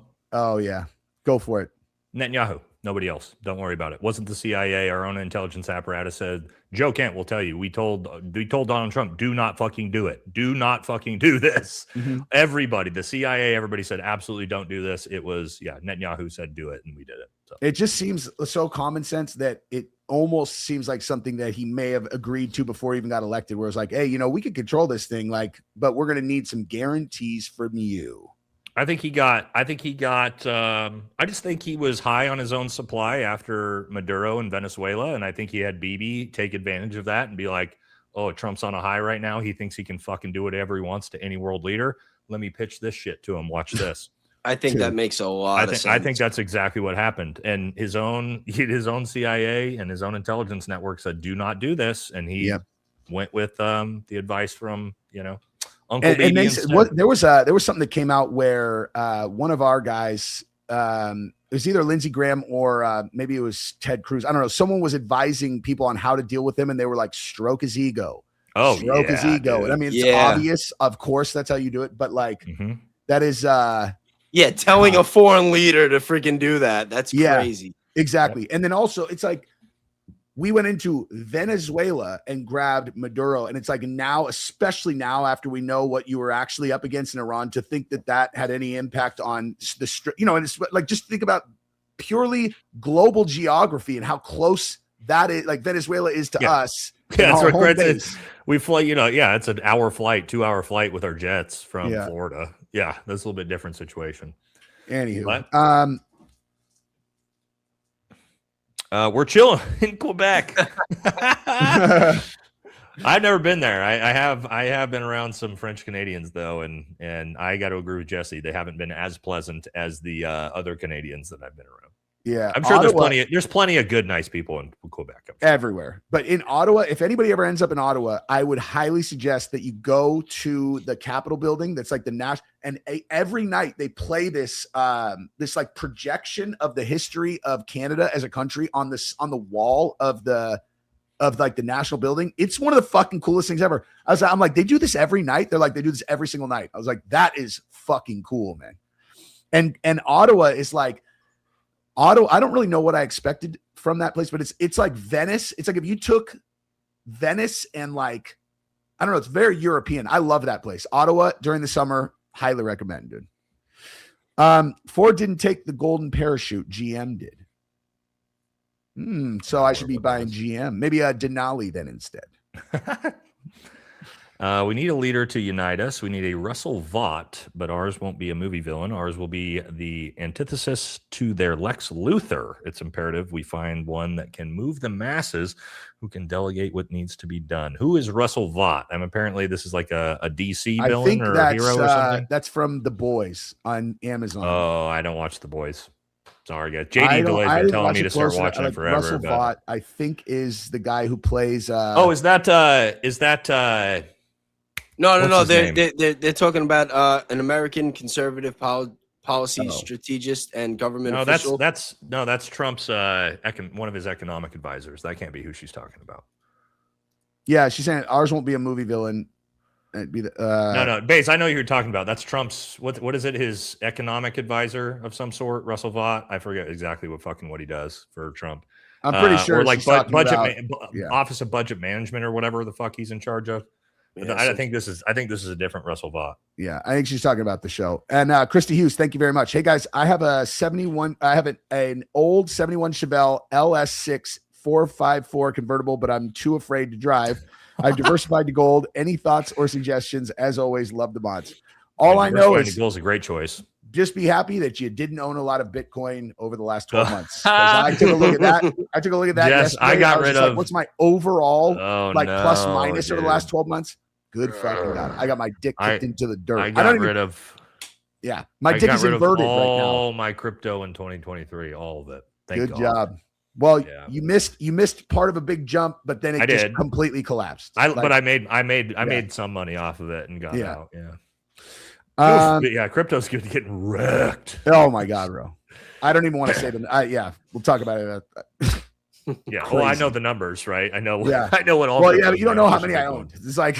Oh yeah. If I don't know how many. If you own multiple Bitcoin, where am I at over the last 12 months? And I was like, what the fuck? You might as well just hold on to him now. Yeah, that. Yeah, fuck it at this point. Yeah. Shells Hayes, thank you for the super chat. It was $5.35 an hour when I first started working. I'll be 37 at mid. Minimum awesome wage. show. I'm subscribed, but been on board with Jesse for over a year. Thank you very much. And Yeah, it's minimum I mean, wage. $5. I don't even remember. Like when my first job.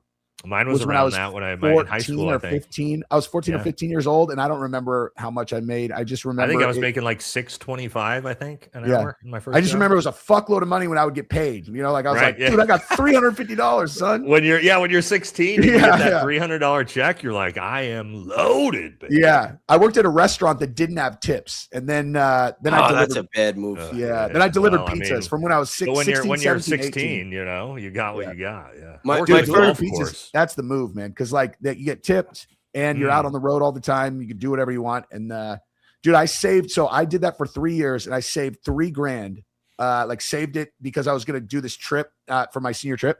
And the last fucking pizza that I delivered before, like it was like my last night, I crashed into some dude's car that I was delivering their pizza. And I went down, and I was like, I'd never been in an accident like that before. And I went down there, I'm like, I can't fucking believe this, dude. I'm sorry. I'm so sorry I hit your car. And I was like, I saved money for 3 years, and I just hit your fucking car, man. The guy, like, he gave me a tip, dude. He felt so bad for me. He fucking gave me a tip, dude. You're like this fucking idiot kid, Yeah. dude. I don't even know what I was. I was just looking for the address. So dumb, dude. Oh, that's too bad. Yeah. Y'all are clocking it. Thanks for your service. Thank you, John. Thank you, brother. Glenn DeMule, thank you very much. Spade a spade, alive and kicking. Gill bladders, prosthetics, hoax, all of it. Every's energy is solving something that ain't real. You, the only one exposing the real. I can't stop. I mean, listen, I don't know for sure what's going on. I just like to explore all the options, especially I like looking at options which don't mean that all these people I'm looking at are psychotically evil and fucking insane. You know what I mean? There's enough evil motherfuckers to go around. Glenn DeMule, I am an artist and I'm working on a portrait of all of you guys. You all rock. Can't wait to send it to you guys. Very cool. Very awesome. cool. I'll put it up. I've gotten some cool artwork recently from some guests. I'm gonna show on the stream pretty soon. Yeah, this one painted my daughter, like an old picture of me and my oldest daughter from something that I had up on on social media, and it is literally right in my like bedroom. Like it's like it's been there since we got it. That's cool. This one I'm not says sure. Tate ain't no genius. FFS. I don't believe he is either. I think he's a fucking con artist, but I know. Oh no, people give him a con lot more artist for credit. sure. But con artists are typically pretty fucking smart, though. Most of them are. You know? He's good at tricking people, and he's very well spoken, and he projects his voice well. So con But he's still artists a usually have rapist. a very high emotional IQ, even if now people hear emotional and they're like, oh, that means they care about people. No, that's not what I mean. What I mean is they can leverage and manipulate people and their emotions very, very well. That's usually there's verbal IQ, there's emotional IQ, there's your general IQ, cognitive IQ. Con artists usually have very, very high emotional IQ. That's how they manipulate people into doing things for them. It's crazy because that is one of I look at him and it's like, because I know that he can probably read people like I can, and to think about doing what I do and then using it for that purpose is Gross. so fucked. It's, Yeah, it's insane. gross. Yeah, it's dude. I can't even imagine it, dude. No. But they are not having a good time. No, they're right now. cooked. They're fucked. Love you guys. Appreciate all the work on the Charlie Kirk case. I could have missed it, but I've been wondering why y'all don't comment on two major details. 1, 6 drones present. 2, the Hades plane flying. Hades plane. Hades plane flying. I just like, I don't think that solving it, like the drones and stuff is like, outside of there being people who are observing what's going on, I just don't see how that's going to be the thing that kind of like solves the case. I could be wrong, but if that's the case, Barron's going to fucking solve it, because Barron is the best at researching that stuff. As for the Hades plane flying, what are you suggesting? So I was a JTAC. So this is the job in the military that facilitates dropping the bombs from the planes onto targets. Are you suggesting Hades is typically an AC-130, by the way, which is the most powerful gunship we have, which there was no gunship flying over Provo, Utah at the time. Also, I've been danger close to 105 rounds, right, or 30 Mike rounds coming down from this type of aircraft.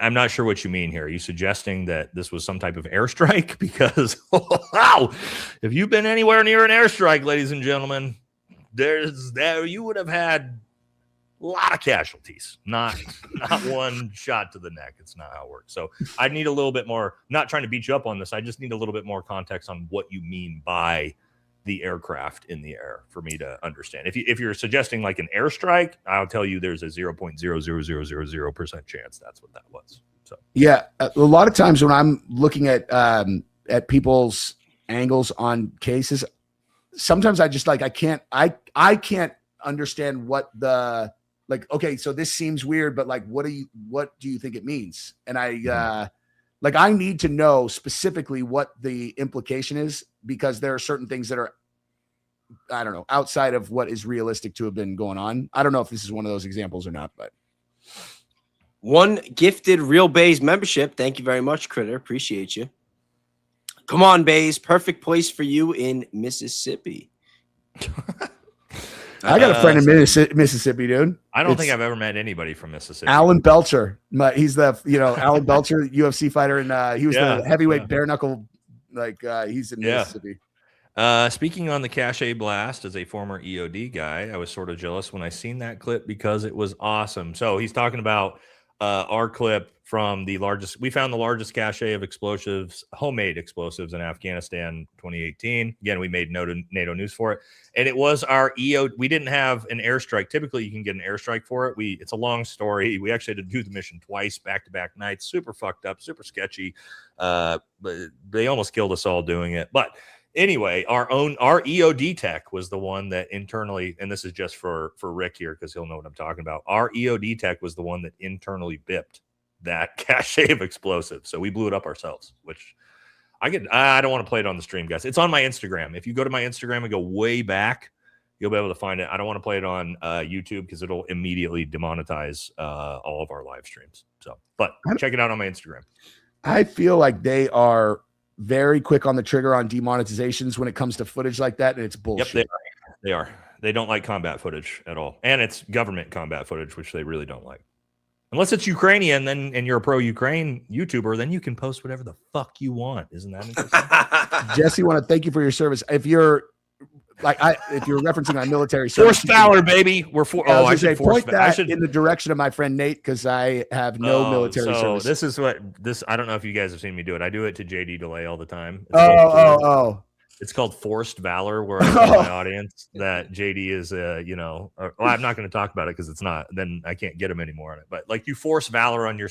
It's a funny thing that military guys like to do to their civilian friends. Oh, okay. Which is like, you make everybody think that your civilian friend actually served, but he doesn't want to talk about it. So then everybody starts to go thank them for their service, and it's super fucking uncomfortable for people that it's super funny for us. We think it's hilarious, right? I know. It's like the opposite of stolen valor, forced valor. Yeah. I've had to force tell people that I was not because I was in projects with some Navy SEAL guys. And so if you Google Jesse, something like it says, there's some stuff that said Jesse, Navy SEAL, and I'm like, I'm not a fucking Navy SEAL guy at all. Like, No, Jesse didn't serve, guys. See if my chat's already like, wait, did he serve? No, I did not.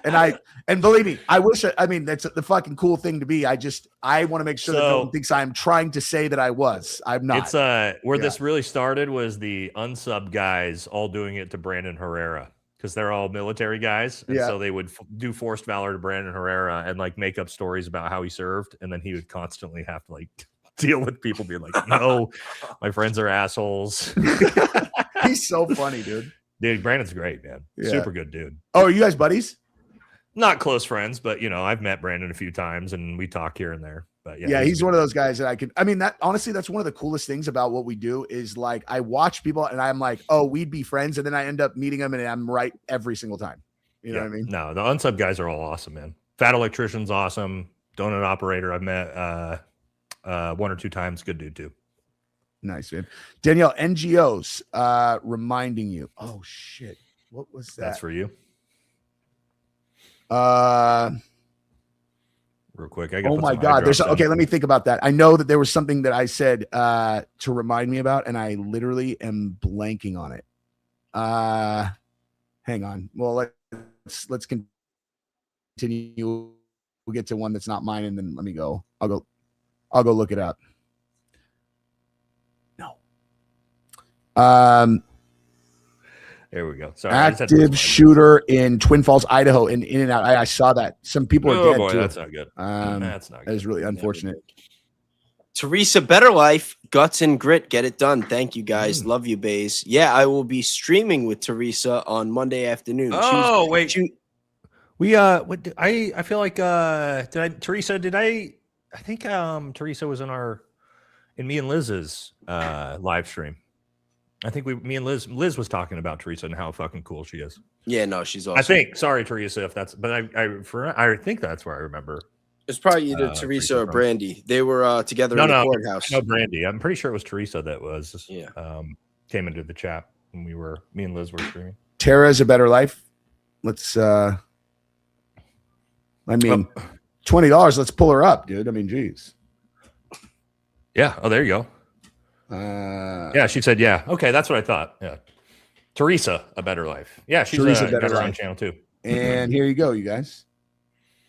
There we go. We can do another one. We can do another shout out. Yeah, she is awesome. I'll do that. I'll put Teresa up in my pinned comment too. Oh, wait a minute. Is this Teresa? We talked on the phone the other day, dude. Hey. I didn't know it was her, dude. Like she was about to it was when we were flying. I was flying home from your birthday, Nate, and her and Brandy were about to they had just okay. Yeah. Okay. Yeah, her and Brandy did it together. They had just talked to Hunter Kozak about some stuff or whatever. But anyway, yeah, I'll put that up in my chat too. If I'm you guys subscribing to both you and Brandy now. Where the hell did that go? My chat. It's flying. Hold on. What the hell? Let's slow this down so I can see what the hell's going on. The studio chat, the fact that it has to like catch up from the last time that you opened it, and if it was like an hour ago, it's insane. All right, there we go. Yeah. I'll put that up in my. I gotta close some tabs, dude. My computer is spazzing out. Oh yeah. Whose is this one? Where are we at? That's for me. That's Will. I do not think I was going to spend my Sunday morning LMFAO. You guys are awesome. Really appreciate your efforts. Yeah, you're in Okie, aren't you, brother? Aren't you out in Okinawa, if I remember right? Dude, you know what? Dude. I want to play a clip for you guys real quick that I played on my stream yesterday, and I just want to. I don't even want to give it any context. I just want to hear your guys' thoughts on this right here, because Nate, it's that's what I thought. That Matt targeted. Oh boy, there's Matt. What's Matt up to? All right, here you go. Look at that face. Is up. And most people don't even. Oh, this one. Wait, what did he say at the beginning of that? We have seen.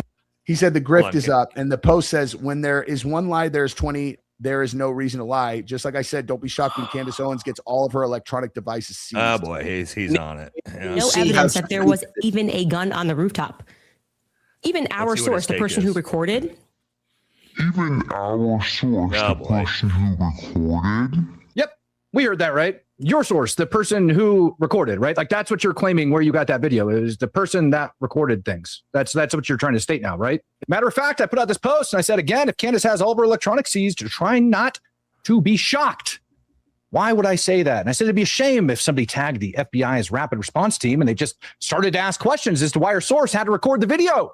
Candace, you responded and you said, it would be a shame if you tried on basic comprehension and realized we were speaking about the man whose audio we played last week on our show and who happened to be the only person who recorded footage of the man on the roof before the sound of the blast went off. The FBI already knows who that is because they spoke with him just once.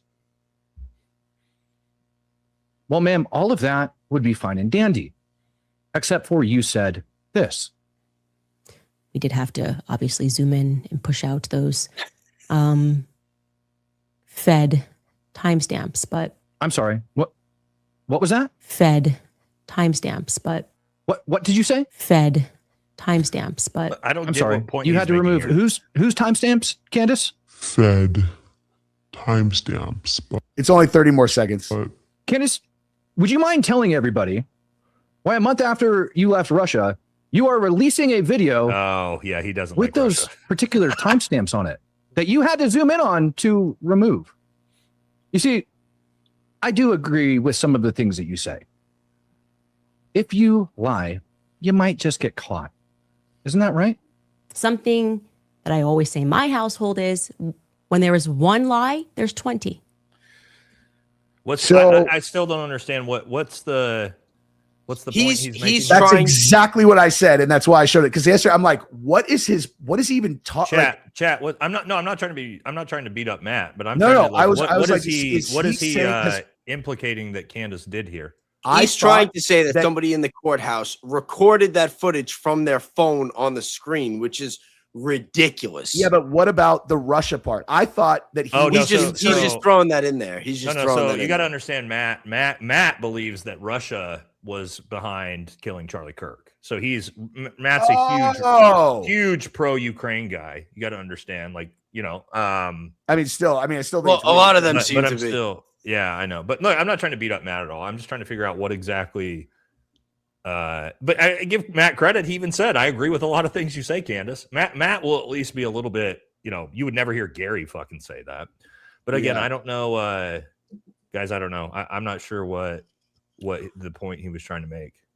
That was why I asked. But I thought, yesterday during my stream, I thought he was saying the Russia thing where I'm like, did he just throw the Russia thing like as if like Russia gave her? I think he's trying to say that if a source was on the scene and recorded that footage, that it wouldn't have had the Fed timestamps on that would have been removed when you zoomed in. So because the timestamps are on the outside. So is he? What is he saying? She's lying about? He keeps saying she's calling her a liar. What is she lying about there? Maybe that the footage was taken from a source who actually recorded it. Okay. Yeah, I don't know. Laura Loomer was trying to accuse people of recording that footage from the courtroom, like meaning like they snuck their phone in and like zoomed in, but like the quality would have been even worse than it already is. There. That would have been horrible. That doesn't make any sense.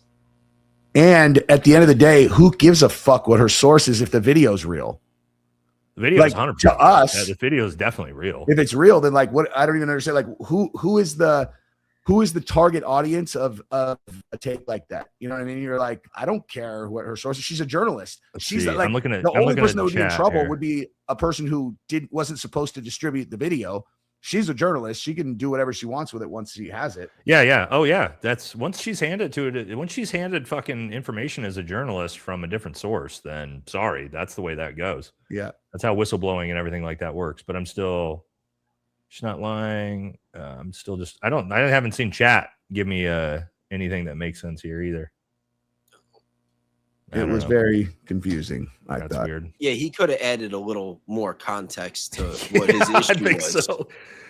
Instead of like slowing down and saying Fed timestamp, he played it like 7 times in a row or something. And then look at it, and then he's like, it would be a shame if someone tagged FBI response or FBI director. Wait, hold on. You might get what he's saying here.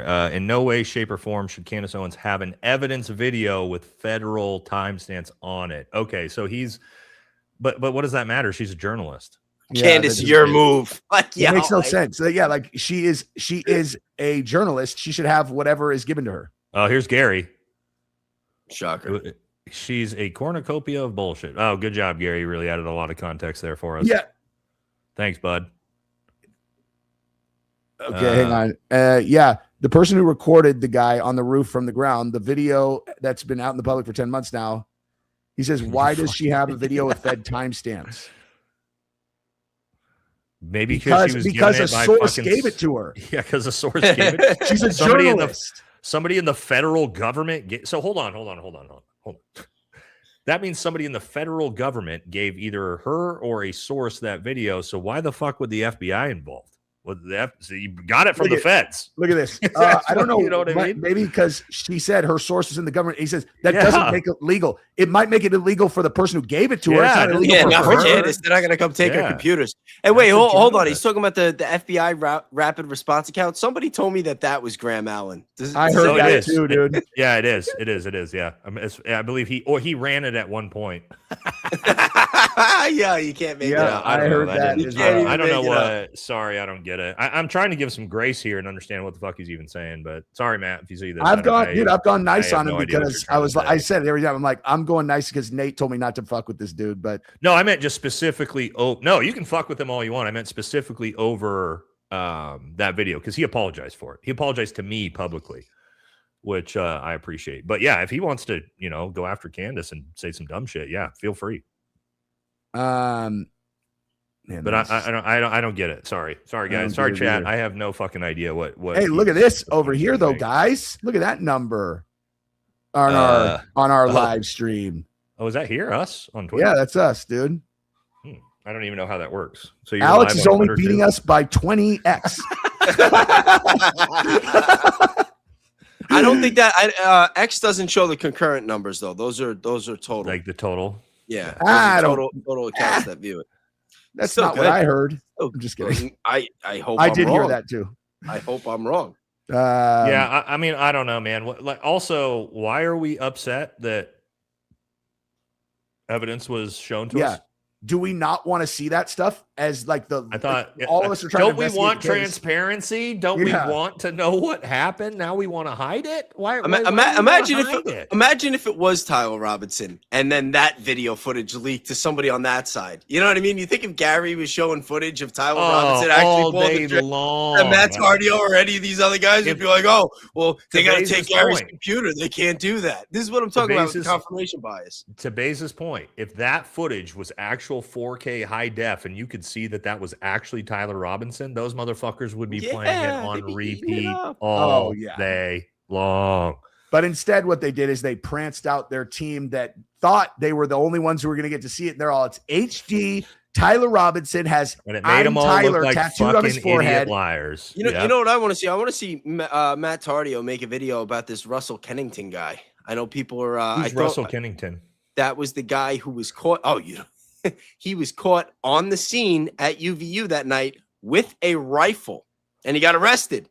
And the media, how have I never heard about this? Because the media didn't talk about it, and they were saying, "Well, but why would he be carrying a rifle onto the scene?" Wait, now people are saying because he was taking pictures and he was dressed up like a doctor. What if he didn't bring the rifle onto the scene? I have no idea what you're talking about. What if he went there to get the rifle off of the scene?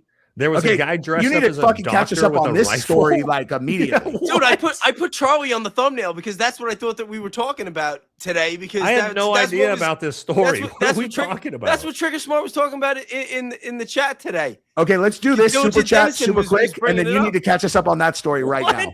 I got it right here. I was ready. I thought that was going to be one of our Yeah, we got to talk segments. about that. I haven't even heard about this. Another gun with another dude arrested with a rifle. That's a little relevant to the story. They had to arrest him, and the media didn't report it. The media never reported it. What? This sounds made up. It can't. Here, Nate, listen, pull my screen. Pull my screen. Super chat real quick, Nate. This is 10 months later, and this is the first I'm hearing about another guy arrested on the scene with a rifle. Yeah. What? Hey, I bet the rifle is and not only that might be more likely to stop in a neck too. But listen, it gets better. It gets better. He has ties. Real quick. Hold on, let me finish this super chat, then we'll get to it. Nate, check Dan Griner film, DB Cooper hijacking from Portland, Oregon. He's actually signed as Dan Cooper, 07 cartoon character. He was actually a Green Beret. Yes, that's true. DB Cooper was a Mac v. Sog Green Beret. We found that out. But wait, guys, it gets even better. Now, Diligent, because this came out a while ago. Like, this was actually known. I've never heard this. Now it came out recently. Diligent Dennison was talking about it today. Is this what Matt was talking about earlier in the group chat? Yes, that's what I thought we were covering tonight. So I was trying to figure out what the fuck you guys were talking about. Here, Russ Kennington on the UVU arrest. Bottom line, Russell Kim Kennington was arrested and booked on September 11, 2025 after police said he crossed 2 layers of a crime scene tape at UVU while wearing medical clothing and photographing the scene. What? The arrest is supported by contemporaneous local reporting. quoting the probable cause affidavit, a police case number. Yeah, this is established. Well, hold on. What it says, but did he what's have a not rifle? established is the rifle. Is that he possessed a rifle? Well, It says what is not established.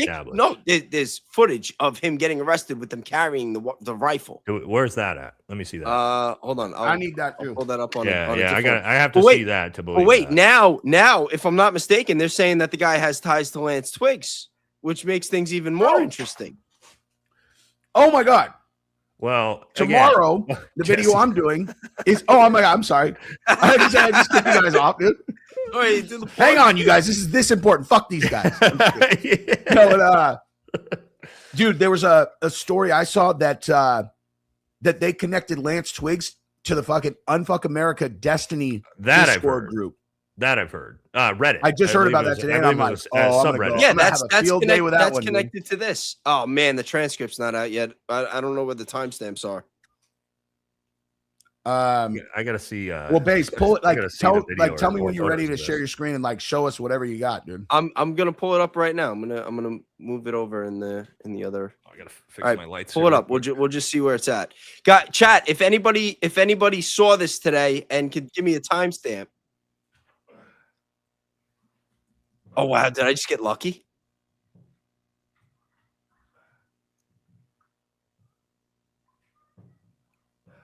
Yo, I just clicked a random spot on the timestamp and it brought me exactly where we needed to be on a 3-hour live. I just want to say that. Yo, I just randomly clicked. I was just scrolling. I saw his name.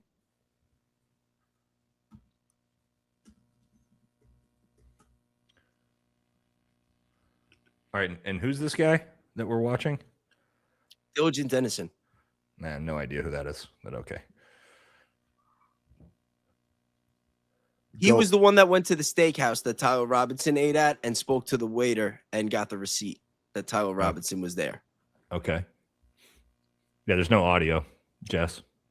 No, I know. It's not my. I don't have it. It's there's no Baze. audio. Oh, that's on Baze's end if he's sharing it. Then. Oh, my bad. Yeah, I might have not put it on because I was only planning on doing the ChatGPT thing. Dude. No, I got it now. Where is this fucking story? Where is the story about Lance Twiggs in the Discord? I can't find it. I'm looking for it. No, it's going to be here. It's going to be in this video. Oh, okay. Go. Rock and roll. Right there.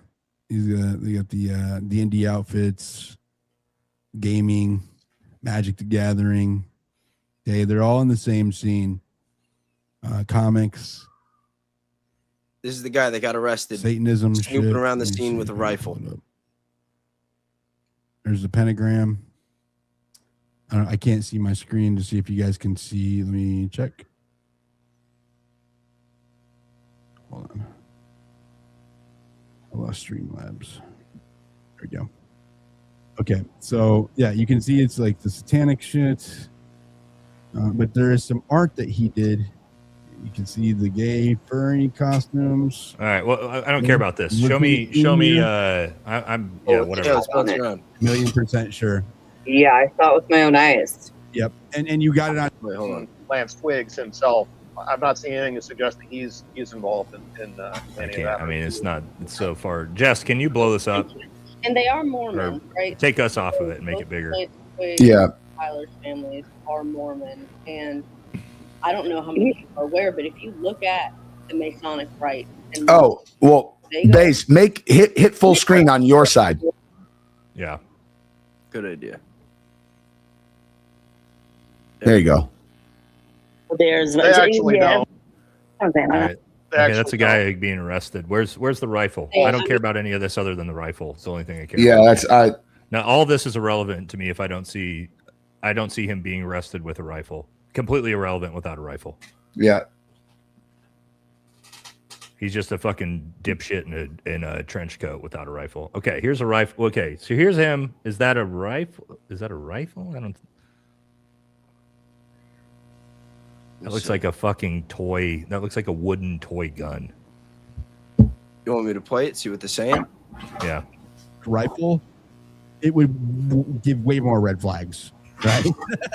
Like you're already walking out with a rifle. If it had a scope, they would instantly be thinking. Hey, Baze, pause this and zoom in on the gun itself. I'm not seeing it so far. Oh, like zoom it in super tight. It might be How hard come to it's do. not- Yeah. how come it's not he's zooming not Oh, in? here. connected. Okay. Take a screenshot. I'll take a screenshot. Yeah. Yeah. And just let me know when it's ready, and then we'll zoom in on it. Because that, Yeah, I mean, I'll get it that right now. is either Yeah, a it's not tight, looking like a. not that might be looking- like a. It's either a not 9 looking millimeter like a- carbine or it's a toy. I agree. I agree with Jesse. That's not an AR-15 from what I can see. But which would rule out the 223. However, a 9 millimeter hollow point would be much more likely to hit his neck and But stop. hold on. But I got the it's screenshot here. It's really bad footage, so it might be. I'm just saying from what I agree with Adam. Just said it's a 9 millimeter. other I think, one, I other think one. what Jesse just said. I think you're closer to that too. Oh, god damn it! Same one. There we go. So zoom in. Yeah, zoom in on that. Oh, hold on. That looks like a SIG, maybe a SIG. Wait, how do I SIG, maybe a SIG rifle. Wait. Something on that looks fucking weird, man. Like, look at his hand. Look at his hand. Yeah. No, that's not an AR-15. But look No, at, I I don't mean, think is so, that man. even like, has a picture been fucked with? His hand looks weird. Yeah. And then, Also, why would he be carrying it like that with the barrel pointed at his face? pointing it at his chin. I don't know. I don't know, guys. Oh yeah, we got to be careful on live stream with showing these types of things. Well, luckily, I don't think that was an actual. I'm going to be honest with you guys. That doesn't look like an AR-15 to me. Let me give some context here, guys. My initial theory on day 2 was a second shooter with an AR-15 style fucking platform. So I would love to look like the fucking GOAT genius of the world for it to be a second shooter with a collapsible AR-15, because that's my personal theory. However, that's as far as I can see, that is not an AR-15. So unless you give me better footage, I don't want to beat up the people who are looking at this, but no, I don't think that's it. And again, I want it to be. But in the but make also, me right. like, But if there was a second Yeah, I shooter don't in think in a different spot that's like 100 yards out or closer, if they had a hollow point loaded into a 9 millimeter carbine, that could potentially stop in his neck. But I mean, like Nate, wouldn't you feel confident if you were at 90 yards to take a shot with one of those 9 millimeter carbines? Like feel confident taking that. Oh shot, yeah, right? yeah. From the carbine platform, yeah, sure. 90 meters. That's what I'm saying. Like 100, yeah. Like if you're a little bit, even 140. might be a little bit. I can hit a target at 100 meters with my pistol. Yeah, I'm sure. I don't doubt that at all. So yeah. So a But I mean, man-sized like, target but with if, my like, pistol at 100 meters, yeah. So that's but an a easy lethal shot. I was just saying, like a lethal shot that you have to succeed. You make it for sure. I'm just saying, like, I'm just trying to make it make sense where Charlie could have been shot with something that stops in his neck, actually kill. You know what I mean? Like a 9 millimeter carbine. Again, guys. Again, I know chat. I mean, guys, I want it to be an AR-15. I will look like a fucking genius because that's my theory on day 2. But I also am somebody that's honest, and from what I'm seeing there, that doesn't look like an AR-15 platform to me. From those photos, maybe there's some different photos I haven't seen yet. And the only reason that it would matter is because of the 223 that's up on the roof. Like it's like that's why it's relevant. If you have, it's absolutely relevant, right? Well, also if he has ties to Lance Twiggs, and then they never reported it, and they just tried to sweep the whole thing under the rug and not talk about it at all. Well, people are like, they said in the video it's a foldable AR-15. That's fine that these random guys said it's an AR-15. I need law enforcement, or I need to actually see video or photo that shows me that's what it is. This is not how I approach things, guys. I don't go, oh, this blurry thing sort of looks like what I want it to be, so that's what it is. That's not how I approach any of this, guys. I'm sorry. That's not how any of us approach this. So again, if we have, I want it to be what you guys are saying and thinking it is. I do, because that's my theory. But we have to get, we can't be the ones that are just like, oh yeah, fuck it. Yep. We're good. This blurry ass photo is exactly what we think it is. Like, like the other side's like, definitely Tyler Robinson. Yeah. That's not how our side does it. You know what I mean? If that turns out that there's a report that is a firearm, though, obviously be super relevant, and it would be very bizarre if there's a connection to Lance Twiggs that no one ever kind of investigated. Anything related to Lance Twiggs that indicates his potential guilt that was not made a focus is insanely sus to me. It could be, based off the color of it, it could be a SIG style platform. So maybe. Do they have like a pistol caliber carbine that looks like that? Sig? Or anybody. Like, you know, I bet you I could pull up Kel-Tec's fucking shit and they'd have one. You wouldn't want, I mean, if it's a Kel-Tec, then it is these retard leftists because no one who knows anything would actually commit an assassination. Look at chat's so mad at me. Chat's just freaking out. Wait, they're mad at you? It's an AR-15! Like, okay, why? Guys, relax, dude. Again, Guys, I want it to be, but there's no reason to be mad about Jesus people's opinion Christ, of a blurry photograph.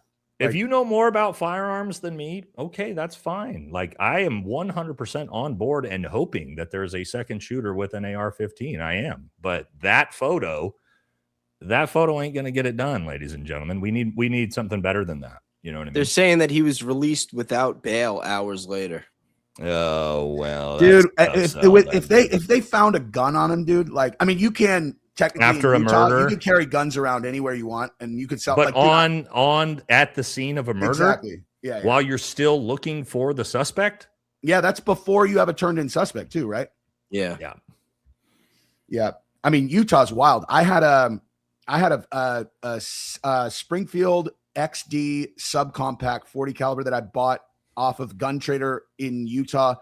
I have no idea who this person was. I gave him cash. He never got my name. No, nothing. It is they're fucking ghost guns, and that's completely legal in you. Not actual ghost guns, but ownership changing is like Craigslist. Like I sold a car CW9 in the same way when I lived there. And the police reached out to me 2 years later because they picked it up and it had been used in a murder. And I was the original purchaser. And they're like, obviously we know, you know, but do you remember who you sold it to? I'm like, no, you know, like I have no idea. It was like some 16-year-old gang members or something like had it. But do they have actual footage, Bays, like video footage of that officer walking with the suspect with the rifle, or is it just that shitty still frame photo?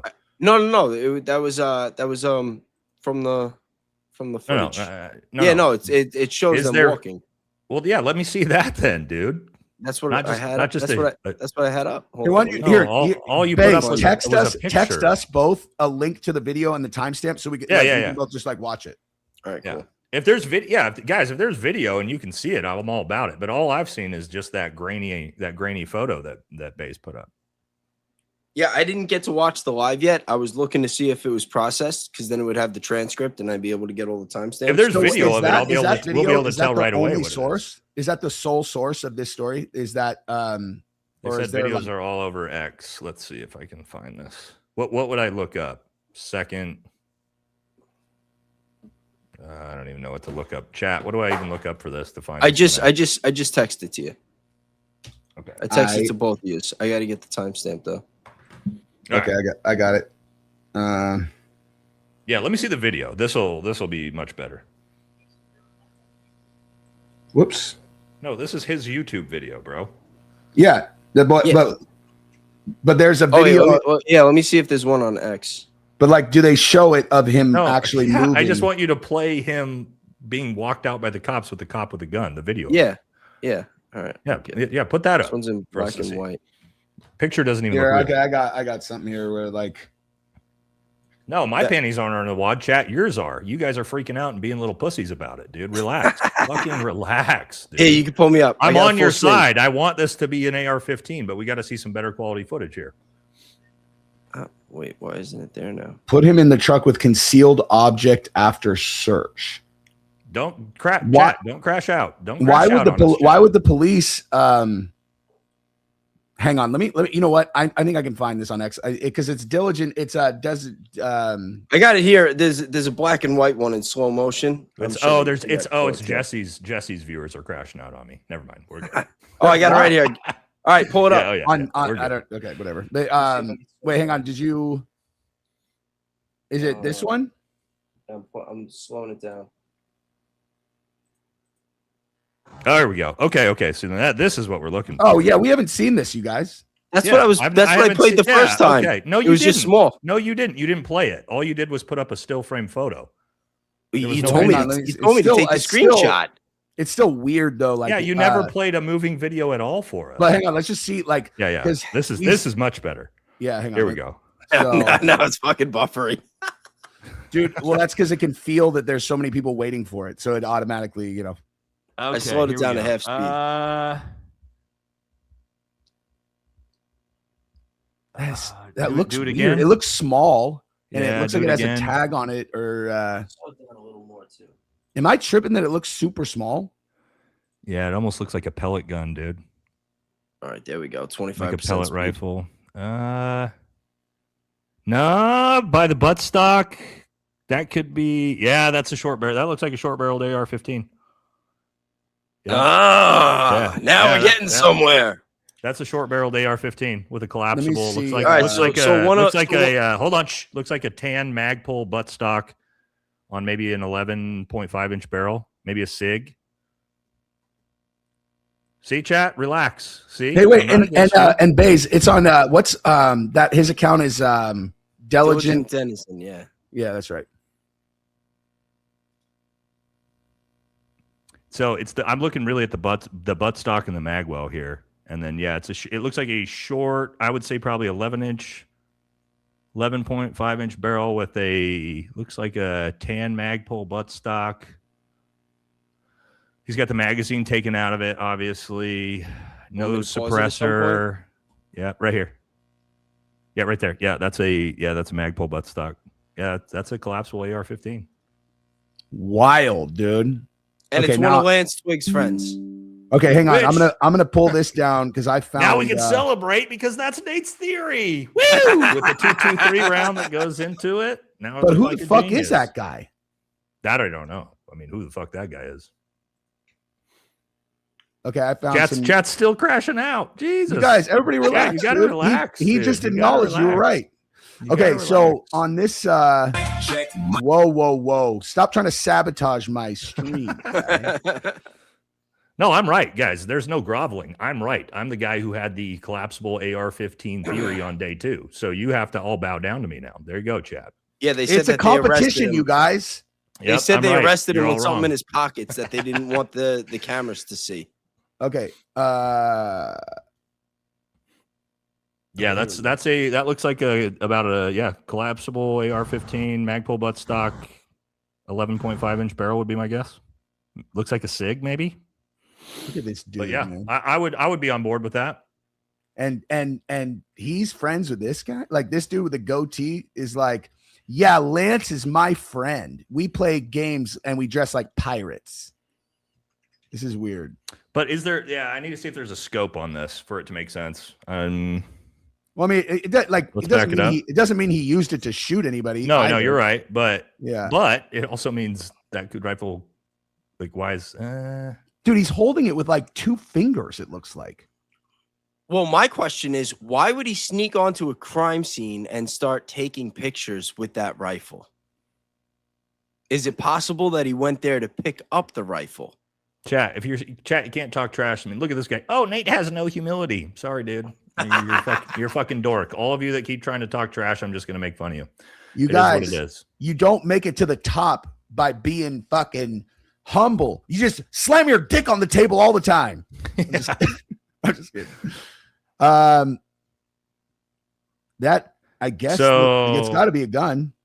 Yeah, I think it's. yeah. But I don't know about isn't like what is this right here? Am I tripping that this looks weird? Not necessarily. It looks like, yeah. I mean, you got the magwell there, and then he could have a foregrip on it, right up here in the top. And then the stock looks super thin on the backside. Nah, I mean, when you see it from a different angle, it does look like a tan, like Magpul buttstock.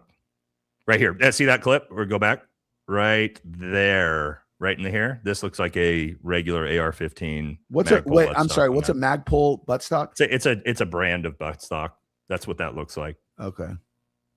Yeah, right here. That looks exactly like your typical. Yeah. That is a small ass rifle, man. That's, you have collapsible short barreled AR-15. Yeah. But I think it's a. Because we've talked about 300 blackout being a round that could theoretically be more likely to stop at a neck. Unlikely, but more likely. But it's also a 300 blackout's also a 30 caliber round, which means that would match the round found inside Charlie's neck. Yep. So again, I can't tell for sure, but yeah, I'm on board. That looks like a shorty collapsible AR-15 to me with it looks like about 11-inch barrel. They got a picture of him at a furry party. Oh, and then a woman claiming to be Russell's mother messaged me saying that's not his rifle being carried. Let's see, we got by his arresting officer, and that he doesn't own a rifle. Well, he told his mom the truth for sure. Yeah, right. Well, okay. First of all, that's not the way a law enforcement officer would be carrying his own rifle as he walked a suspect out. Yeah, he would have it slung on his body, and it would be pointed at the ground. Why he's pointing that at his face, though, is also like not great. But I mean, I get it. Like maybe he's cleared the weapon or whatnot. But dude, even when I'm not like a fucking, I'm not certified in anything, but even if I have a weapon cleared, I don't ever point it at my fucking face. No, It just feels, yeah, you know what I mean? Yeah, I'm not walking down the street with the barrel pointed at my face with a rifle. Yeah, I get cleared 1,000 times and it would feel like anyway. Somebody just said, have you ever seen law enforcement officer carry a rifle like that? No, I haven't. I haven't seen anybody who knows about rifles carry a rifle like that. But no, I'm on board. Looks like Dude, I'm looking at the rest of this. What's Pumpkin says Trigger Smart's in here. Matt, what do you think it looks like? I think it looks like Matt, why are you not in our stream? I gave you a link. Matt was supposed to be streaming with us guys, and he just didn't show up. So that's nice. That's fucked up, dude. Again, the picture we saw, that didn't look like anything, but the video looks way more like it. That's super bizarre, though, dude. Like, how on earth have I not heard this story? And are we like 100% confirmed that is there? You know what? This is a very relevant question that I can't believe. I'm just gonna say I text you guys. No, about the Bennington story. Hold on. All I'm saying is there actual documented verification that this is Stop. on the UVU campus and there's an arrest record and all like this for sure happened at UVU on the day. So pull up Adam's comment right here, Adam the Angler, because I think he's probably nailed the actual rifle we're looking at to the T. Wait, Adam. It's right here. He's in the chat. You just got to click on his comment. Adam, post it again. Nate, post the same exact one, Adam. Post the SIG rifle again because I thought it was a SIG rifle too. Can't really tell what it is, but I think Adam probably has got the closest possible. There it is, right here. Yep, SIG LT 300 blackout 9 mil. Okay, yeah, I think that's why I asked about the 9. That's why it looked like to Adam's point, it looked like a SIG rifle to me right out the gate. We couldn't really tell, but yeah, I think this makes the most sense actually. Let me see, SIG Spear 300 blackout with the 9-inch barrel. Yep, I think it might be it from what we can tell, right? Nate, I sent you a message in the group chat about why we didn't. Dude, I don't know, man. Well.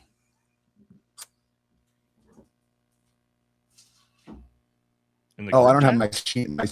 Oh shit! Actually, I don't want to pull these up. No, anyway. Private chat. Just read it quick. You'll laugh. Oh. No. Wait, our text message? Like the text thread? That's funny. Okay, that's funny, Baze. That makes sense. Yeah, that was because I told you guys this a while ago. That makes sense. That's probably why me and Jesse both would have missed that story. Yeah, you guys went off on me. That's funny. Wait, you sent it in private chat. Oh. Read the last one. Yeah, I don't even know how to get to it, dude. Oh, there it is. Okay, so that's weird. All right, so I'm on board with that. I think Adam's probably got this. Okay. Yeah. You guys are like, why didn't I hear about this? Well, fucking delay. And sorry, and we're like, hey, entire audience, we're not going to tell you this inside joke. But we can. But this is also important for how we approach information, right? Like, so you guys can see, you can't just put something in front of me and then I go, yep, good, I believe it. Like, you have to really show me and convince me of something before I'm going to get on board with you. And once you do that, I'm willing to go, hell yeah, I'm with you guys. Well, that's what I was saying about Chris Biota. Same exact thing. I'm thinking about this. This is exactly the scenario that Nate, I don't want to say that he wanted, but this was his original hypothesis. Like, this is a win for him. Yeah, if he had literally like to the T. Yeah, to everything. The only problem is that if Nate had the same, that gun is attached to a retard who's dressed like a fucking med student, as opposed in Nate's scenario, it was like a professional shooter. Yeah. But if Nate had the same confirmation bias as other people, he would have freaking jumped on it from the get-go. Immediately when you would have And the showed chat me that, would I'd have been been like, lashing yep. out on him right now. We haven't paid Nate enough money for that, dude. Yeah, pull this image up real quick. One Fuzzy more Ball thing, says- just so people see the connection with Lance Twiggs. Oh, no. That's mine, and I did not mean to put that. Oh my God, why is that doing that? We got to be, let's not show these on live streams because YouTube really doesn't like the firearms. But you guys can I don't know, look man. Looking at the, I can't like the 9. I don't know, man. It might be maybe with a different stock if they got the MCX Spear, and they. Yeah, but I mean, most guys like me are going to replace that buttstock immediately. Oh yeah, yeah, with a better stock. I'm not going to leave a stock buttstock on my rifle. What about on a Springfield Kuna? What should I do? Text me a fucking stock I should put on that because it's all I got it all jizzed up except for the stock is fucking stock, man. The stock is stock. So Fuzzy Balls. Yeah, I mean, to me, I agree with Adam, man. I think that initially, the second we saw the real video, I thought it looked like some type of SIG rifle, short-barreled, collapsible, mag-pull stock is what it looks like to me. And then I think Adam's right on point with what that probably is.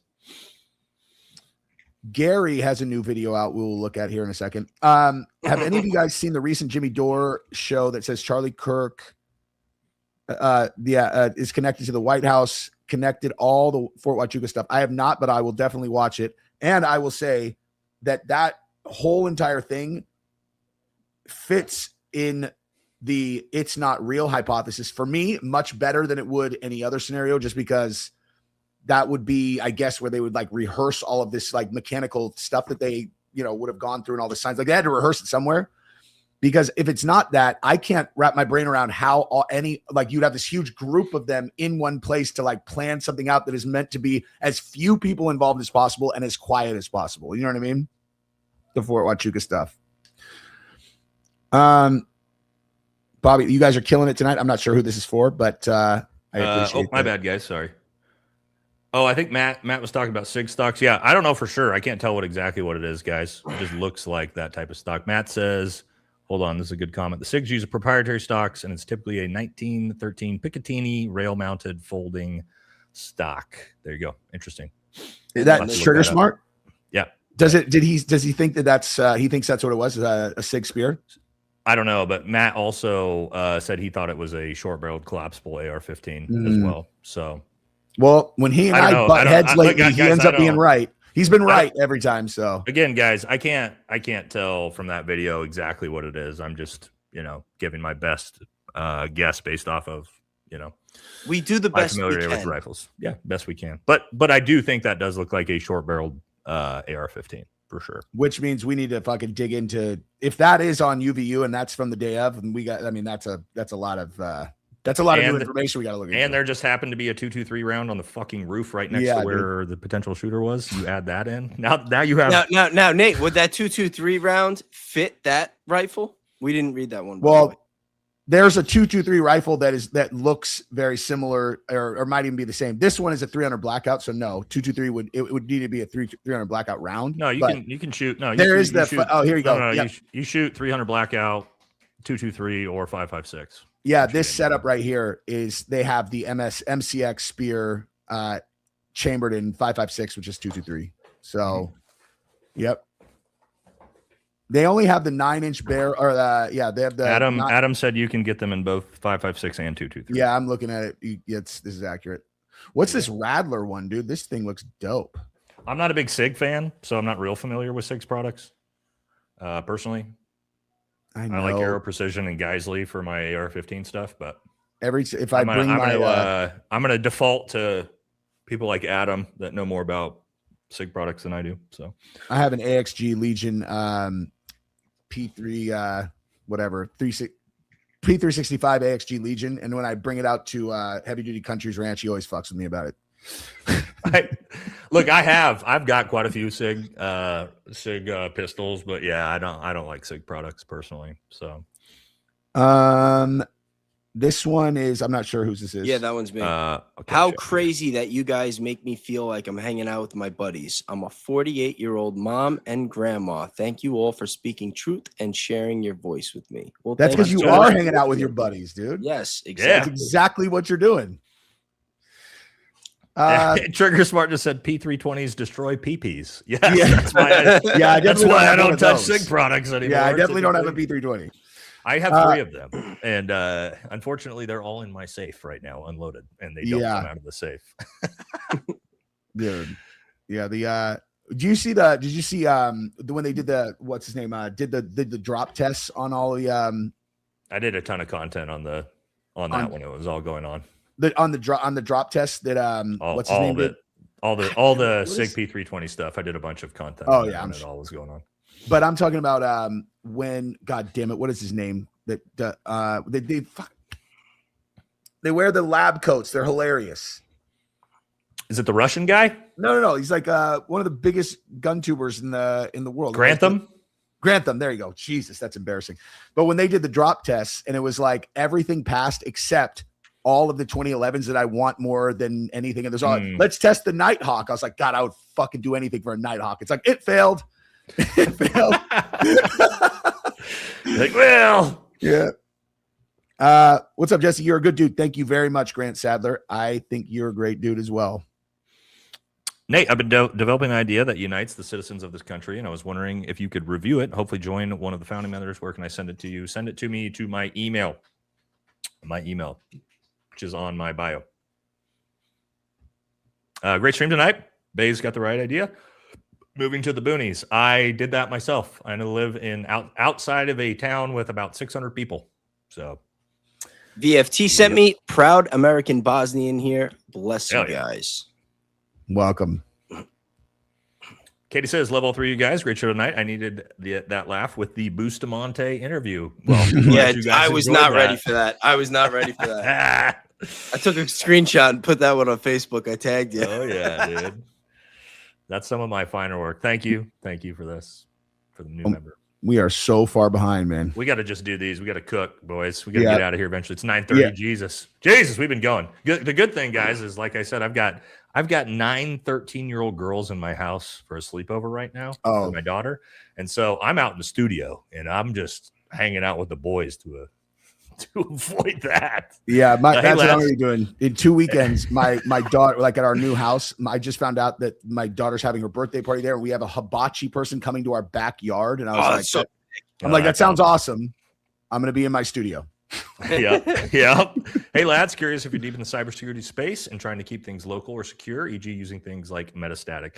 I mean, here and there, right? It was kind of one of my sub jobs in the military on the special forces teams, but I don't know. Not really. Not big in cybersecurity anymore. Scotty Ellison, what's up, dude? I tried, couldn't get signatures. Going for my senator's seat in 2028, local Georgia governor. Hey, when you get in the election, I will promote the shit out of it, dude. Bayes, do an interview with JD Vance, like Nate's comedy style. Ooh, yeah, like you know what? Sears style. Yeah, second person to say it. I might have to do it. You could. Yeah. If I could look like Andrew Bustamante, you can definitely do JD Vance.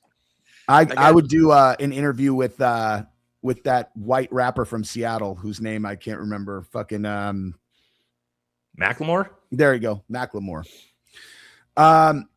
What's up, Scotty? Also, I'm in this Moggle deflux. There we go. We're also diversifying our rare earth element refineries into Madagascar. I just did a report on it as part of my master's in intelligence. Interesting. Nice. Didn't know that. For Bayes, glad I found you to add to my favorite YouTubers. I like the sound of that. Thank you very much. Glenda Mole says, if any of you guys need a mod, I would be honored. I've got a bunch. But I've been ahead of the game for mods for a long time. I don't know about you guys, but we can revisit that on a night where I'm not an hour and 35 minutes behind. Yeah, we gotta cook. Thank you very much. No chat or no comment. Where is the most beautiful memorial for Charlie, Erica? Didn't she put her UFC event on in 3 days? Are they just not doing that now? I can't really reconcile. She doesn't want anyone to know where he's buried, but she wants to do the biggest memorial ever. I don't really know what the status of any of that is. Yeah. Good day, Nate. Cool to see you and the lads on a Sunday, mate. Well, Saturday for us. Did you see the Candace episode about her security having heart trouble in Russia? And the Russians apparently looked after him because he's a U.S. vet. I did not see that, but I wouldn't be surprised. I'm not shocked to hear that they were treated completely fine in Russia, which, again, a lot of fear mongering that goes on in the United States about Russia. That's just not a thing. So, yeah. No, dude, China can't build any AI and supercomputers without silicon, specifically ours, because of its purity. Yeah, that's a good mutual assured destruction that we have between the two of us. Have you heard of Chad Robichaux's Mighty Oaks? Go see. I mean, I know who Chad Robichaud is, but I don't know about the Mighty Oaks. If you haven't watched Will Sexton, you guys are missing out. Also, Danks, Daisy, Stu Peters, and several others did a live. Check it out. I'm in Texas. I will check that out. I still have not watched the Stu Peters and what's his name? Andrew Wilson debate. I heard that was pretty. I heard that was. I'm not gonna watch it. Yeah, I don't have time. I heard it's pretty toxic. I heard it sucked. They keep asking me to debate Andrew Wilson, and I'm like, yeah, but I don't even think that people ask me that too, and I don't have a position that I want to debate. Like, I don't even think I'm like this might have happened. This might have happened. Who the fuck knows? You think I'm going to go on there and debate someone that I can prove Charlie's alive? See, the thing with Andrew Wilson, give me a fucking break. Yeah, right. Yeah. But the thing with Andrew Wilson, he's like a blood sport debater. He has a very specific style that he debates in, and all he cares about is winning. So, like, if it's one thing to debate somebody that, like, you're gonna try to find the truth and get answers, but he's just gonna try to like trap you in like ethics and ideology to like lose the debate, not get any truth out. He's a fake fucking alpha male theater kid. Okay, I'm sorry. Like, I don't even know where. I'm sorry, like, but I have an entire debate channel Destiny. where I fucking roast these dorks. Okay, he's just another one of those. Right? Who cares about that dude? Okay, I apologize. I'm gonna skip the $2 ones just because we gotta get we'll never. Yep. You should consider the petrodollar selling you on get attacked. Yeah, I've done a lot of content on the petrodollar and all the involvement on that for sure. Thank you. You missed. Hold on. Where the hell are we at? Hey guys, how long before US falls into 1984 map of George Orwell? Thank you. And we're not that far off. We're trying to stave it away, right? 1984 or 1776. You got your two choices right now. That's the two futures we have. We'll see which one we get. Holy shit. Highlander Dover, gigantic $200 donation. Thank you so much, man. That's crazy generous. Says the worst defeat in U.S. military history. Admiral Cooper is the worst commander in history. Admiral Cooper. What is the context to this? I'd have to guess what? Up, for $200, he gets some time for us to look that up. Worst defeat in U.S. history. Admiral Cooper. If he's an admiral, it sounds like the Navy, and I'm not a big Navy guy. But let's find out. Referring to Admiral Brad Cooper, commander of U.S. Central Command, I couldn't find any verified instances of him with the worst defeat ever. Battle of Salvo Island. I'm not aware of the story, guys. It's Navy, 1942. Dude, that would be so funny. Is it a naval battle? Guadalcanal campaign. Japanese cruiser force under Vice Admiral Genichi Mikawa surprised an ally screening force of American and Australian cruisers. So we have an Admiral Cooper that's at the top levels of SOCOM right now, but I wouldn't assume.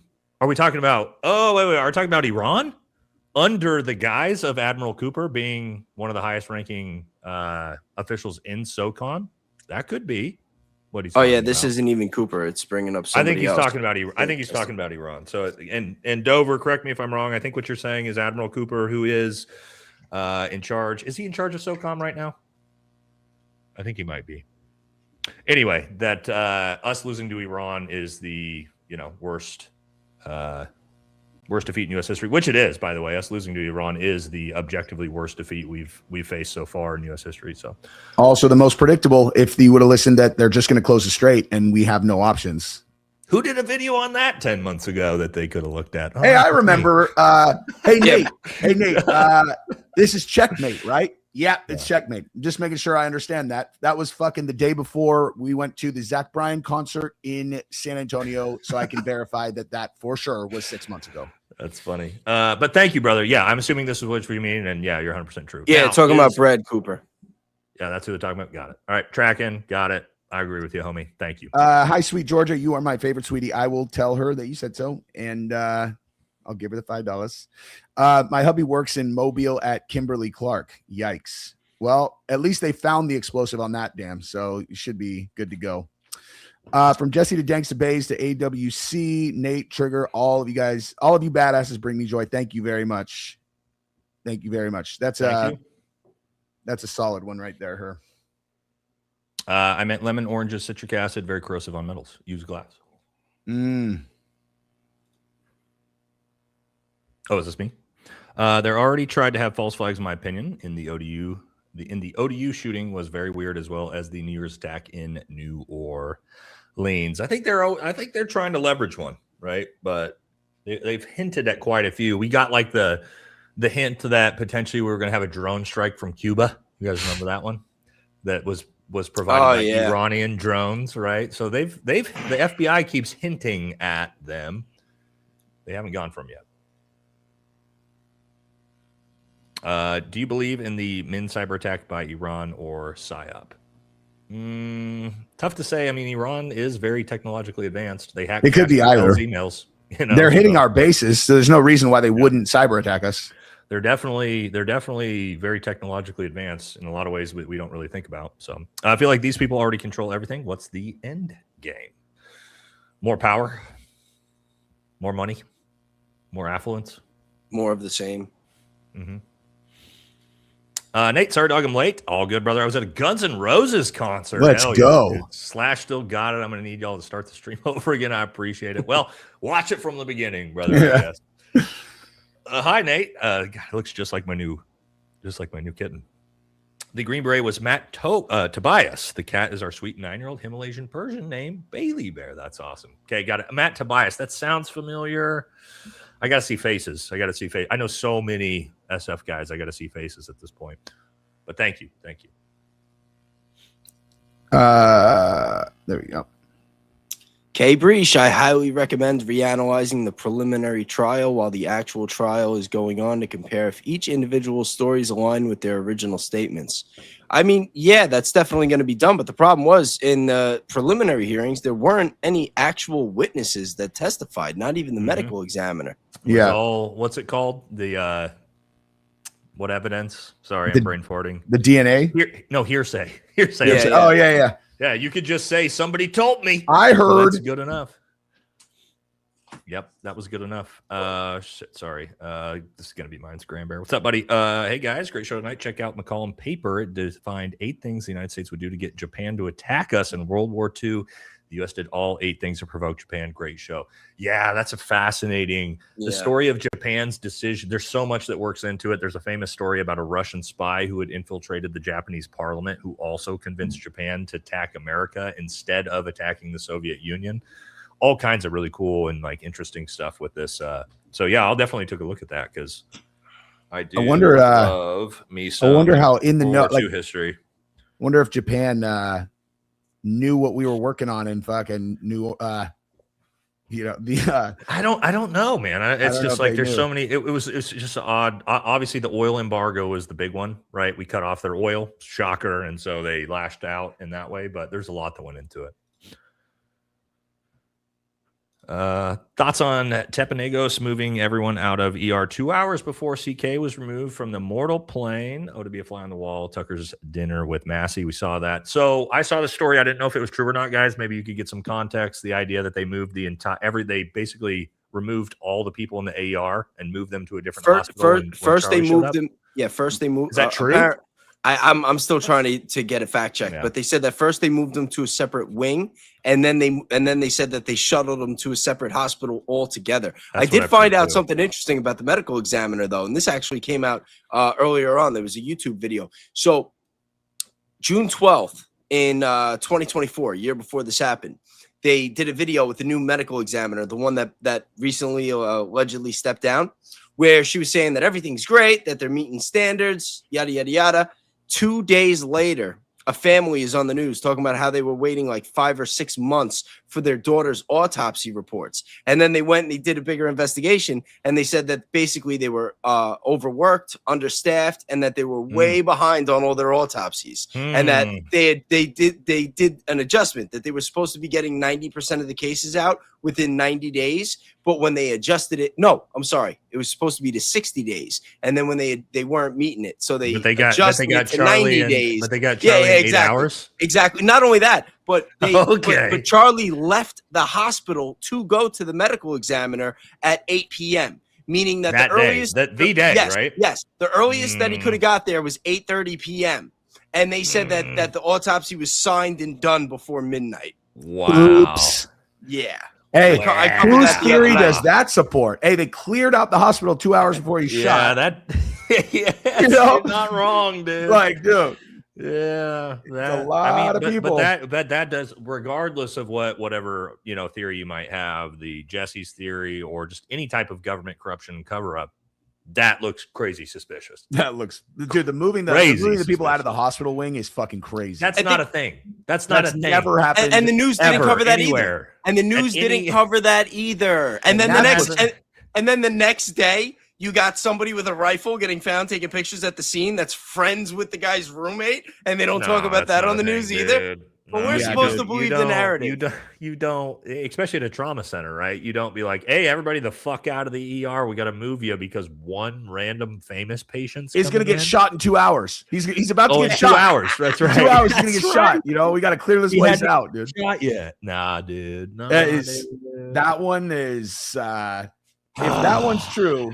Yeah, that there was a witness. We don't have like the fact check on that yet, but yeah, until we know for sure. But Candace put it up, and I mean, she wasn't using hypothetical language. Like she was like, "This is what they did." Anyway, but there was a witness that I saw a long time ago who said that he was working in that parking lot, and I can't remember exactly what he reported, but he reported some kind of weird exchange and Mikey McCoy driving an SUV in and then going around and coming back out. I can't, there's no verification if that guy was even actually there, but I remember watching that video and being like, man, if that's true, that's fucking weird, Yeah.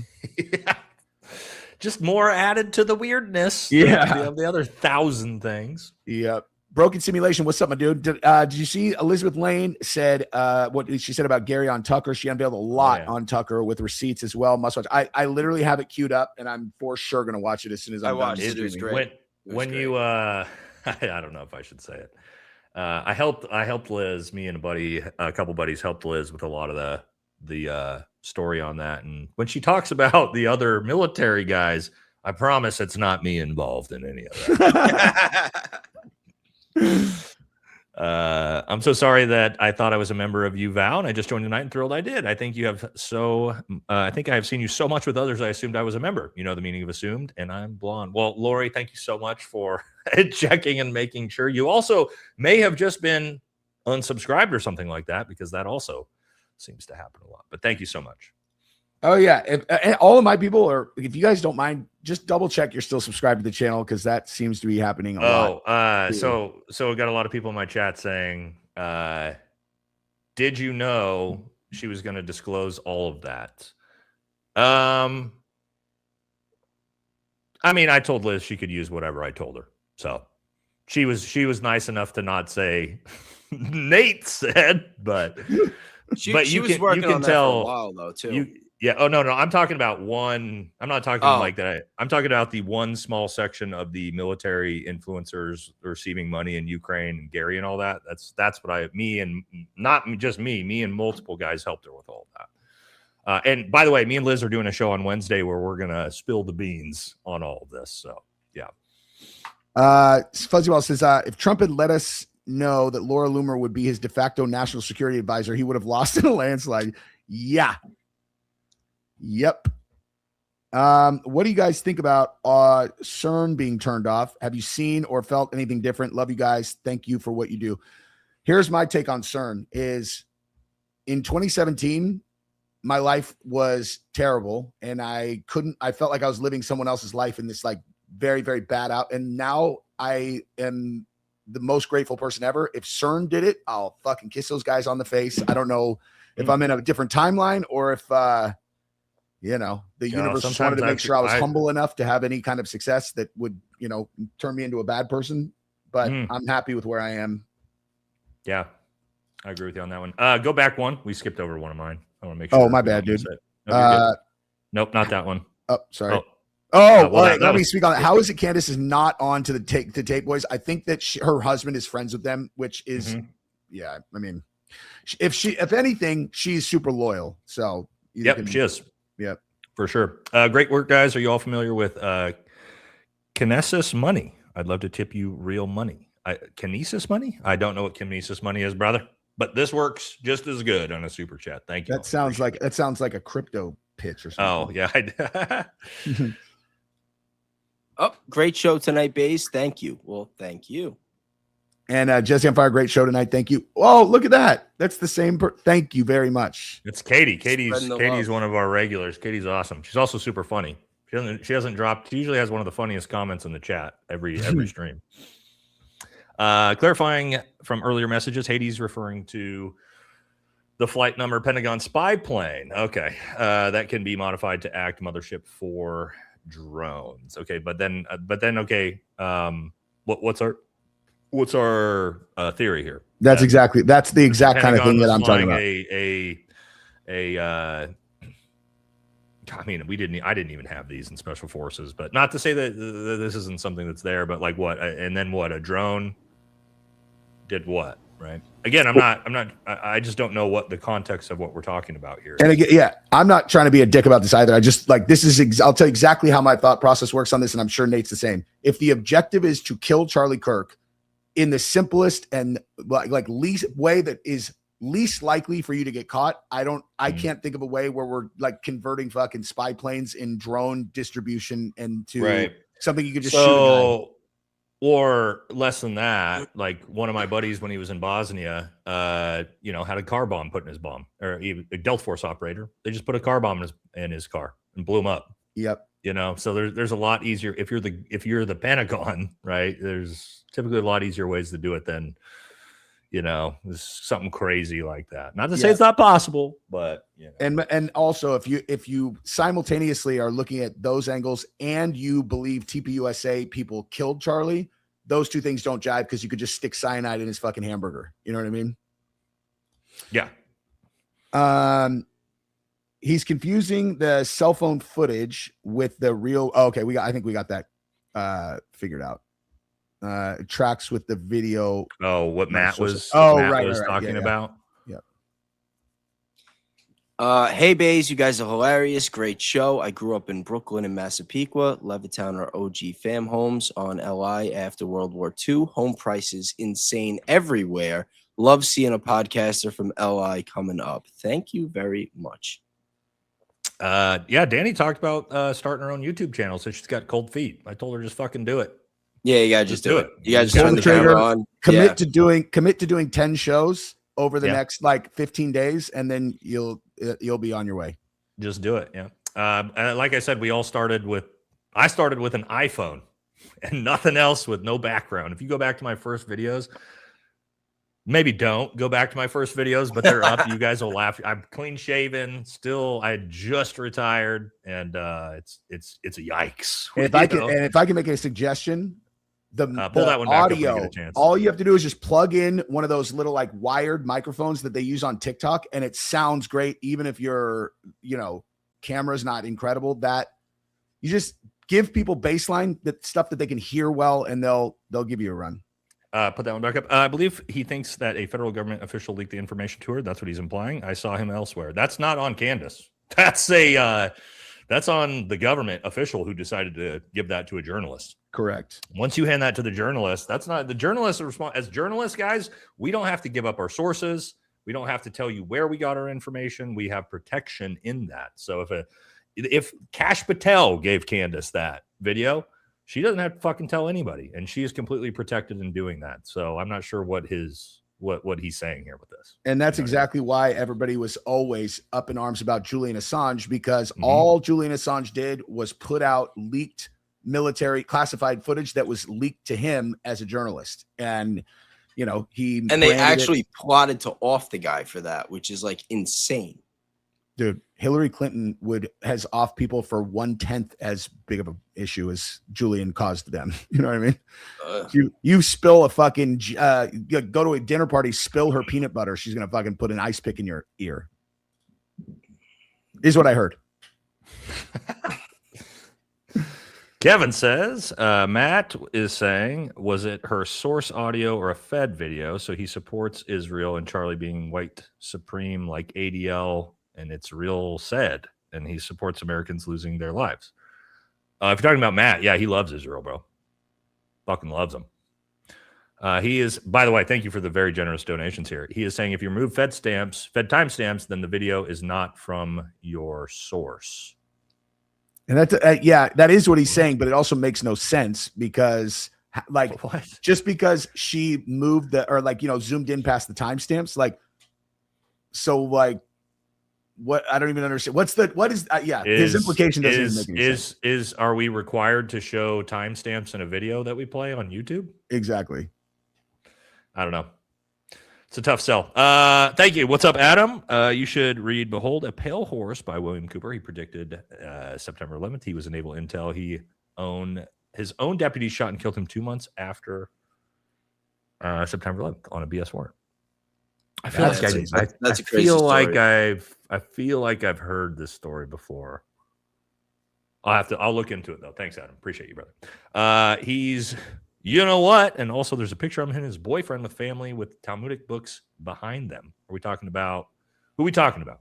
I'm scrolling up. She's saying oh wait. It doesn't show him carrying the rifle. The cop is carrying the rifle, but there's an evidence tag on it. It's all very weird. Well, yeah, I mean, you wouldn't have him carrying the rifle after he'd been arrested, right? Yeah. But I'm not sure. I completely lost my place. Where the fuck did that go? Oh wait, here we go. He's also gay, and then there we go. Got it.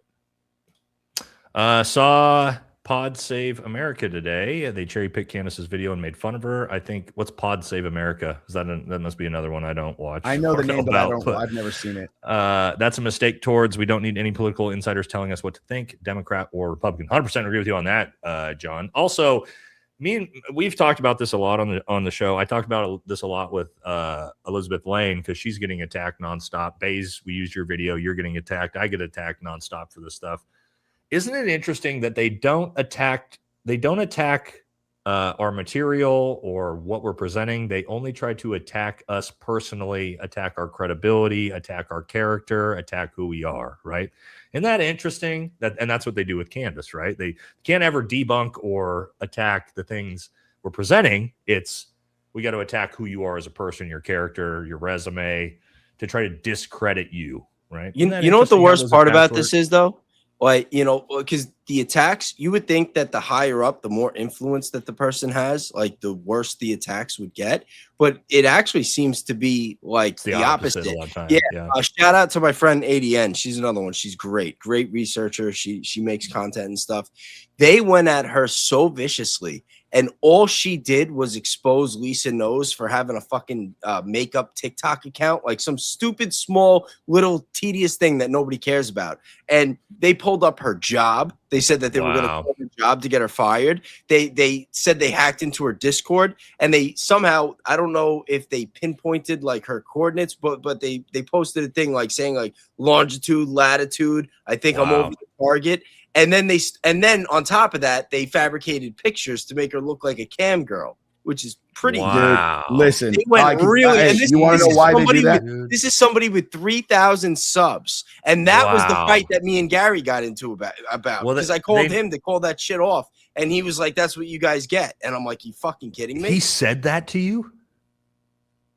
He ended up making the call after, and then an hour later, he said that to you. And then I don't want to get. Hold on. Let's back up. Yeah, it got heated. We're talking about a girl who's being doxxed and threatened with her life, and you told Gary they need to stop, and he said that's what you guys get. He made excuses until I sent him the screenshot. When she's been basically threatening to kill her. Once I got her to send me the screenshots while I was on the phone, and I sent it to him, he's like, "All right, I'll make the call." Like that was, Well, that's an important detail, but yeah. I mean, yeah.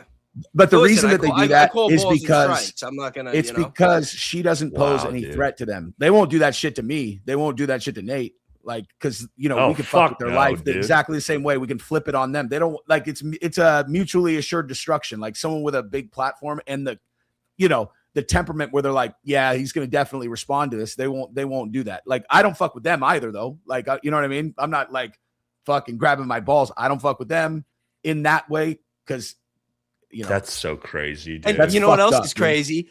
When I told Elizabeth the story, she knew exactly who the guy was. She was pretty familiar with him too. Wow.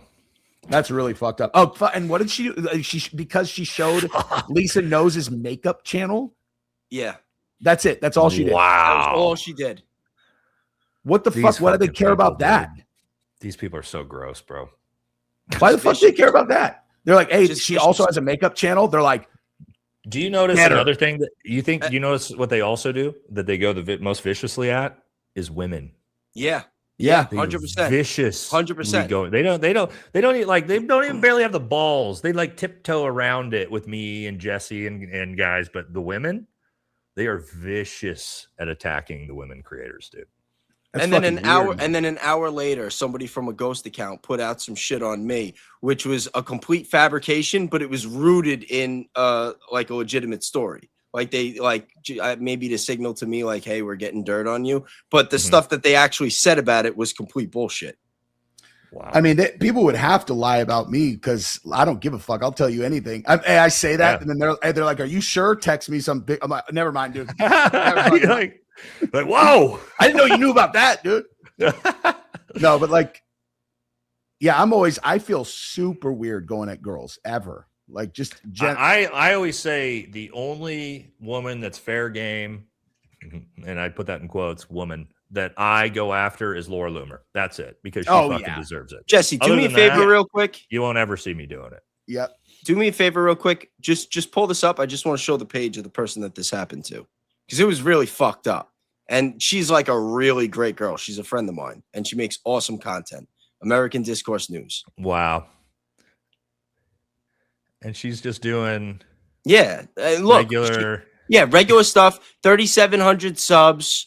You know, like she doesn't get a lot of views, and they went for her throat. American Discourse News with her News. location. Wow, that's insane. So American Discourse News or Discourse? Yeah, Discourse. American Discourse News. Fucking people. I'm gonna write that down too because That's fucked up, dude. Yo, she is awesome. Well, I'm subscribed to her channel now. Yeah, you guys should go support her now that we know. Look at this. She does stuff on David Wilcox. She did stuff on the Missing Scientist. Like she doesn't even she doesn't even just stay on the Charlie Kirk stuff. Oops. Here's what we could do, guys. I'll pull her up too. Here's what we could do, guys. We can say a little fuck you to Gary and the gang, and we can all go support her and sub to her channel. Let's do that. 33 hours together. we were there at 16 minutes. I don't know why that was so necessary to say, maybe just to fluff the FBI's ego. But let's be honest, who knows? These people are beyond comprehension at times. Okay. Oh, she's smart. Obviously, they are. She's really smart. All right, let's. I like it, dude. See, that's what happens. That's what happens when you fucking dox and fuck with girls, dude. You have the opposite effect. It ends up helping them because. All right, yeah, mine's in my pinned comment. Let's go support her, right? Yeah. My pinned comment, click on it, give her a sub, because obviously, fuck those pieces of shit, dude. That's so gross, bro. And so she was getting so gross. And she was getting threats, you said? Like they like people knew where she lived. They were sending her fucking pictures of her location and shit, which is a direct, it's basically like we're gonna fucking that's a we're gonna come kill you, right? Yeah, that's what I'm saying. It's like you sent that to a fucking girl. Like yeah, apparently. I'm not shocked though. They do it to Elizabeth Lane all the time. Yeah, but Elizabeth can handle herself, dude. Like she's like a girl, but she'll fucking kill you, you know? Yeah. She's like Elizabeth is legit scary. I mean, I wouldn't fuck with her either. What is wrong with these people, dude? And this girl's a single mom with a day job, and they're sitting there pulling up her job, saying, "We're going to tell your boss you're an anti-Semite, so you lose your job." They said that? Yeah. They said that. Yeah. Wow. Dude, I have fucking zero tolerance for people who fuck with people's jobs without like an incredibly good reason. Because like I've gone through it, dude. We talked about it earlier. The power tools and the fan, dude. Fuck that shit. That's gross, man. Baron reported on this. I believe it was a toy gun. Oh, Baron's okay. So I assume we're talking about that. Yeah. Oh, well, we'll ask Baron about it if that's it. Could be. It could be. Wasn't there a picture of another potential shooter below TR on a staircase? I think there was students there had mentioned they thought they saw somebody like dressed in like black tactical gear in a different place, or it is okay. Adam says it's it's a SIG MCX. I was literally looking at that exact gun. It's Probably like that is what's up 9mm. on my screen. Yeah. Diligent Dinan's pin post X is much clearer to see. Okay, I'll check that out. I don't know though, man. It's like, oh, whatever. Anyway, moving right along. Nate, Google Biathlon rifle. Biathlon. Sorry. Even if that was the shot he took from the side with an AR-15 would be bigger, and everyone would have identified the shooter. That's true. Wait. If the shot was taken from the side, with an AR-15 would be bigger and would have. He's saying like if Charlie Willie was shot with a gun from a different location, they would have pointed in the direction of where the shot was taken, and you know what I mean. Well, they didn't even point in the direction of the 30-06. Yeah, I know. That would have sounded like a goddamn bomb going off in that amphitheater, especially in the amphitheater where the sound's going to bounce off everything.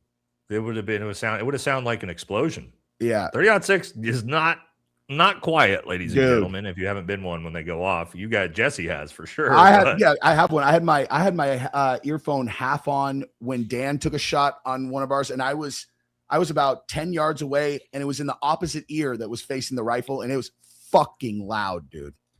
Dude, first time I went to a gun range, I didn't put in plugs. My ear was ringing for like 2 weeks. Yeah, that'll do it. Indoors. I mean, no, it was outdoors. It was outdoors, and I put the plugs in a couple minutes later. But I was like, shit.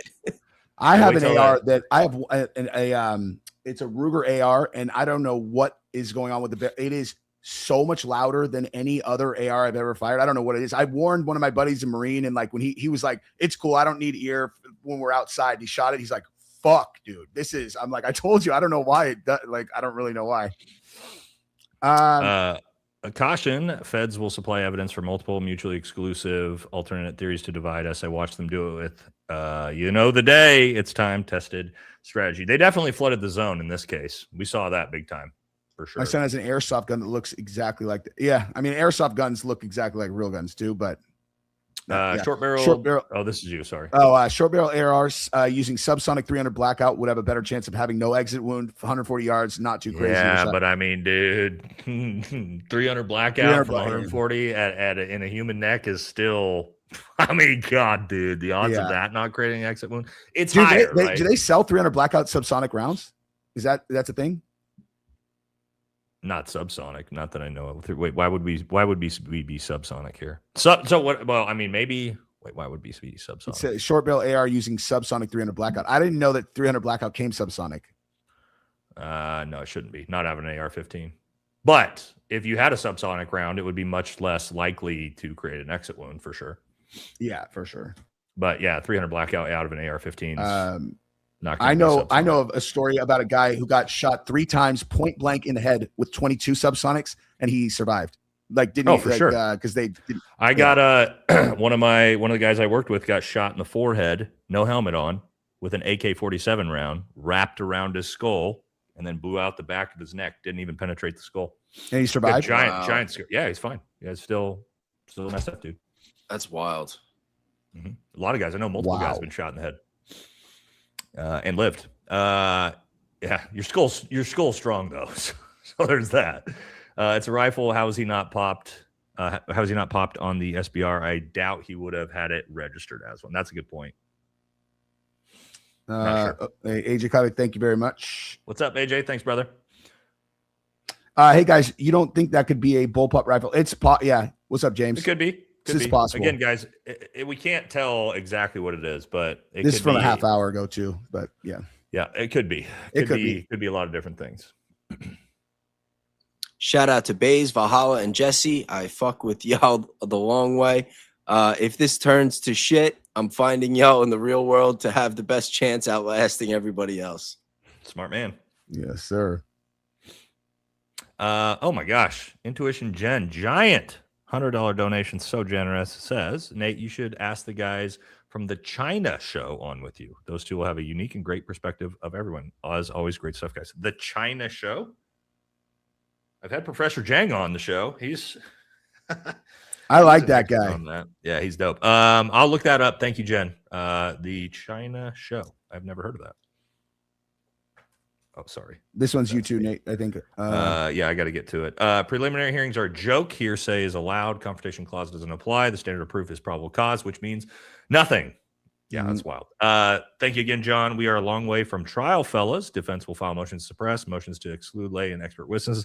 There will be depositions, testing, et cetera. Strap in. Yeah, I think we're probably about at least a year out. I thought they said September, no? Or they said a decision by September. Or in December. That's September is just to the decision. Make the decision if it goes to trial, which will probably be another year. I hope it's 6 months, but I mean the fact that it can take that long to get to trial and that the suspect remains in custody, I don't care what it is. That is bullshit. From my perspective, it's like if the person hasn't been convicted, why are they in prison if they have doesn't matter, whatever. I mean, like, I'm looking at the China show right now. It looks super interesting. Two white dudes talking about China. Bridget says, "Hey Jesse and handsome men with you just got in from nothing important. Going to watch this from the beginning. You rock. I stand by your hypothesis. Thank you very much, Bridget. Thanks, Bridget. Enjoy the stream." George says, "Do you think they will announce the death of Mitch McConnell or around soon after August 14th?" Yes, I do. Yes, I do. Right after the deadline for the special election passes, so Thomas Massey can't run for that Senate seat. I think they will. I think they will. Yeah, brother. RealBayes, proud of you. Well, thank you. Tom Glove says, I think Trump lost his power to Netanyahu because he kept giving Iran more time after each threat. Netanyahu follows through on everything. Oh, yeah. Well, I mean, that's just like that whole thing. I've talked about this with Nate and anybody else who will listen is like, you cannot make threats that you do not follow through on. 100%. Like in parenting a 5-year-old, like all the way to that's true. I'm gonna nuke your country. Like you can never make a threat if you don't follow through because your words become valueless from that moment forward. And he made about 50 threats that he didn't carry through for, and so now they don't believe anything. Yeah. So, yep. Bill Cooper was the OG conspiracy theorist. The Hour of Time on radio. All of these people calling people grifters forget CK was a capitalist and would have supported everyone. And he also said what? Don't stop asking questions. Yes, he did.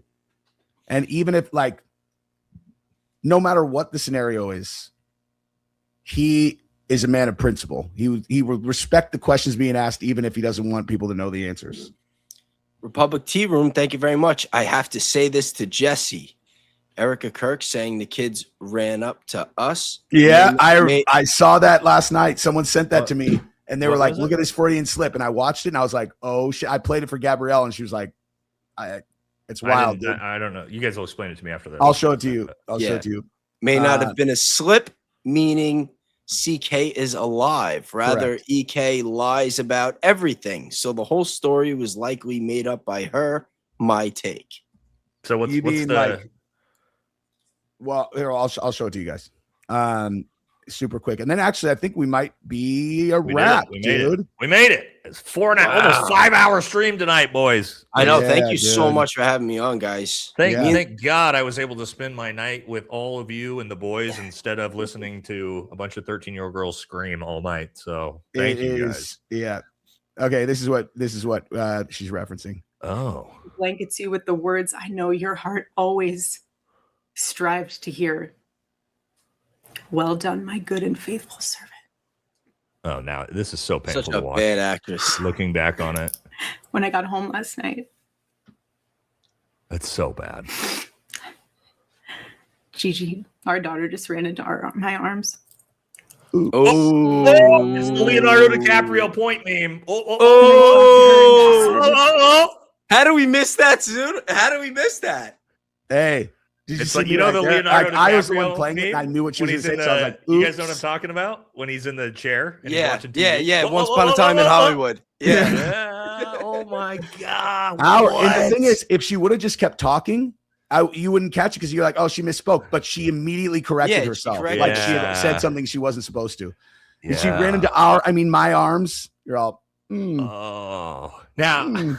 And now I'm watching you speak, and this cringy feeling I have is starting to look like you acting like a widow when you're not that. Dude, watching that speech back now it's so like, cringe. So bad. It is so bad. Back then, everybody gave her the benefit of the doubt and thought maybe she's not a good speaker and she's nervous. You know who didn't? And when I talked about it on the Stro, my wife, bro. So I told the story really? Before. My wife actually walked into the stream, and I brought her over here to tell the chat. But my wife, dude. So when that first happened, when I watched that, I was actually very emotional about it. Same. Right? Because again, like for me, that triggers just a shit ton of PTSD and like watching fucking dudes get shot in the face. And then also widows, right? The amount of funerals I've been with my friends' widows is brutal for me emotionally. So I was like, dude, I was in fucking tears watching it. I'm not going to lie. My wife is sitting there. We're in the car. She's sitting there watching it. And she said it before. She literally was like, nah, that bitch is full of shit. Immediately, dude, watching that video. And I was like, yep. What? Yo, I turned it off after 90 seconds. I couldn't watch women it. know. Women know. Women have intuition with other women, man. But dude, the thing is, like, do. She fooled me, but the women, dude, were like right away. We're like, no, no, we know better. I can't remember what Gabrielle said about that speech. All I know is that the night Charlie died, Gabrielle and I cried, dude. Like, you know, especially like, dude, Gabrielle, she knew the video was out there and she was trying to avoid it, but she saw it. And that shit was fucking heavy, man. But like, I was giving her the benefit of the doubt, but I was doing it because I'm like, out of respect for Charlie, you know, it's like, I don't know, like her doing the speech is brave, I guess, but I could not watch her at all. Like, I was just like, oh God, I can't. But it's just like, I bought it up fucking hook, line, and sinker, boys. I mean, dude, at the memorial, I said the fact that she forgave him. I'm like, that is powerful, man. Like that's what I was gonna say. Not me. Okay, so the day of the memorial, we had people over after church, and you know, my family had it on and they're watching, and you know, people start leaving, and it gets to Erica, and I'm sitting there with my mom, and she's like fucking weeping. And when Erica said that, man, like before she even said that I forgive him, the way that she said that, man, I'm like, that man. Yeah. I'm like, what the fuck is going on here? You know, like that was my honest initial reaction. I'm like, what the fuck? Like, why does she sound so full of shit right now? Like, this is weird. Like, because you have good instincts. No conspiracy theories. I'm just like, this is weird. You know, I've lost people. I've lost people close. Like, I know what it's like to like lose, you know what I mean? Like a close family member. And I'm just like, this is not how a normal person would be acting in this situation. I'm like, it's just weird. And my mom, everybody else, they thought I was a fucking asshole. I had people. Well, I mean, they took advantage of people's emotions, like mine, right? Like I'm somebody that, unfortunately, again, has just been around way too many dudes that have been fucking killed and widows of my friends, and it's just like immediately and more so than her probably was me triggering all my past emotions with my experiences and trauma and whatnot. But now watching that back, oh my God, it's crazy. It is so brutal crazy. To watch that. Now, dude, we should do a stream where we go back and try to watch that, like for like now, because no one's gone back and watched that now. You know, like go back and watch it. Let's do it, dude. Because like, what I see there is like, if I was even a little bit doubting my own theory, which I don't do very often, when I watch that, I'm like, fuck that. I got that shit. Like that is crazy. Her acting is so bad. If you think about it, it's like, dude, if you just play the hypothesis out and it's like, let's just say that is what's going on. That was asking something that is so gigantic. It's like, you're all, dude, you have to pull this off. Like you have to pull this off. What's your acting experience? She's like, none, you know, like, never. And you're like, this is the most important role fucking ever. This is like Daniel Day-Lewis, but you get one take every time. You have to nail this or else we're fucked. Yeah. Yep. And she's like, oh, this chair, this chair. It's where Charlie it's where he loved to be. You're like, oh God. And the people behind that are watching, they're like, oh fuck. Oh fuck.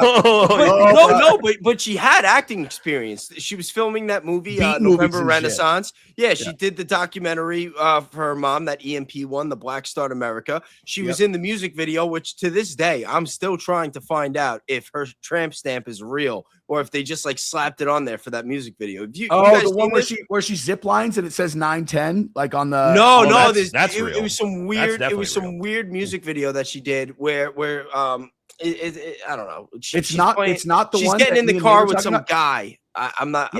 Is she? It's a country song, right? Yes. Yeah, that's yes. the same one. Yeah, that's the same same one. one as the zipline music video.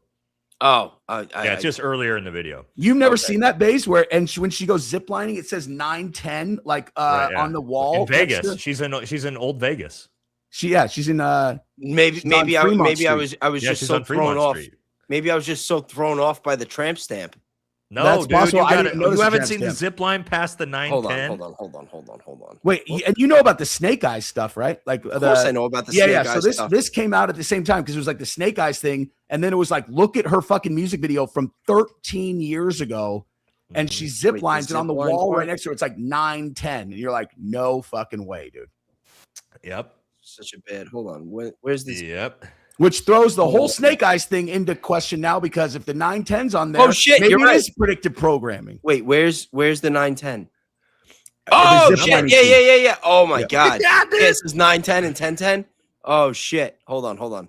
Which, hey, Everybody coincidence. Coincidence, maybe. I don't know. Dude, did you see that social media post? I killed the music. If you want to pull it up so people can see so what we're many talking about. coincidences, dude. Dude, but hey, Nate, did you see the recent like post that came out and it was like something she had put up a long time ago and it had her in a car and she's like, so weird. How come There it tequila is. makes me like girls so much more or Yep. something like that?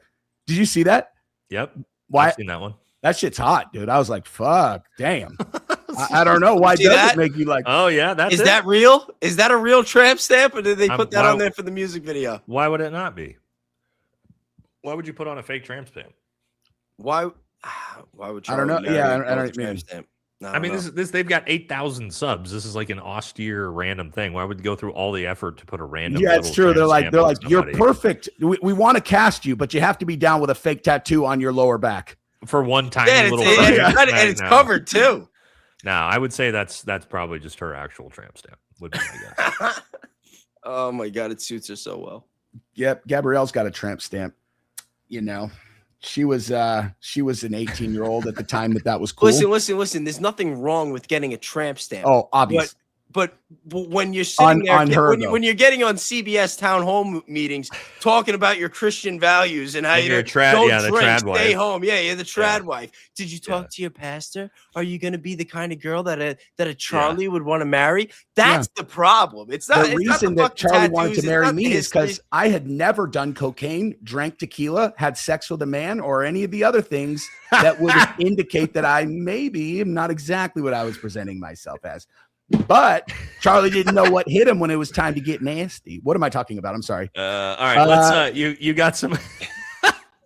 Jesse's about to get himself in trouble, so we'll go ahead and cut him off there. Yeah. All right, we're gonna wrap this up. We got a couple more, and then we'll get out. Why is the messaging never, except Tucker, take not to take out loans and credit cards? It actually stop, dude. This is great advice. When people start advising people not to pay off their house to keep your mortgage because you can make more money in the market, tell them that they're brainwashed fucking morons. Yeah, it's so Pay off your house if you can. Now you Yep. own it free and clear, and you can go work at McDonald's to pay for food. You're good. 100%. Well, you pay it 100% off. true. You have the equity. You could borrow it back if you Also, need it later. you know, also that's why that's terrible advice, is because just because you lived through a 20-year segment of the market that turned out to be fantastic does not mean that's actually the overall performance of the stock market. Yes, it's gone up gradually, but there's been periods where 20, 30 years in the market, if you didn't, time the top, you didn't make any money. Right, and- so you could potentially lose all your money rather than just paying your house off. I'm a big Like proponent of people that pay bought down your Bitcoin mortgage 2 first. years ago. Bottom line, as simple as it can be, is you are relying on other people to do things well so that you don't get fucked on this deal. If you pay it off, you've taken your own destiny in your own hands. You own it free and clear. You owe the taxes, and that's it. And your power bill, pay off your fucking house if you can. I'm not saying Most I people agree. can't, but I hate that advice. I fucking hate when people advise people not to pay off their mortgage. I'm like, that is the worst advice ever, dude. If Erica Kirk, Charlie Kirk is alive, there's no chance Erica, Andrew, Blake, Jack are good people. They are rats on the ship that needed to smoke out like a sting. I mean, Well, Erica Kirk's definitely alive. I think you mean Charlie. yeah. Valhalla, I'm so stoked that you love cats, bro. Cats run my house. Dude, So does Jesse, though. I asked Gabrielle for this video that we watched earlier of this Egyptian Mao. That is the fucking most beautiful cat I've ever seen in my entire life. You can actually see you can see Munchkin right here in her regal Renaissance outfit here too. If he's alive, then Erica Kirk and TPUSA 2.0 are actually the good guys protecting him from the bad guys murking him. I don't know. No chance. I disagree with that because they're going to put an innocent kid to death, which does not make them good people. Unless he's just a patsy that they're just like, okay, we got him, and then he goes. It's a show. The two options are like, because I agree. There's no way that Charlie would have signed off on whacking out an innocent kid. So either he's in on it and they know he's going to get out, or it's a kid they chose because he had downloaded 5 terabytes of baby torture. You know, I think that's probably pretty decent chances, something like that. Yeah. That's what you just said, unfortunately. Because that's probably how they got George Zinn out there. You know what I mean? Yep, 100%. All right, 5-hour stream. I couldn't have done it with anyone except you guys because you guys are the fucking best, dude. Yeah. Thank you guys. Thanks so for everybody much. hanging out. Nate, that is, dude. I'm impressed that you and I are awake this late after fucking. I last know, weekend, dude. My bedtime was an hour and a half ago. Yeah. Dude, But Nate, it happens, after man. check this out, on Nate's actual birthday, which was Friday, so we did the pool party and then we went out Friday, whatever. Gabrielle and I did the smart thing. We like midnight. I was like, I know where this goes if we don't go up now. Gabrielle and I went up. But I Nate tried then went out. I tried to too. Yeah, was I know like, you dude, wanted I to, wish I dude. was going to bed, but all of our friends were like, we got to go out. We've been drinking all day. So the next day, I was calling Nate during the day. I didn't get him until 5 p.m., dude. Is the first sign of okay, he's alive. He is alive. And then, but hey, dude, we met for dinner. They fucking made it, dude. Yeah. All I right, got guys. bullied. I got bullied by all the young bucks to go out. Dude. I bet you had a fucking great time though. We did. We had an awesome time. All right, we got one Yeah. more, and then one more super chat, and then let's get out of here.